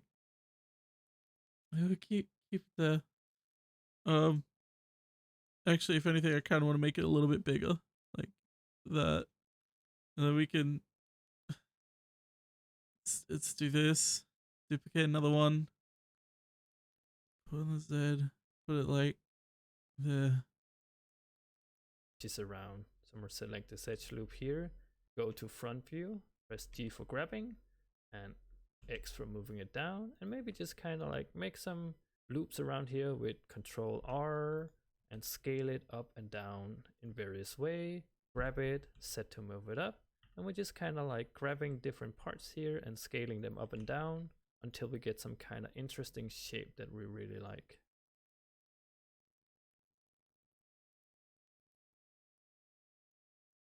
I think this looks pretty cute. If you make the star just a little bit bigger, I think you look pretty cute.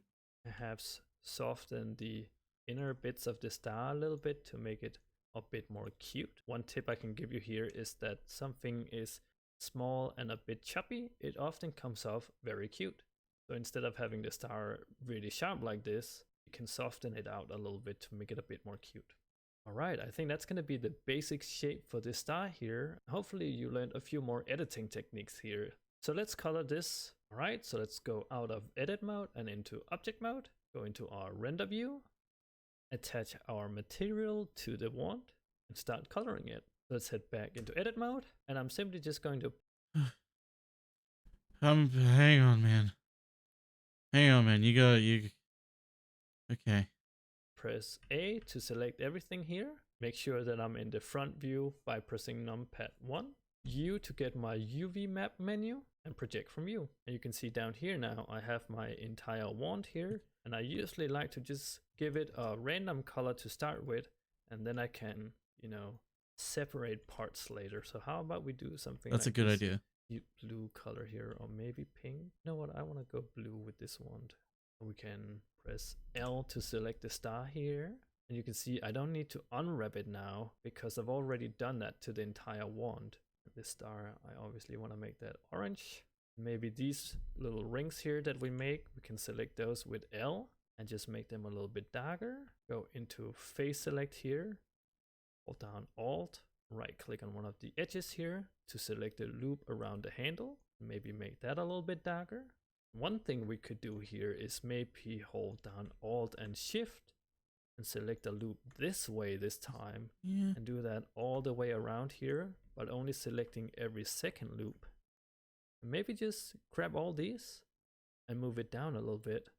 Okay. You can see here how it's getting this funky look here. And then maybe take every surface that's facing upwards here and selecting those Just making them a little bit lighter to give it kind of like a little bit of a lighting effect.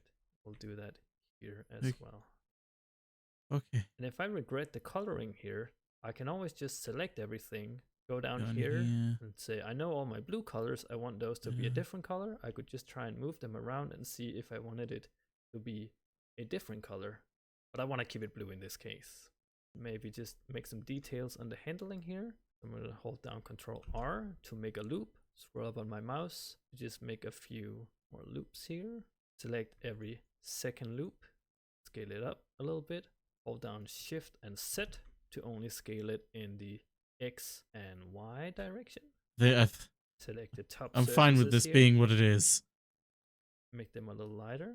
Maybe take this ring here around the blue and make that quite darker. Scale this up a little bit.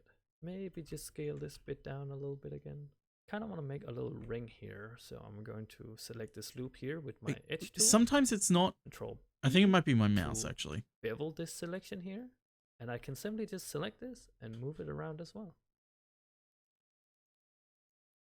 What is it? What? I think I'm going to take the top part here of the star and just make them a little bit lighter and do the same with all the faces pointing a bit downward. There we go. But instead of making them lighter, making them a little darker. It just separates the stars look a little bit and make it easier to see. And it's quite thick right now, so maybe just make it a little bit thinner by scaling it on the y-axis here. Why is it sometimes so I'm really not let happy me? With these three simple items that we made here. A little Actually, advanced for a beginner, you know what it is but actually, hopefully mine. you learn quite a lot in this video. So next up, I just want to change the background color. I want to post these three items, set up a camera, export out an image that we can then upload online.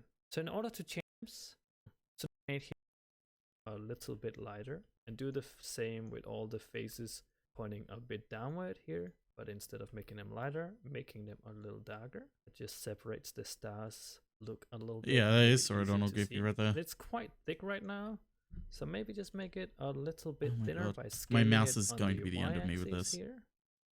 Because the right click just sometimes doesn't I'm work. really happy with these three simple items that we made here. A little advanced for a beginner, but hopefully you learn quite a lot in this video. So next up, I just want to change the background color. I want to post these three items, set up a camera, export out an image that we can then upload online. So in order to change the background color, what we have to do is go over here to our property window and click on this little globe here, and that's our world properties. Globe. In here you can see we have a color tab as well, and we can use this to change the background color of the environment. We can sample a color from this color wheel here, or we can use this eyedropper tool to sample a color from our palette. And I think I'm going to sample this very dark muted green. Contrasts quite well with my items, I feel. So next up, let's post them real quick. So in this case, I'm going to go into front view and just post them real quick here. Maybe do something like this. Set the shield there and go into the side view. Maybe turn the wand back a little bit like this and move it up. Hold down Control and 3 on the numpad to see it from the opposite side and turn the sword a little bit. Front view. Maybe rotate the shield a bit. Side view with the numpad. I've done it. Like It's this. done. Front view.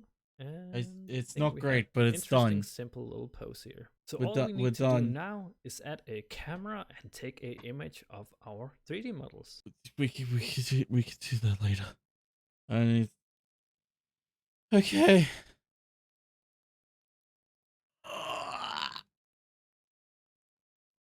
Is it time for Cheeserat? That is the question. I'm legitimately exhausted after doing this. Ugh. Oh god. Okay.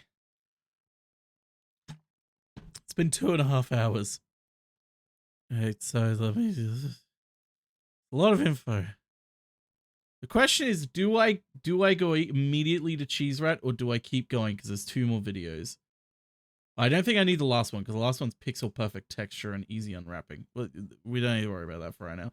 The other one's Blender smooth looking models. That one, I think we're good. We're good. We're gonna try and fuck it. We're gonna try and say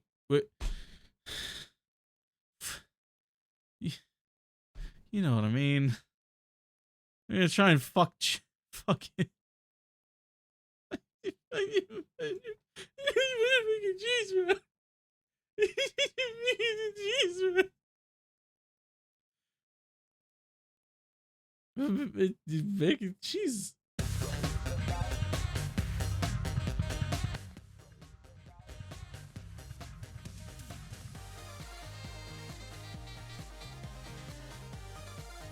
Fuck it, we cheese. Okay. Let me. So, first things first. I need a Cheeserat. I need to get my Cheeserat.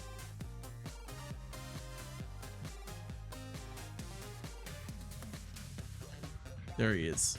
There's my boy.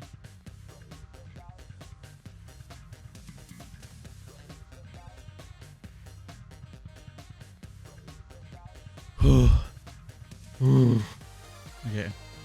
So it shouldn't be too hard. It's literally I'm shit at drawing, so it's literally just gonna be like 5 different types of very basic shapes. I can do this. Actually, I'll just open up the draw pile. I think I have it here somewhere. Dropbox. Draw pile. Oh,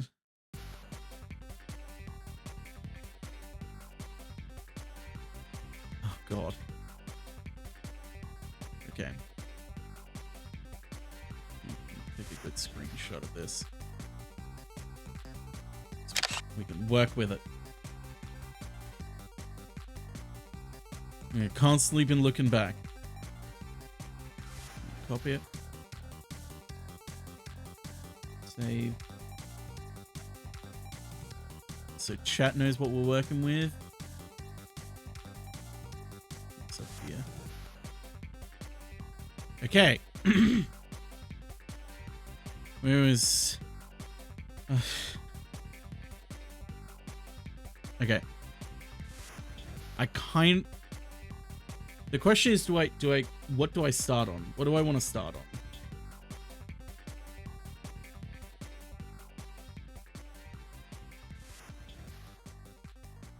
I feel like somewhere like the stomach would be the best way to start. So let's just go a flat circle. Get rid of the cube. Get him out of here. Where did the circle go? Oh, it's a circle, not a sphere. Okay, mesh. UV sphere. That's what I want. Okay. Oh, that's... Oh. Oh. Oh my. That's a lot of... I feel I've already gone out of my depth.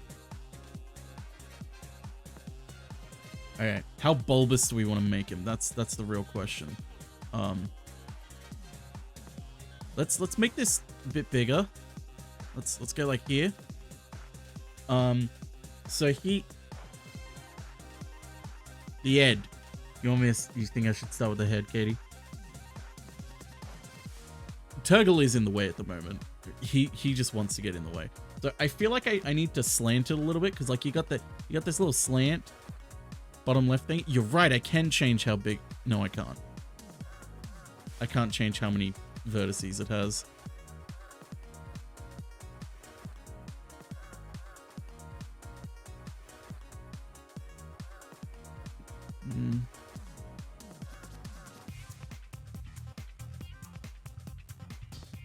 Okay. Let's... Everyone stay calm. He's gone. Turtle's gone. Ah, there we go. Okay.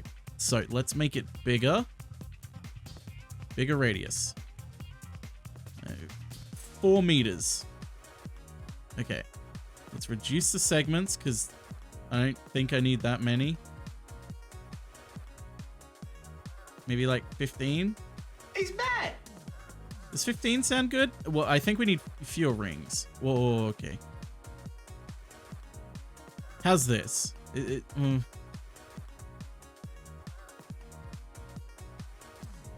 Should I... How? Yeah, that's the real question. How smooth should the Cheeserat belly be? And I guess the question is, how low poly am I making him?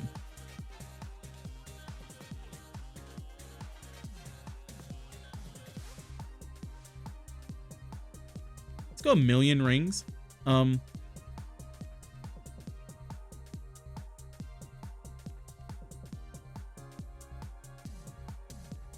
think this is good. This is good. This seems good. This seems good. We'll start off with this. Next thing, we need to slant it a little bit because he's got a little he's a little yep. So we're gonna scale. Where did most of my tools go? Oh, we're in object mode. That's right. We need to go edit mode now. I remember the tutorial. Now we go scale, and we're gonna pudge him down slightly like that. And we're also going to rotate him a little bit. There we go. That's looking it. That's looking. I mean, look at it. Look at him. That's pretty stomachy. He's like smooth shading to make it look smooth and add true. I can't. That's true. So I think I've chosen a good amount of rings and stuff. Same image. There's a skew option that might do you better. Are you introducing new tools to me, Katie? Are you introducing new tools? It's fine. It's fine. I'm fine.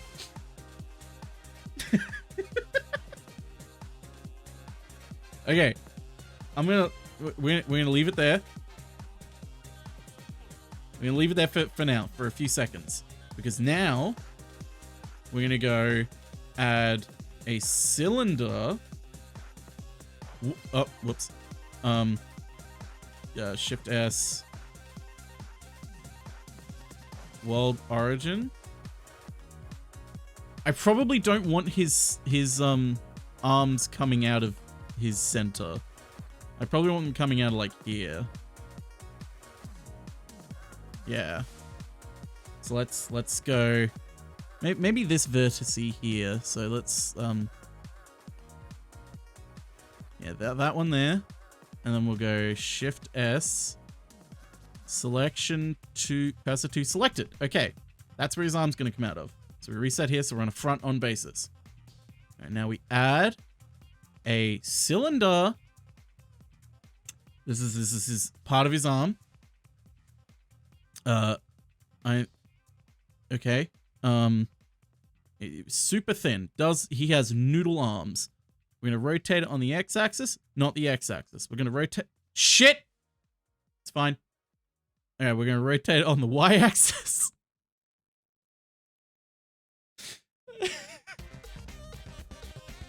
Fine. Oh. I also realized the center of it is... That's fine. It's fine. It's fine. You know it's fine. It's fine. Yeah, we'll leave it there. Wow, look at that arm. Look, I can see him already. I will extrude it. Select the face, you idiot. Alright, let's...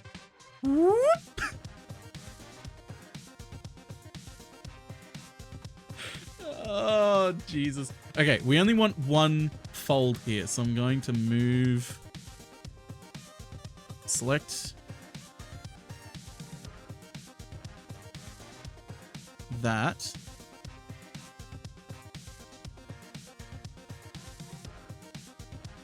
No.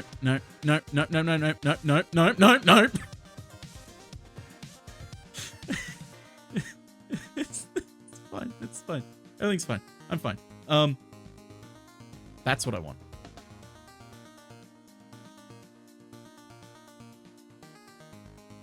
Okay.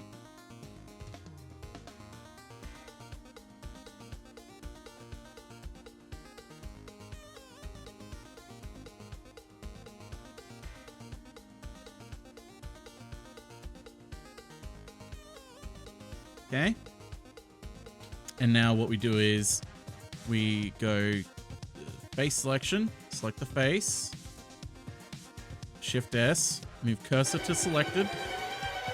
This is not helping. Ah!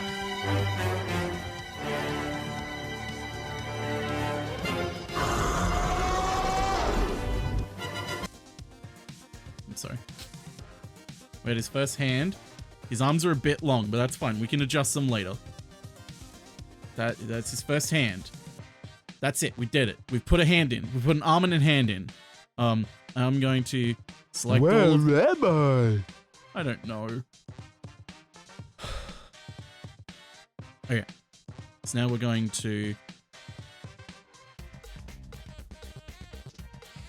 edge. And then also... select all of this. And we're going to move it.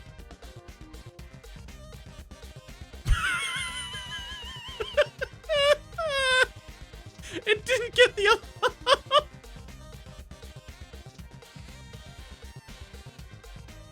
Shit. I know I should be using a shortcut to just select it all, but I've already made my bed, so I'm having to lay in it. Okay, so we're gonna move this all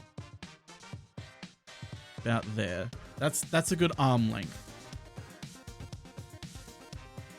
Now, I'll be completely honest. I'm tempted to just copy this arm and put it on the other side. I wonder, is there a way where I can link them? Where like one arm is the same as... we're here to make mistakes, not make something good. So if I do this... Can I copy and paste? I don't think I can copy and paste. There should be a mirror tool. Mirror, mirror, mirror, mirror, mirror, mirror.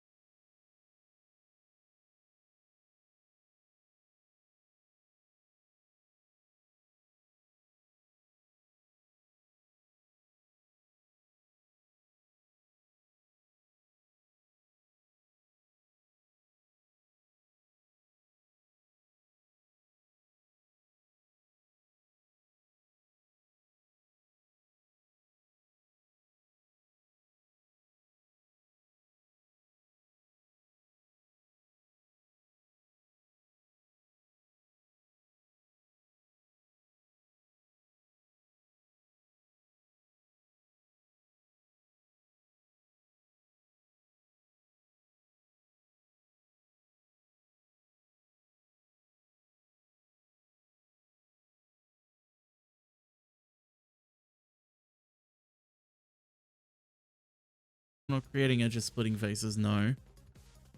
Add an edge, no.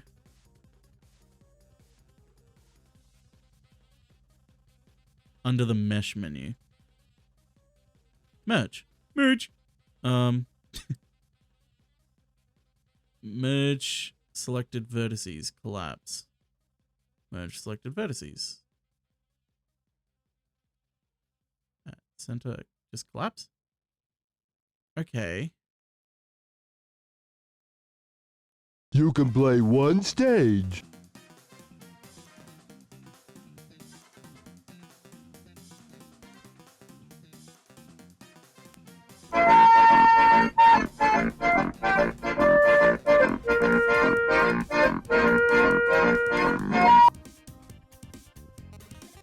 We're looking pretty good here, lads. We're looking pretty good.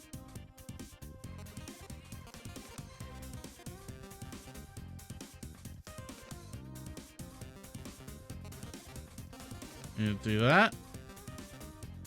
And we just gotta move them across. Move them down.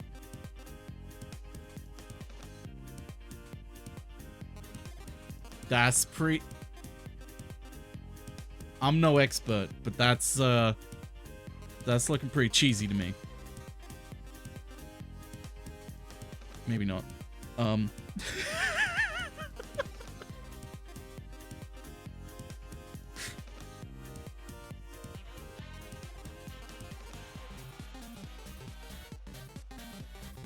Just move his head forward, it makes sense.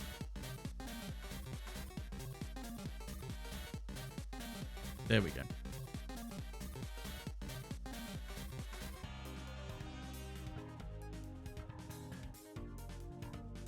Oh, okay, it's based on that cursor. So I can't put it in the... How do I put it in the center? How do I put the X origin in the center of it?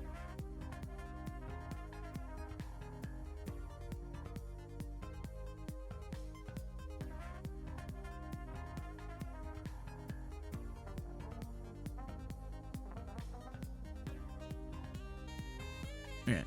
Now, hear me out. What happens if I do this? Oh, that's even more Cheeserat. Now we're getting some dimensions. Can you center it on the other shape? Oh, I know what to do. I know.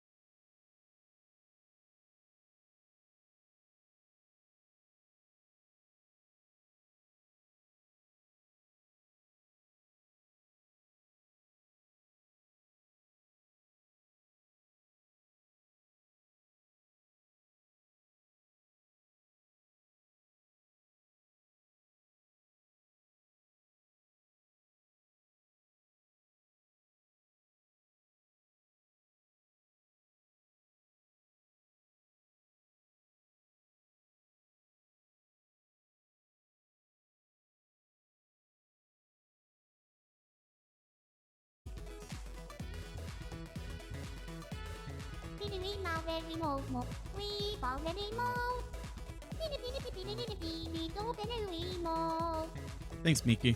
Move that eye down a little bit.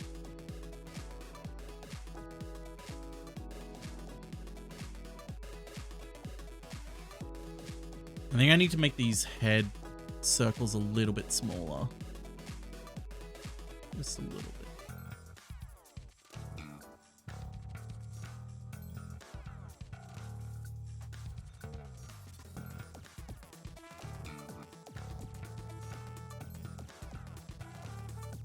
I also think I need to make them flatter.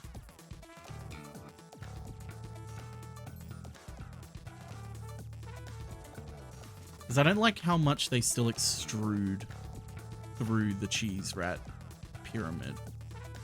So I think I might make them a little bit flatter. God, his eyeball. Just hanging out the side. Like he's been in a car accident. Over there. I could cheat and like move it backwards. Just like that. I mean, it is cheating. I think I might flatten them first. We'll flatten them first because they're still a little bit like M&M-y. It might be better to flatten them a little more. Front-facing Cheeserat can't hurt you. Make them like that. Still have a little bit of depth to them.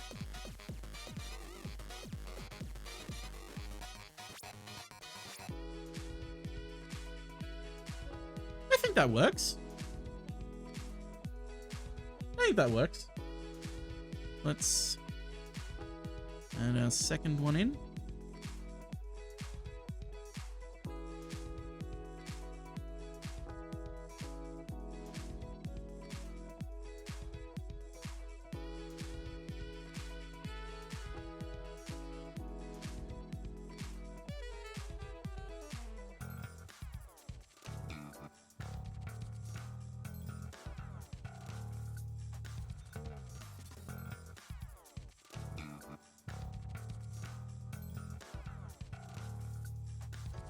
How are we enjoying him?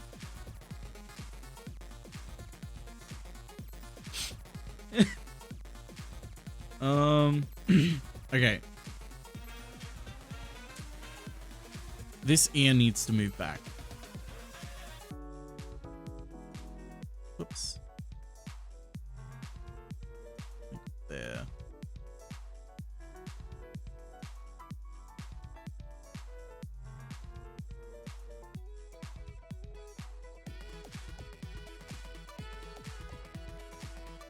There we go. That looks a lot better.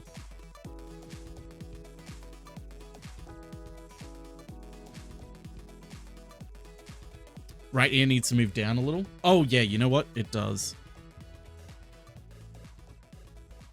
Like there.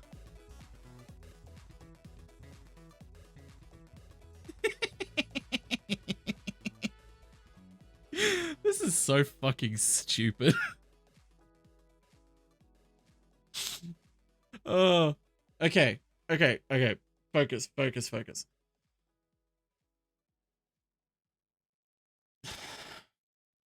Okay, I'm thinking his pants are 3 cylinders. Hear me out? 3 cylinders, okay? So like, can I just 2D draw? So like, you got the first cylinder, which is like rectangle, and then the second cylinder is a pant leg, and the other cylinder is another pant leg. What do you think about that? I think that's the best way to do this. How do I get rid of these annotations? Shit. Is there an eraser?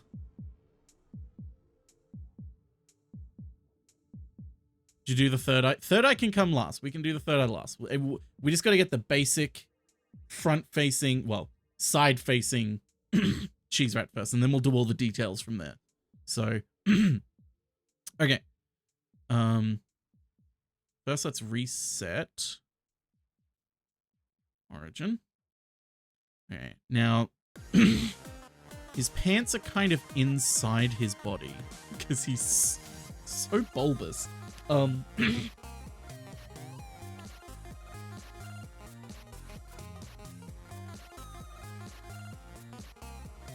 There.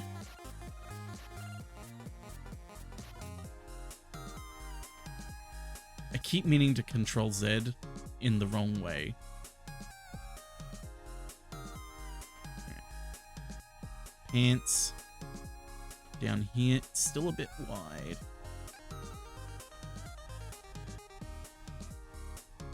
No, that's about pants length.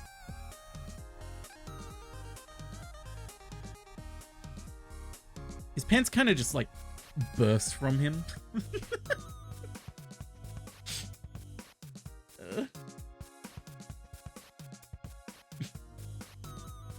I made a terrible idea making this fucking thing. Add more depth to it.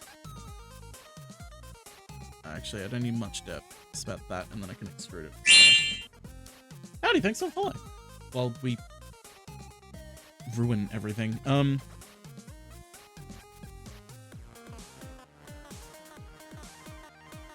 Question is, do I want to move this all down a little bit into... no. Maybe. Just a tiny bit.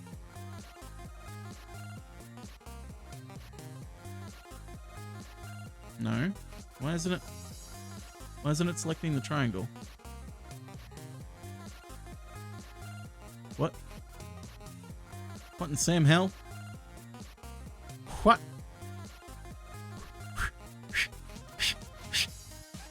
What?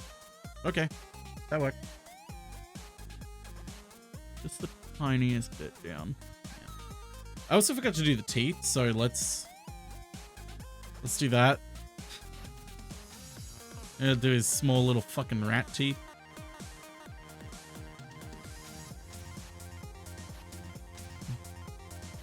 An upside down cone, maybe?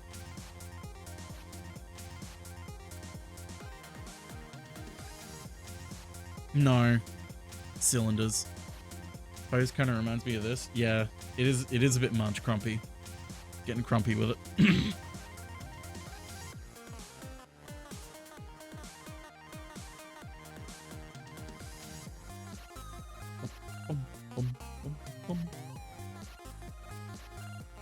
Could do a cube and then a subdivision smooth, make little nubbin edges.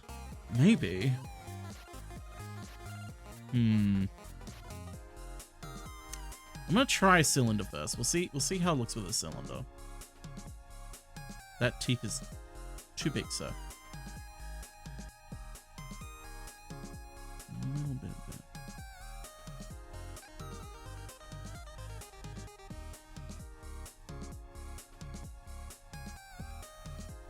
Does not need that many vertices.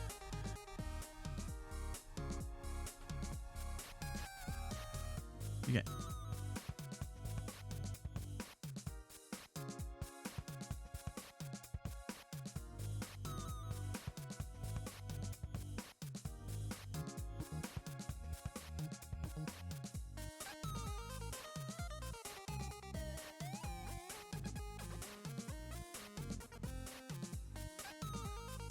Problem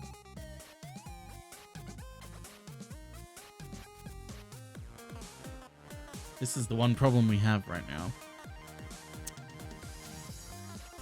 is I'm gonna have to like how am I gonna do this?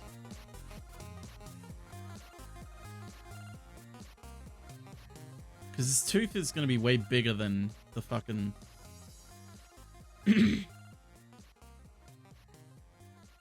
than this look. Fuck. Where am I? There. It's gonna be bigger than this, unless I make it smaller. I can make it smaller. I can make it fit. What the fuck have I got selected?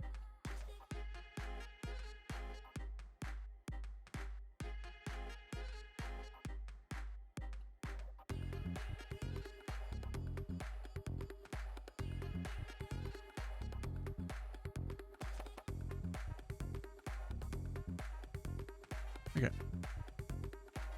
This is fine. Move it. Okay.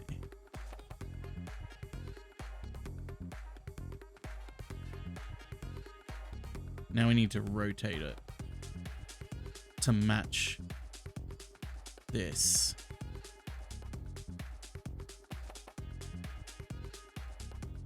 Oh god, how can I tell it's perpendicular? Other than just looking at it.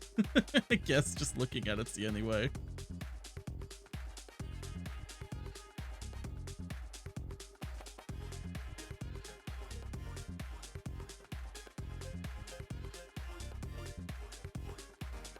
Okay.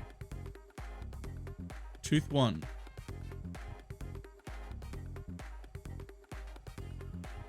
How's that looking on the object mode?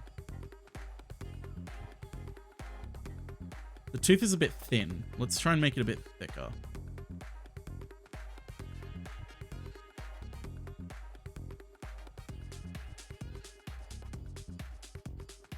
Hello? What's happened?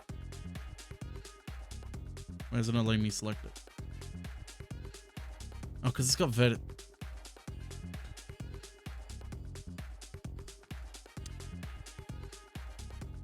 Trying to just select the whole thing.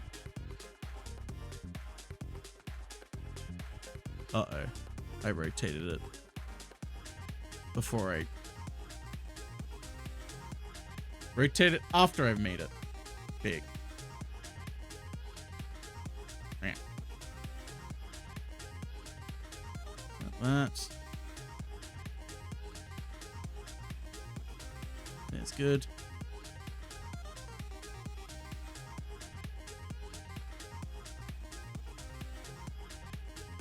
Now we rotate it.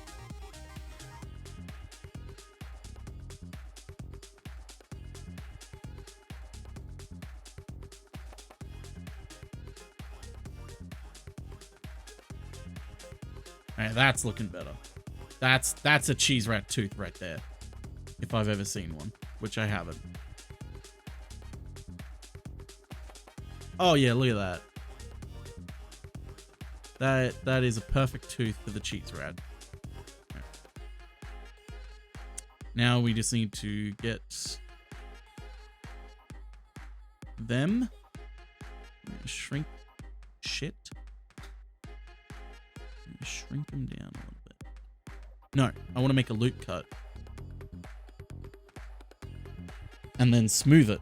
Yeah, yeah, yeah! Make it about here.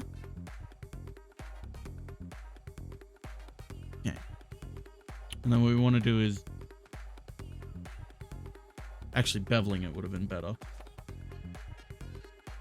Then I... Yeah, like that.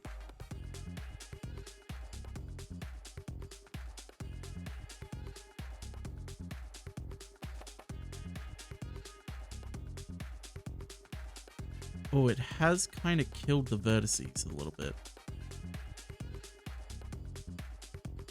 Can I just delete these vertices?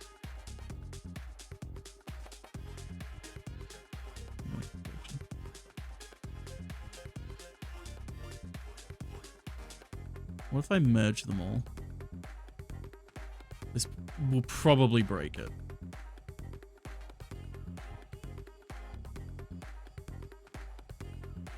Tell you what.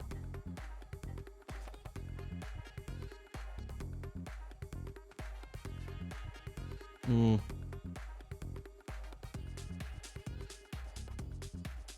If I get rid of this one, merge all these three. Oh. Oh. Oh. Oh, shit.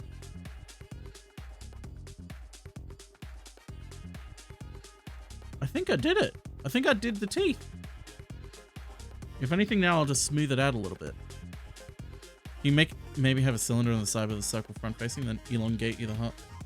That would work. Can you make a Cheeserat that has more triangles than Mario 64 with the gun and a band remote? I have heard about that. Or the toothbrush in What was it? What game was it that had the... Was it Yandere Sim? Can't have been Yandere Sim.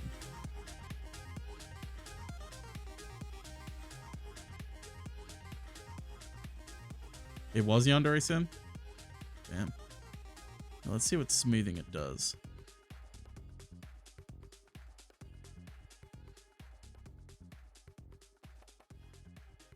Not really what I want. Maybe I smooth the edges. That's what I should have done.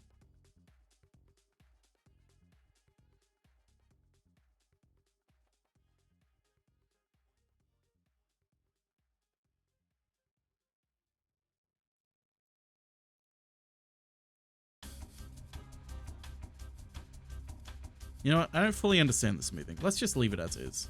It's a fucking... It's a Cheeserat. Don't need to be perfect.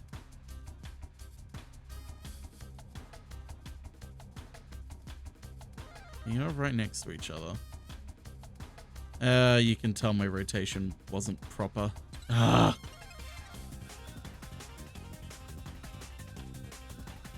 That's fine.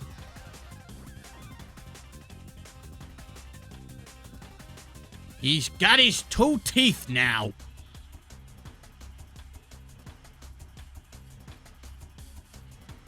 This is...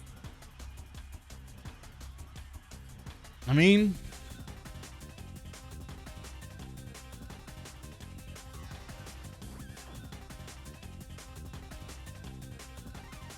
Wait, what?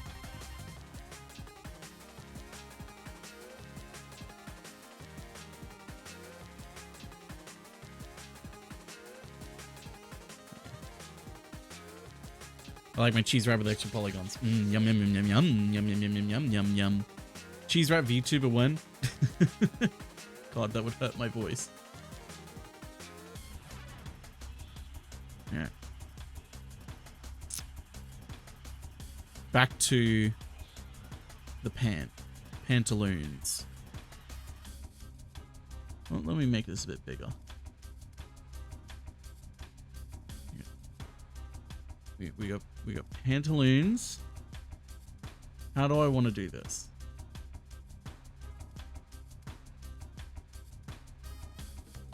I think if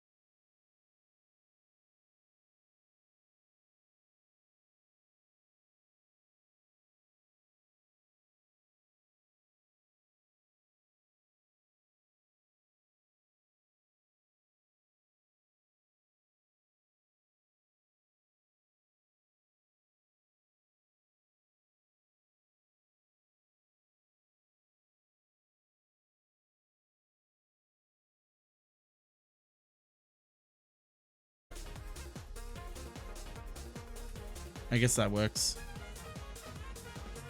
That works. Cursor to origin. Alright, let's go cube.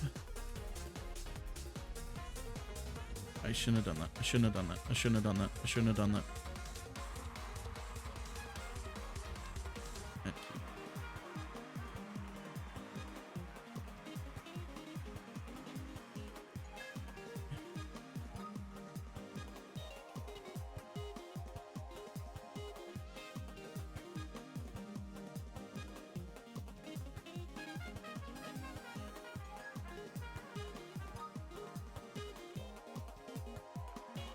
It's about that big.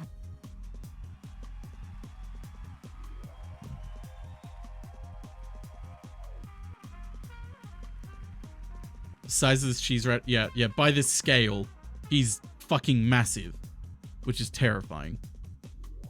And I do apologize to anyone who would see this Cheeserat in real life.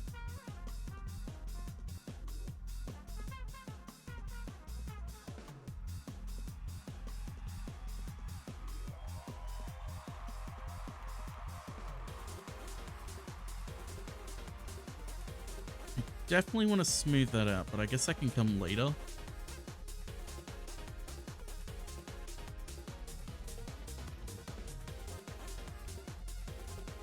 Let's just wait, selection.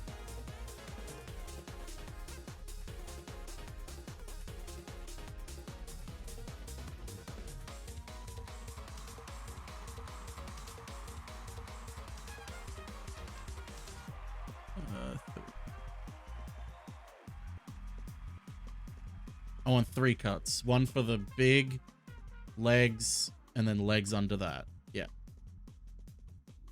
So I only want 2 cuts. Yeah, 2 cuts.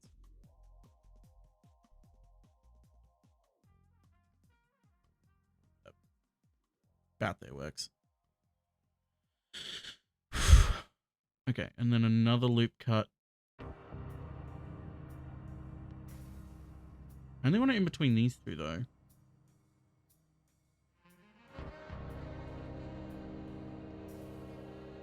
Oh, this is hurting my head.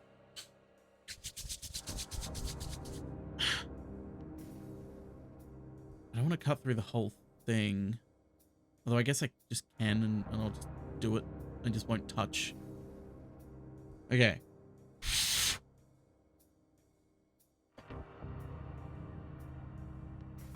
Pardon me. Okay. First things first. Select this. Go from the side. Make his pants slimmer. About that slim.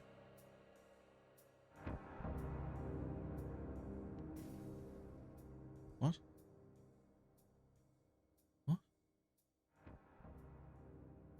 Did it add 2 cubes in? What?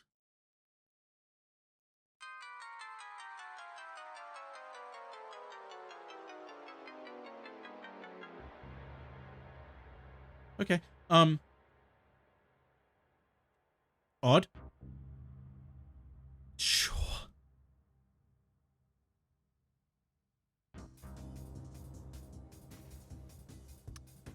A little bit bigger that.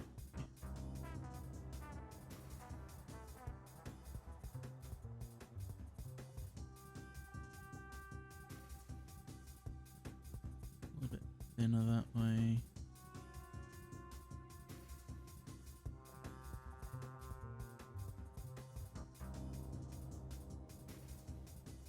There we go. That's starting to look like his pants.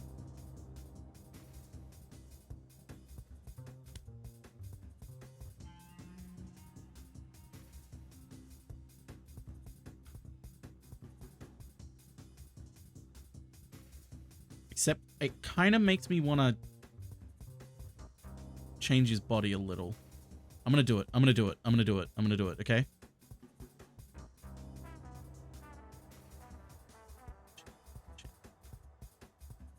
Yeah. This is Hate Scott, why not? Let's see what everybody has to say. Hey Hey there, Scott. Heard you weren't the biggest fan of Tears of the Kingdom. I'm gonna do some cartoonishly evil shit to you. Your house is gonna look like a 30-car pileup. Rolling gladiator levels of bullshit. When they do your fucking autopsy, you're gonna have a different set of teeth. Constructive criticism. Yum, yum, yum. Shit. This cube is in the way of the other vertices. I can't get to them. I guess if I move the cube first.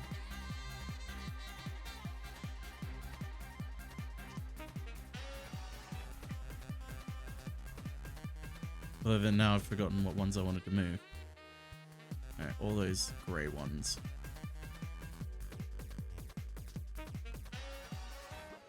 X-ray mode? Ah, that's right. Someone said something. Reb said something about X-ray mode earlier. That's okay. That's X-ray mode? Sweet. Okay, good to know.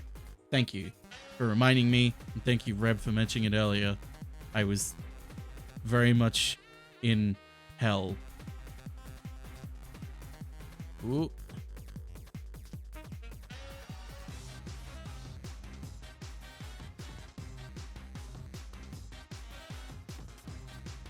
That. Yeah.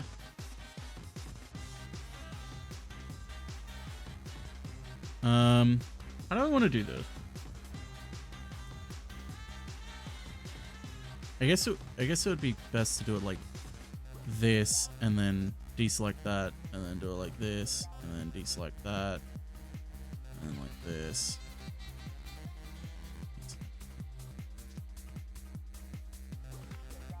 Yeah, give him a bit more of a flat bottom.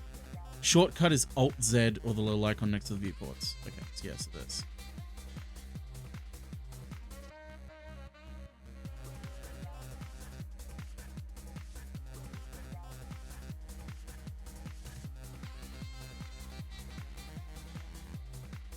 Okay, I like this a lot more. Yeah, I like this a lot more.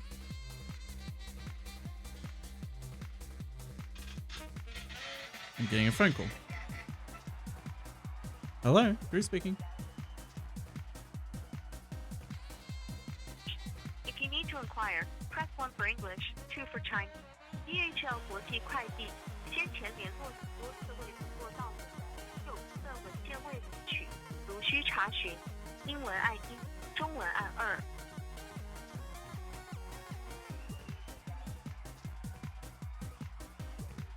Choose the feature you want to edit. Oh, was that the translation? Big? Thank you.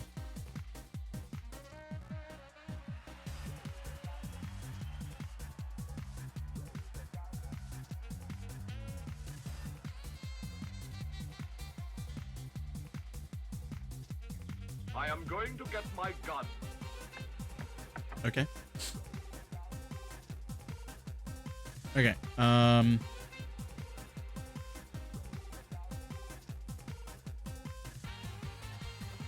move that down to about there, I'd say.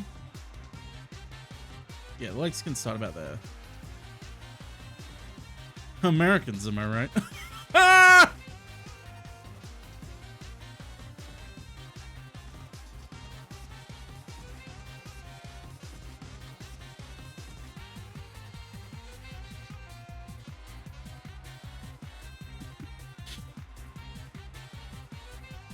Okay.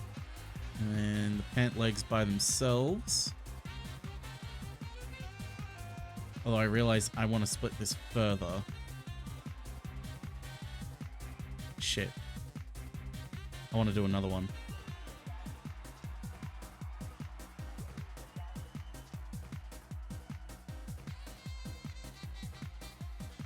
Cheeserat got that thigh gap there.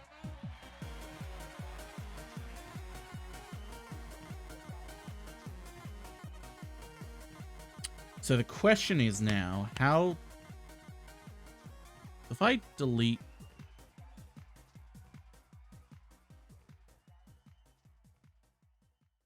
What the fuck?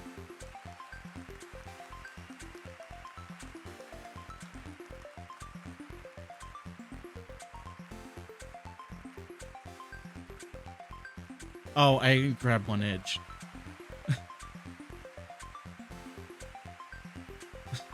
Like, what?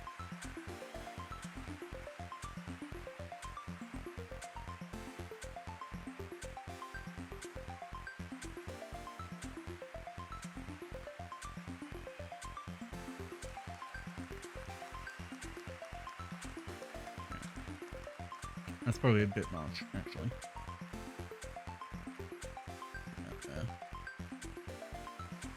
Okay, let's add the second loop cut in. Move it inwards. Center that a little. Fun fact, that dog puppet clip is from a French children's show called Hector's House and was translated for the UK, so Europeans, am I right? Yeah, Europeans. Ooh. Oh, okay. That was a stretch.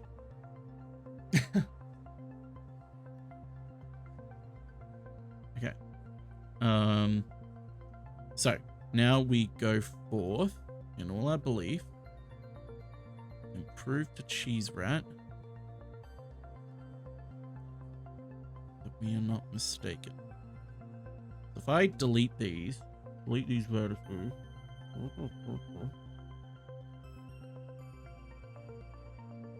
Okay, that kind of does what I want, but it also creates problems. I'm not thinking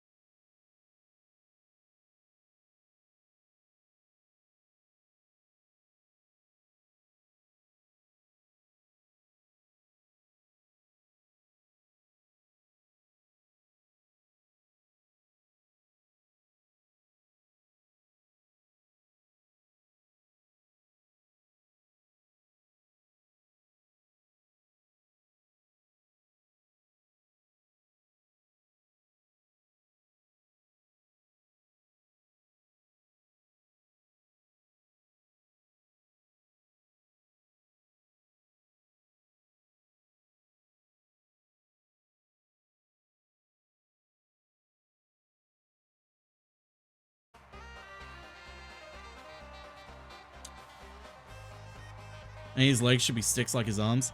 Yeah, the more I'm thinking about it, the more I'm like, yeah, I probably should just do that. So I'm gonna just do that. So we're gonna delete these vertices. Oh, it's gonna... Can I supersize this? Oh, gimme. Licking my way to the top. Damn this pesky gravity. I'll give you such a pinch. Welcome to Under This Old House. Ow. Tail time. Tail time with this ominous noise is kind of scary. Learned about face merging.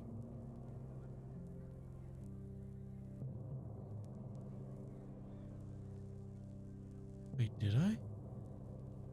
What was face... Remember, a lot of information has gone through my head.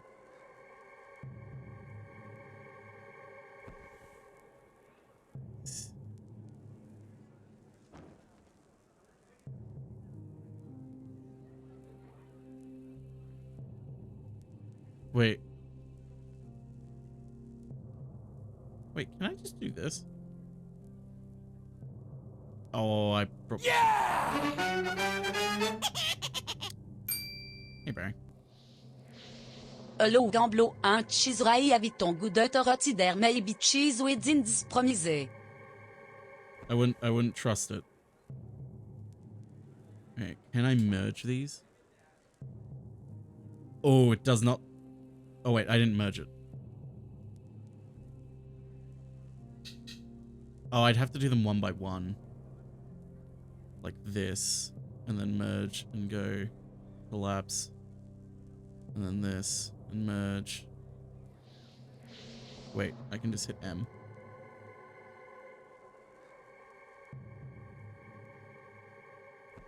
Okay, that's not too bad.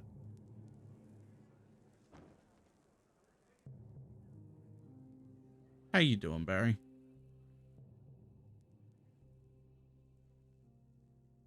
Cheeserat's blending well. Look at him. Look at him.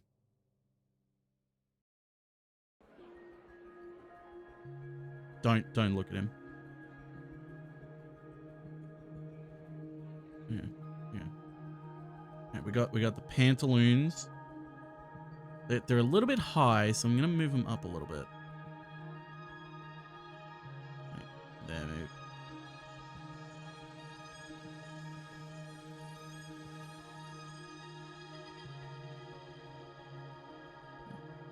Maybe.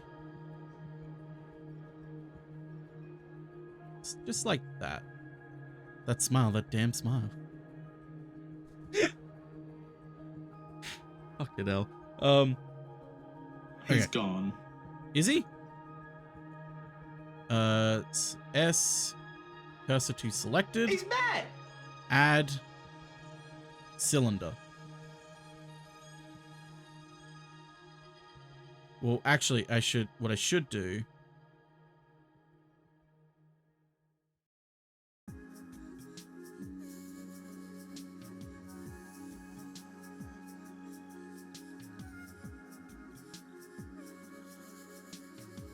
What I should do is just duplicate this.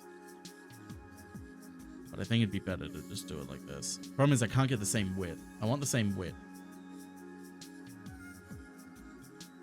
So how big are these?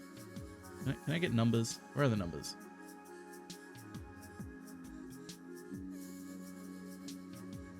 I need the math.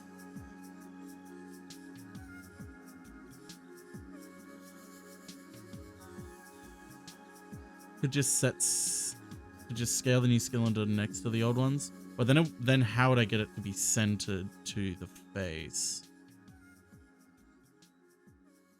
Because I could just copy these and move them down, but then how would I get it to the center without just eyeballing it? Is there a way?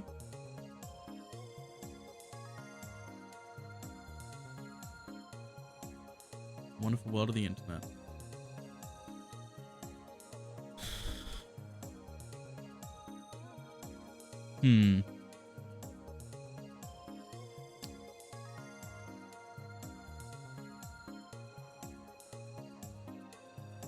Oh, that's mirror mode. Auto merge vertices. Oh, automatically merge vertices move to the same location. Oh, so I could have just moved it up and they would have merged together. Oh, okay, that's interesting to know.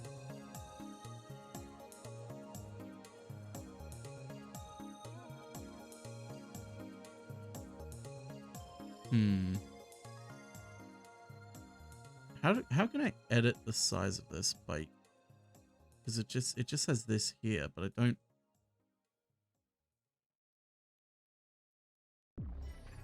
This is all relative. I want individual, actual information. Merged by distance, my beloved. That would save so much time, I can imagine now.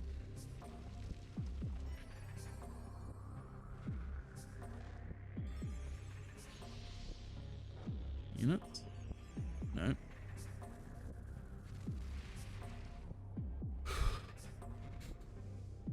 I guess there's got to be a way. Because my two options that I'm thinking of are either A, copy this and find out how to make it centered down here, or make this and then bring it up here, try and make it the same, or find out how wide this is somehow. There's gotta be a way to find the number. There's always a way to find the numbers. I trust. Maybe I shouldn't trust, but I trust. This object properties.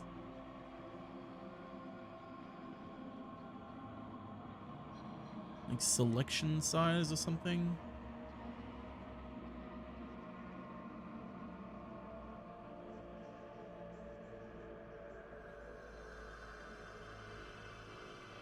Yeah. Okay, we'll just eyeball it. I'll just eyeball it. Fuck it. Fuck it, we ball.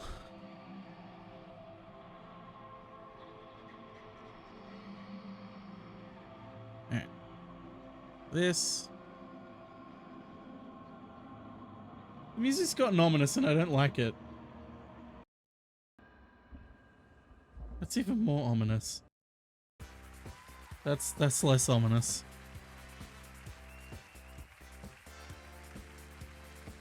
Does anyone remember how wide I made? Because because that would be another way to do it, is to just go back through the VOD and find out. It still makes them noise after you open it for 10 hours.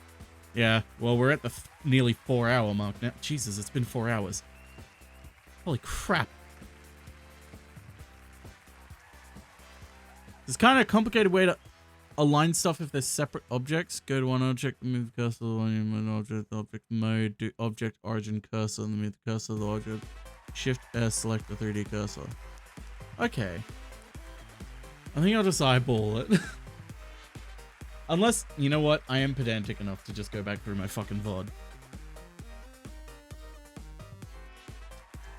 I am pedantic enough to just do that. Stop. There's videos. Yeah. I think it'd be easier to just do this. Okay, it would have been around... No, we were still working on the wand at that point. Okay, that's after the arms. That's also after the arms. Okay, we're getting closer. Oh god, if Barry's head is in the fucking way. So I can't see the number.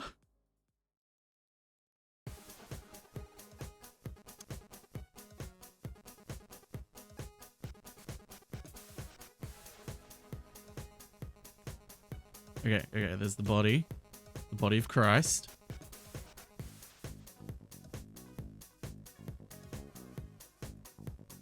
Okay. Yeah, Barry's not in the way. That's good. 26. Alright, 0.26. Where's Blender? There's Blender. So 0.26. That was pretty close, actually. That's...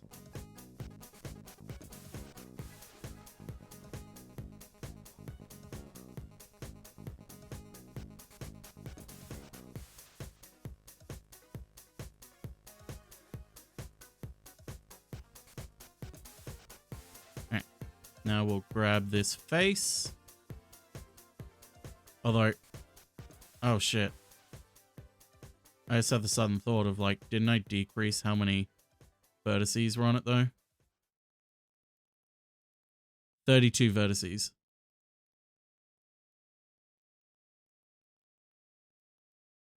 There we go. Okay. Okay. Is that all of them? Oh, this doesn't include... This one doesn't include the fucking everything.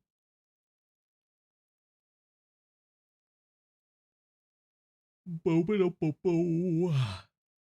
The Halloween edition.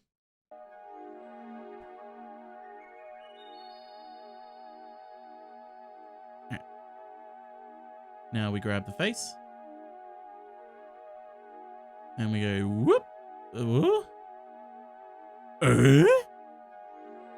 Oh, no. No. Stop. Not grab the face and do we grab the edges and do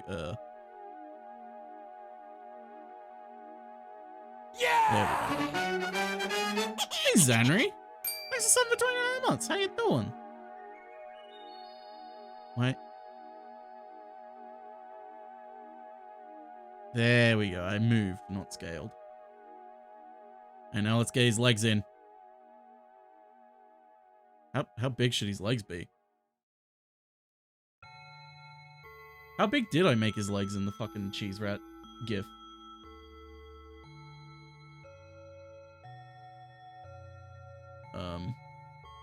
Green emotes.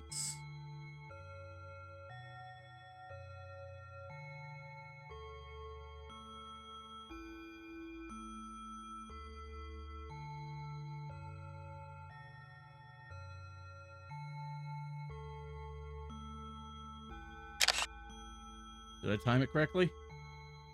Yes, I did. Alright, so he's got pretty long legs. Shit, I have to do the tail too. Oh god.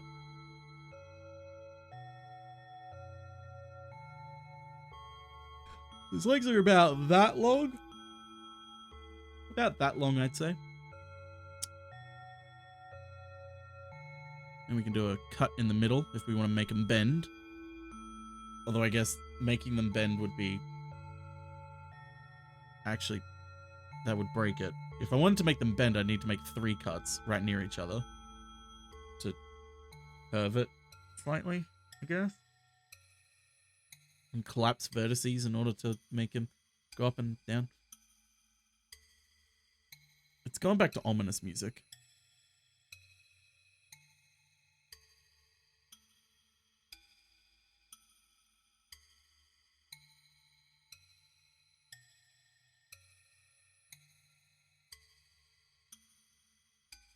Funny guy! Right here!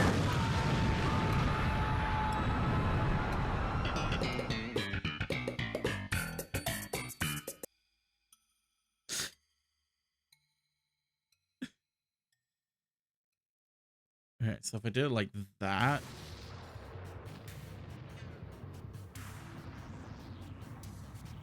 No, I can just do it with 2. I can just, it doesn't need to be fucking perfect. Who cares? This is Cheeserat, not God.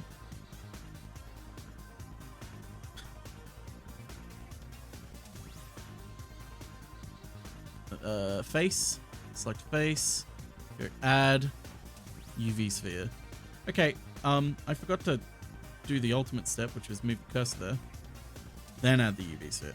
Didn't want to say it, but I knew you'd come to it eventually. Yeah, exactly. It's Cheeserat. It's fucking Cheeserat. Who gives a shit? Who gives a shit about fucking... I mean, look at this fucking thing. Looks like grandmother.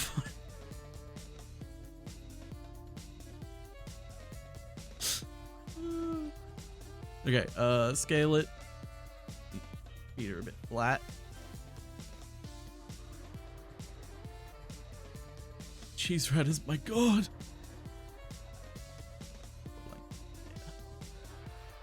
Like there. Now that is a foot. You like that foot? You like that bread, little buddy? He's one-footed so far. I hate this. Go back to edit. Okay.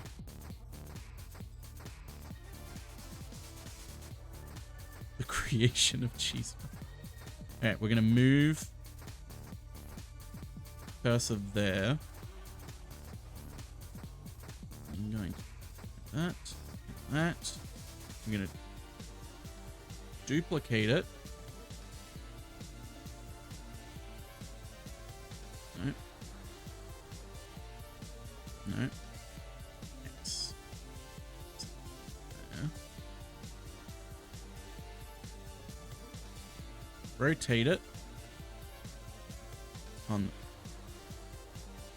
Z axis 180 degrees. And move it.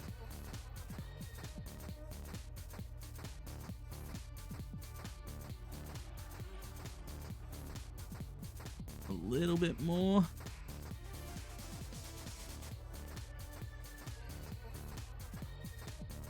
God damn. God damn. That's not half bad. I mean, it's bad, but it's not half bad.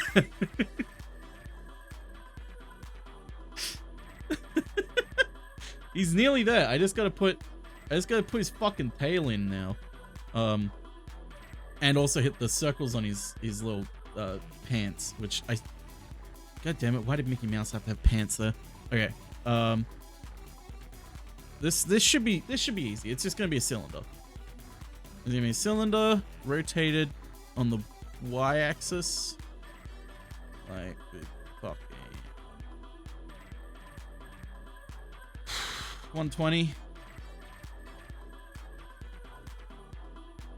Needs to be thinner than his arm. 0.1. How's that looking? Yeah, that's a good tail width. Coming out of here.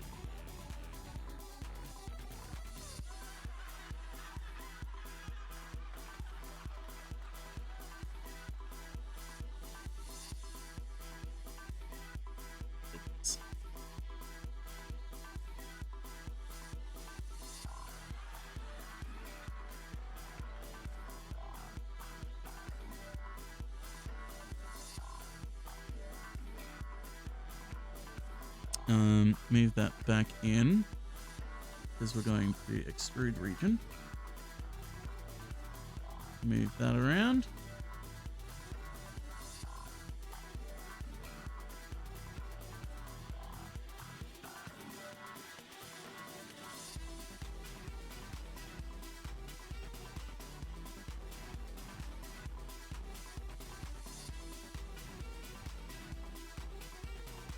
Rotate it. Can I rotate it without it breaking? Like, kind of.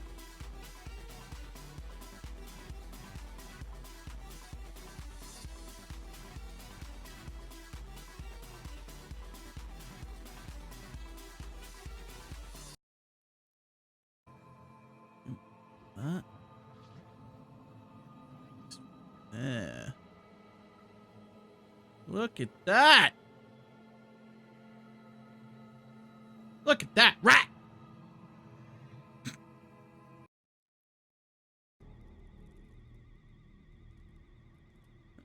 Rotate it. And what I'm gonna do is I'm gonna lose everything, apparently. I'm gonna give it a little. I'm gonna give it a little bevel. Ooh, look at that. Look at that. Oh. Oh. Oh. Oh. Vader. Give it a nice little... Ooh, that's probably not good, but it looks nice. Oh yeah, that's definitely not good. It looks very nice though.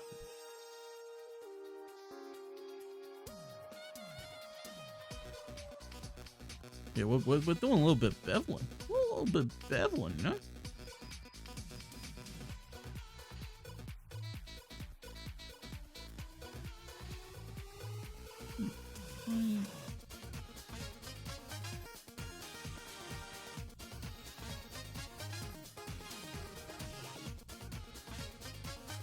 Just blow everything up.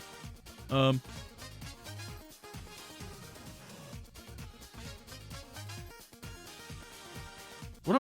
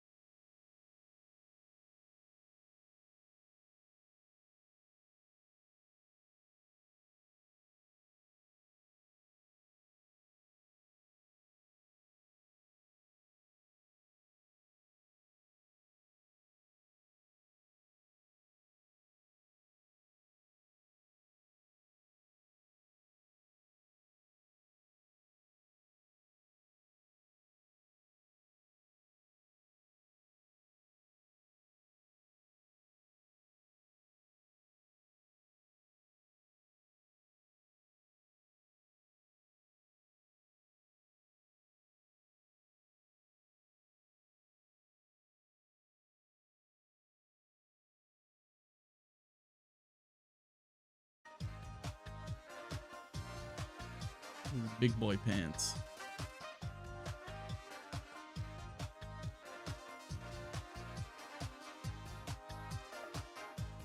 When do we get the Cheeserat theme song? Fucking hell. What a nightmare that would be.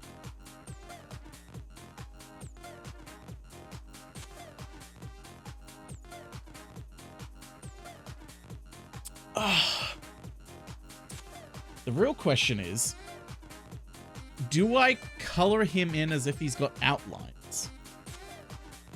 Like, do I subtly bevel everything and make like a new edge? What style of music would Cheeserat's theme be? Freestyle jazz or ska? No, ska. Ska. Definitely ska.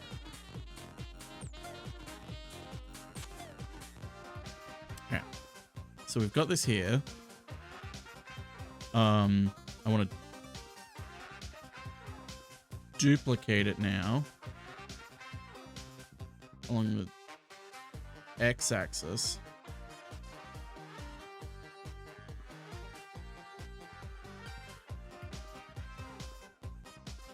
I don't know how to put his eyeballs in.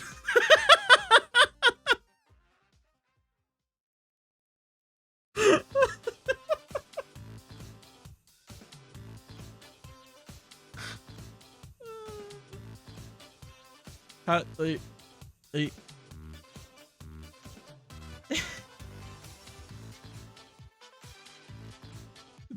should I just do smaller spheres and just not bother about... God, I haven't even thought about like how to fucking move this or rig it or anything. I just keep it as is for now. Could just make him with texture? I could. That would be smarter. I probably should have thought about how, like, what I even wanted to do with this. What was the point of this? Did I make this because I wanted to use it in something? In which case I probably should have looked up. It's fine. We got a Cheeserat. I can blend him from here into something more cohesive. I kind of like the idea of his eyes being fucking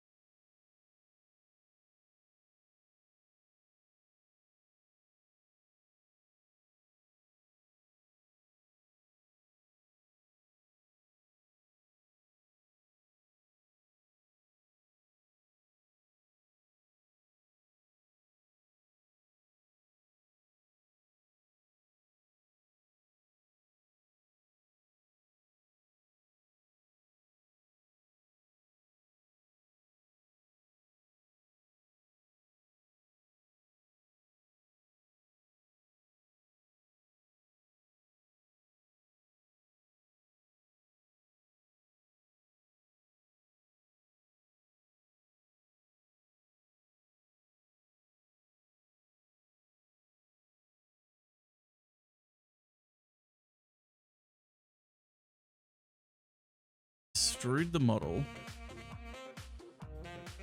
When do we get him in VR chat? Don't tempt me to go from making this and then figure out how to make an actual riggable model.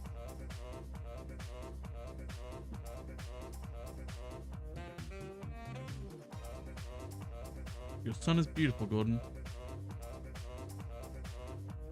Copy, exude, invert. So, extrude?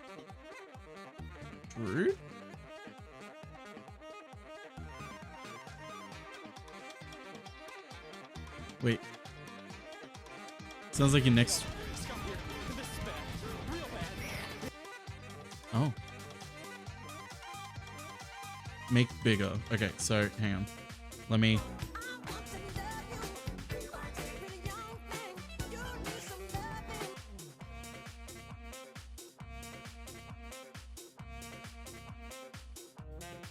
Why is it being weird? Why isn't it letting me extrude it? Like, make it bigger.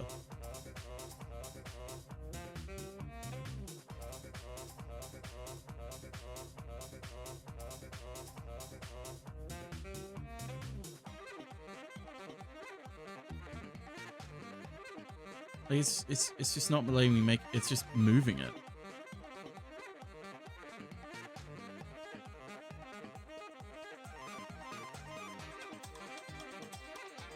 Extrude along normals, maybe?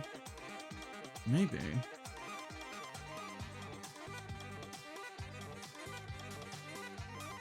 Alright, so make it bigger?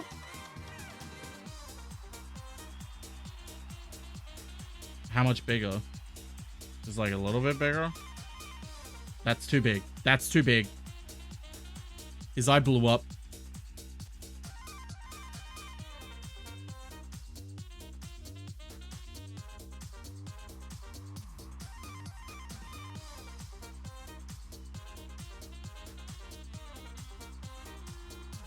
His eyes should be different sizes. They kind of are a little bit, but it's more perspective. One eye's closer than the other.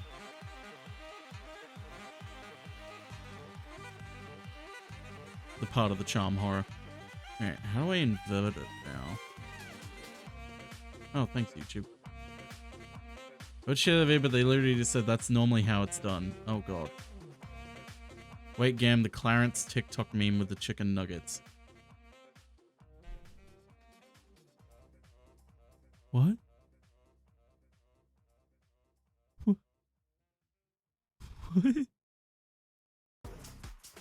The Barbatar model being like, did you hear him? He wants to... Oh, yeah. That would be dumb.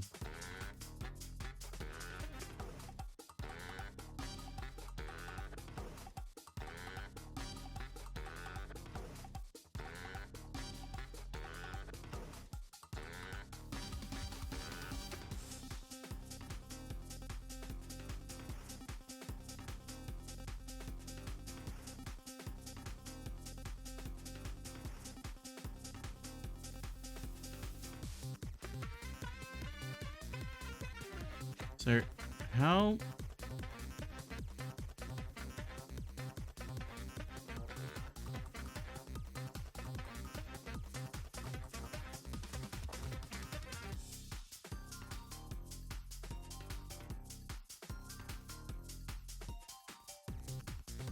There's invert. Oh god. I've only done this effect with a freestyle modifier, I think it was once ago, so I don't know. You can also just leave it. I mean, for a first thing made in Blender that wasn't... First thing made in Blender from scratch, it's not terrible. I mean, it is terrible, but it's not terrible. I am tempted to look up now how to make a fucking posable one. Like, fully learn how to make a riggable one. Like, that would be a lot more work. I can almost guarantee you could not do it from this. Because he is not built this way. He's built different. I should go back to that video. And because he said something about exporting. So just like when we add a model, we go up here to the add menu. But rather than adding a mesh this time, we simply just want to go down here and add a camera. And you can see it creates a little camera here at my 3D cursor. So next up, I want to be able to see what the camera actually sees. So my other viewport over here, I'm line. So in order to change the background color, I don't remember how to change the background. It's here, isn't it? To our property window and click on this little globe here. Yeah, that's and that's right. our world properties. In here you can see we have a color tab as well. And we can use this to change the background color of the environment.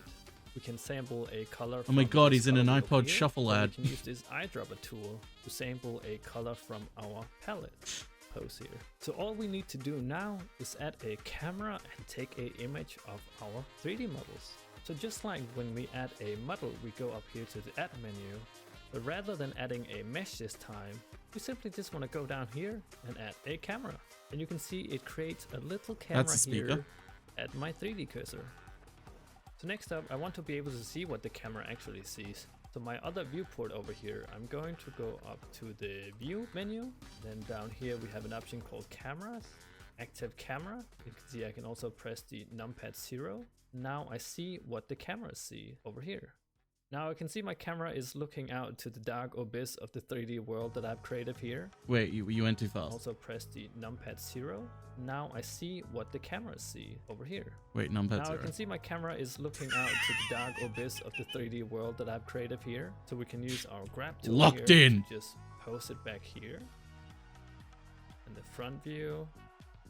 And I just use this window over here as reference. Now if you find that a little complicated, another thing you can do is actually just be the camera. We can do that by, again, go up to the view option here, cameras, active camera, and while I'm seeing from the point of view of the camera, we can then take control of it like it's a third-person game. We go that by going up here to view, navigation, and walk navigation.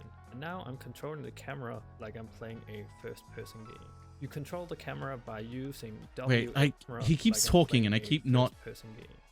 Third-person game. We can do that by, again, go up to the view option here, cameras, active camera, and while I'm seeing from the point of view of the camera, we can then take control of it like it's a third-person game. We go that by going up here to view, navigation, and walk navigation. And now I'm controlling the camera like I'm playing a first-person game. You control the camera by using WASD, Q to fly down, and E to fly up. Now you can simply just pose the camera. Here, that looks fine to me. And left click to accept. And all we have to do now is press F12 on our keyboard and we render out an image. And in order to save this image on our desktop, you go up here to the image menu and you save as. Now you just place it somewhere where you want to save it. Item, renders, and save as. Now we can do more with the camera and the rendering option, but I think this is fine for now. Anyway, thank you so much for watching this video, guys. It's very important for me to keep these videos completely free for everyone. Found 3 short different videos on how to... Sure, you know what? Fuck it. We can spend the rest of this time now trying to figure out how to do an outline on him. See if it would look... Because I think he'd look better with a little bit of an outline on him. World's first cheese... Well, someone did do a Cheeserat before. I forget... I'm so sorry. I forgot who it was. Because I think 2 people did. Barry pointing at it adds to... It does.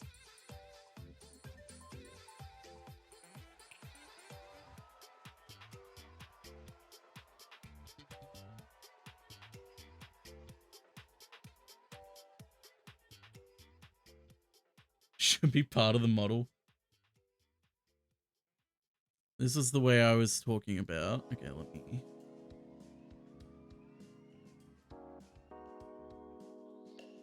Ooh.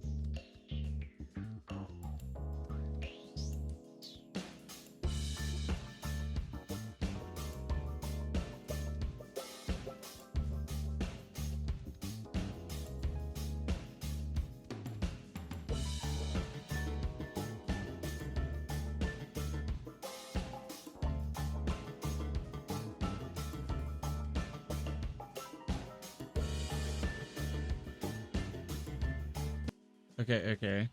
It allows you to edit the outline color.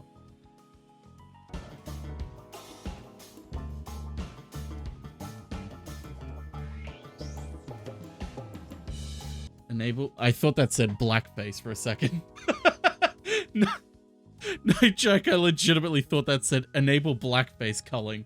I'm like, okay, Blender's that kind of program, is it? I'm very tired. Oh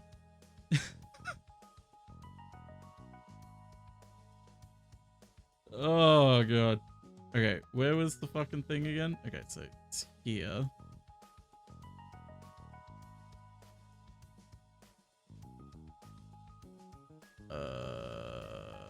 Shit. Where's the color again? I've had so much information pumped through my head. I'm like bleeding by the second it's there. Blackface should be culled. I mean, yeah. Can I get rid of this?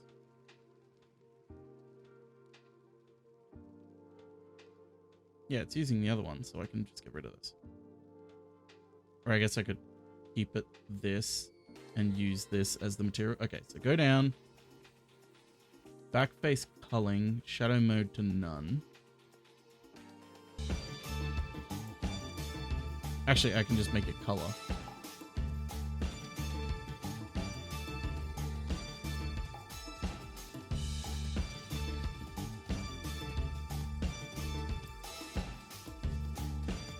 Wait, did he add?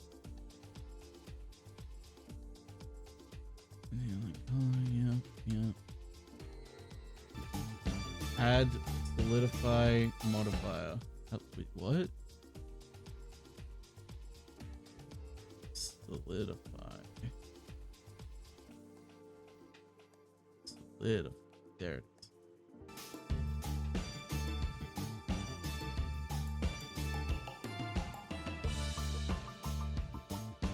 In the normals tab, check the flip and high quality tab. Materials tab, set the material offset to 1. Okay. Remember, the material offset depend on the damn materials in the object. What? Material counting starts from 0. So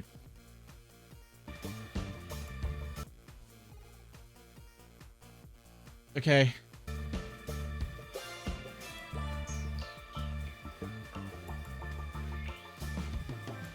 Two in the offset equals 3 materials. Okay. That makes sense. Thank you for laying it down for me.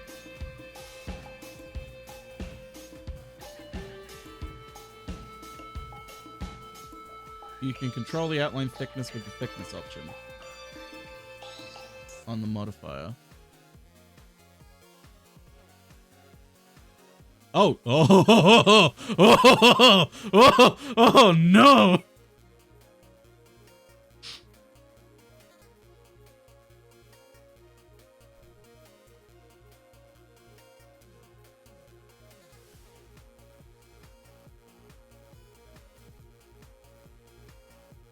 Oh.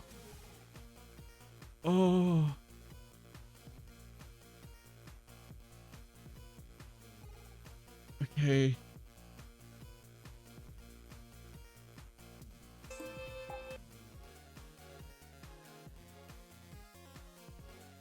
So it doesn't really work.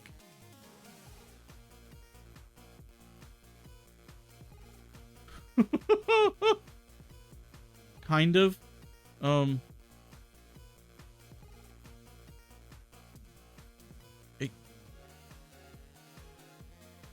It adds like a kind of an outline, but it's not really. The only thing it really works on is the teeth. The teeth it works perfectly, but the eyeballs, it's not.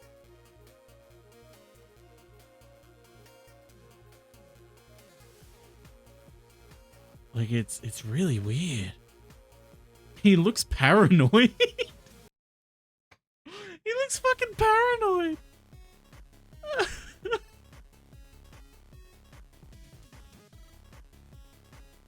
Hey, maybe I missed a step.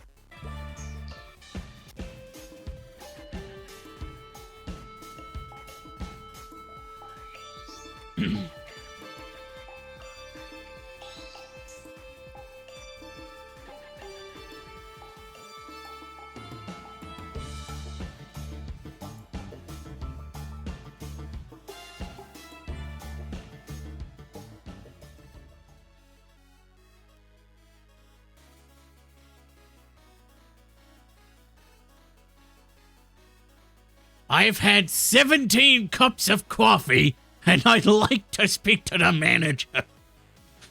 Oh, he's gone. No, he's over here. I'm worried the FBI is at my door.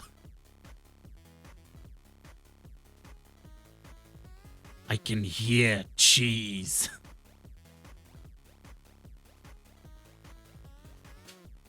Here, let me just turn that off. A valiant effort, but it appears to have not worked. I think we'll just accept that this is the best that we can do right now. This is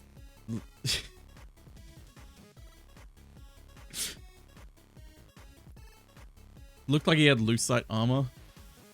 Did look like he had some sort of like fancy armor on him.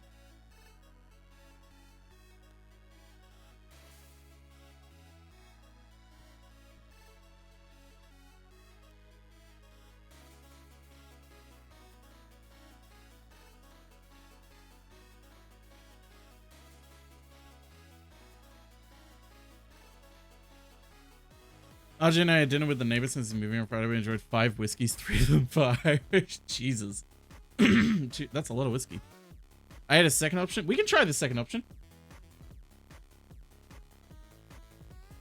Well, fuck it. We'll try the second option. Let me just get rid of this. And then I guess get rid of this. Okay, cool. Small pause. Okay. So good. you don't know how to make an outline. Not a problem. Now, I'm just gonna show you the most popular method. It's real easy. Just about everyone I know uses it. It's called inverted hull. In order to do it, create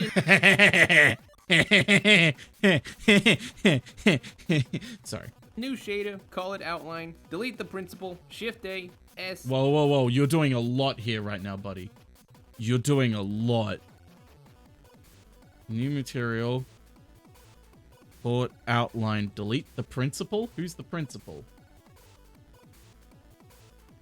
Emission, change in, know how to easy. Just about everyone I know uses it. It's called inverted hull. In order to do it, create a new shader, call it outline, delete the principal, Shift A, S, emission, change the color to black, drag it in here, then go to materials and turn backface calling on. Wait, he's got some fucking fancy ass nodes. Wait, is that it? Where's the? He's got shader nodes. I don't know what that shit is. Should pop up if you go to shading tab at the top. That's sculpting, not shading.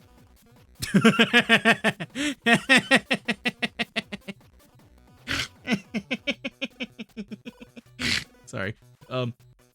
Then go to modifiers, solidify, set material offset to 1, set normals to... Wait, this is exactly the same as the other way. Wait, no, it isn't. The flip. Yeah, solidify, material offset to 1. High quality, change the thickness, and you're done. Yeah, that's... If you don't see an outline or it looks weird, you probably have the wrong number in material offset. Remember, Blender starts counting materials at 0. So 0, 1, and we have a 1 here. 0, 1, 2, 3, and we have a 3 here. Hope that helps. And as always, hope you have a fan.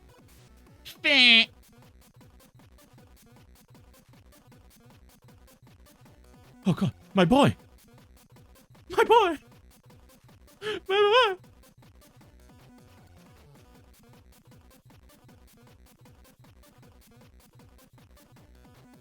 What happened to him?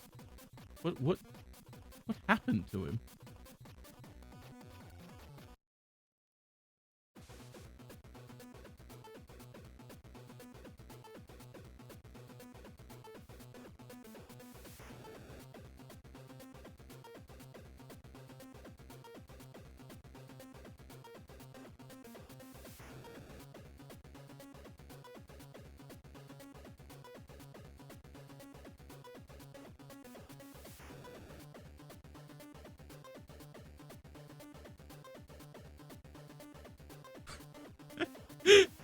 Holy Jesus!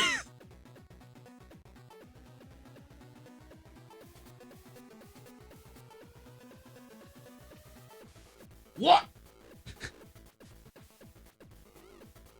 What?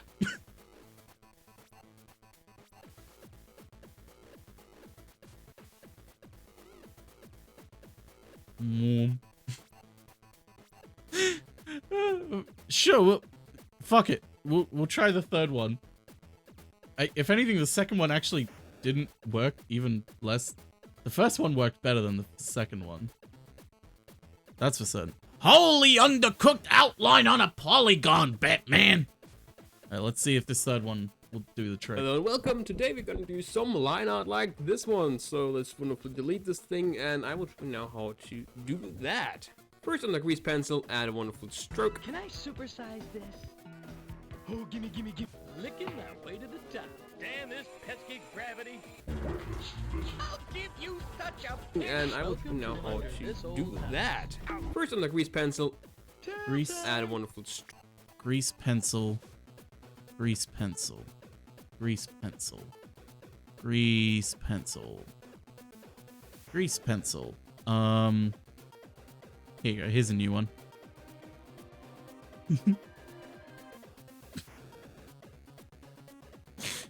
Where is my grease pencil?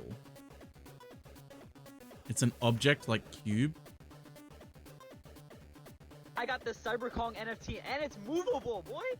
That means you guys can't screenshot. So add grease pencil. Ah, stroke. Stroke. Move this thing out of the camera. Go to modifier and add a line art. Now you have to choose what you want. In this case, we want everything to have a line art, so go to scene. We're gonna say it will be the... Wait. Slow down. Delete this thing and I will show you now how to do that. First on the grease pencil, add a wonderful stroke. Move this thing out of the camera. Go to modifier and add a line art. Now you have Modifier, line art. to choose what you want. In this case, we want everything to have a line art, so go to scene. Scene. I'm gonna say it will be the colors. Let's say we want to have it black and yeah. Colors. Black. Okay, this is looking good. There we go. It's done. Hope you like. Oh! Oh! Yes! Increase thickness. Look at that!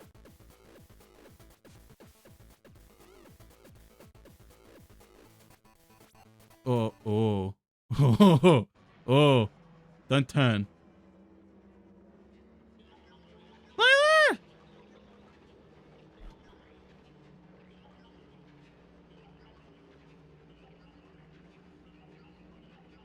Look at that Cheeserat.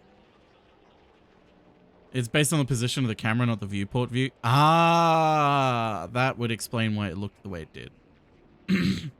So it's good for like a single image sort of thing, but unless you find out a way to put an expression on it.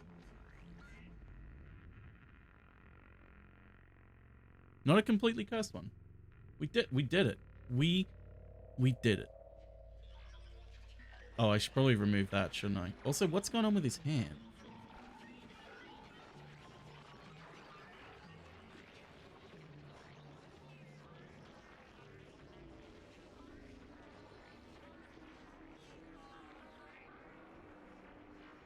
Oh, I didn't move it out of the way of the camera.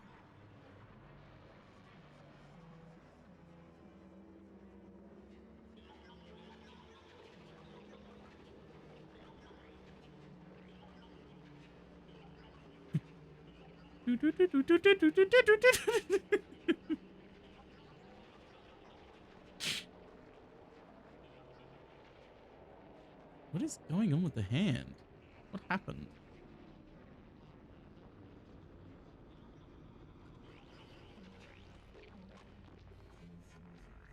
Okay, so if I go stroke, how can I? So if I do, I know your friend's not gonna tell you, but I'm gonna tell you. Your microwave dirty.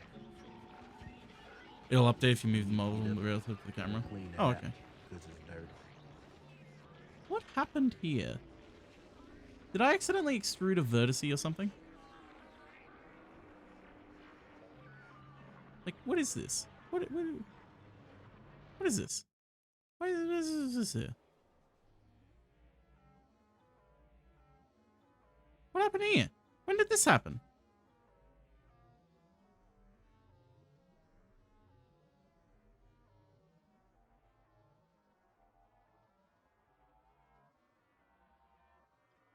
What happened? When did this happen? When did this... Probably a topology thing.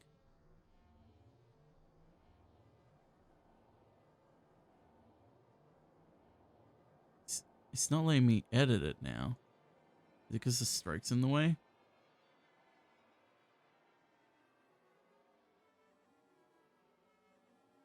Change the object in current edit mode. Oh, okay, because that's not in edit mode. Okay. Can I present to you Mario's pee-pee nipples? You can. Hey, Game Dealing. So what the fuck happened here?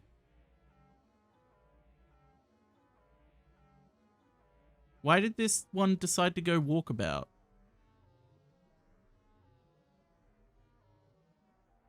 And where does it... How do I reset it?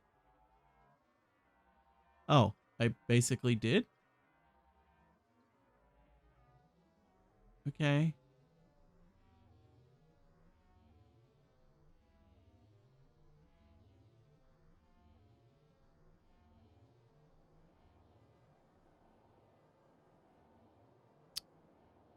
Interesting.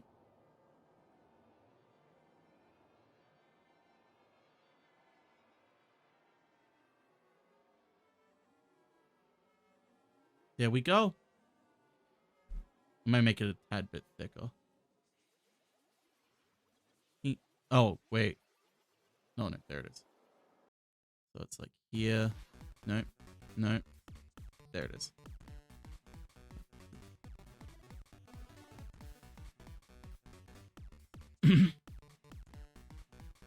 Look at that.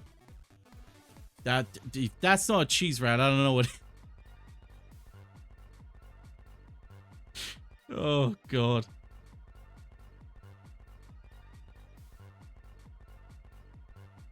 What hast thou, rat? Oh.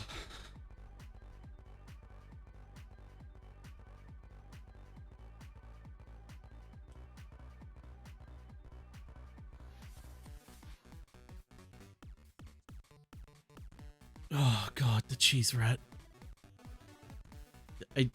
We did this in like 3.5 hours, I'd say, because it was streaming for about nearly 5 hours, but the first hour and a half, 2 hours was all about the fucking wand and sword and shit, which thank you again for that, Viz. That actually did help a lot.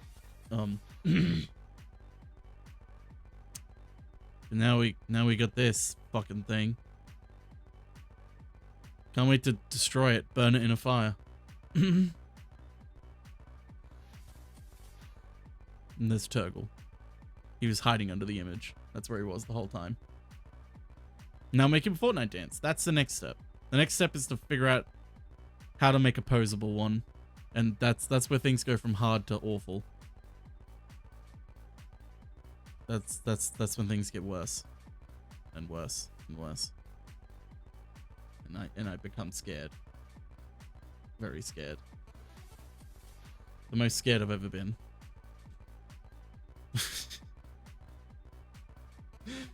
Oh, I'm probably gonna forget everything of this the second I hit stop stream. He's 3D, so he can put in... He's the reason why Barry's house burnt down. It wasn't Unity. It wasn't Unity being awful. It's because I Cheeserat burnt down the bar and it spread to everything else.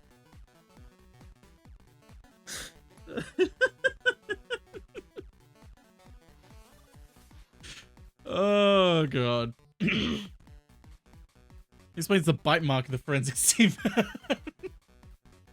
Yeah, the odd 2-teeth bite mark. Oh god. Okay. We'll end it here because that's what the stream was gonna be, just fucking around. I didn't even think I'd be able to make a Cheeserat. I thought I'd just fuck around and make some tutorial stuff and then give up on making a Cheeserat, but we did it. We made a Cheeserat. Is it perfect? No. Is Cheeserat himself perfect? Yes. Well, no, but yes. Oh no, Lanoon's fainted.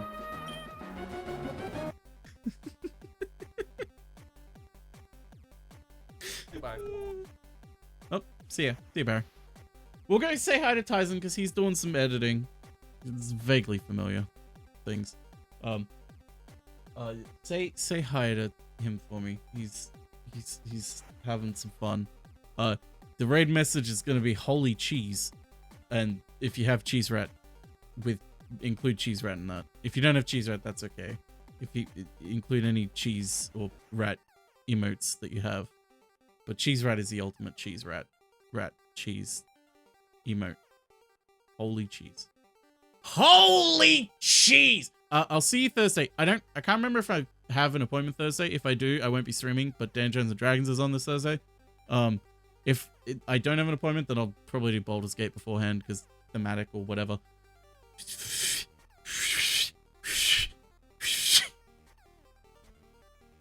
Holy cheese! So tired.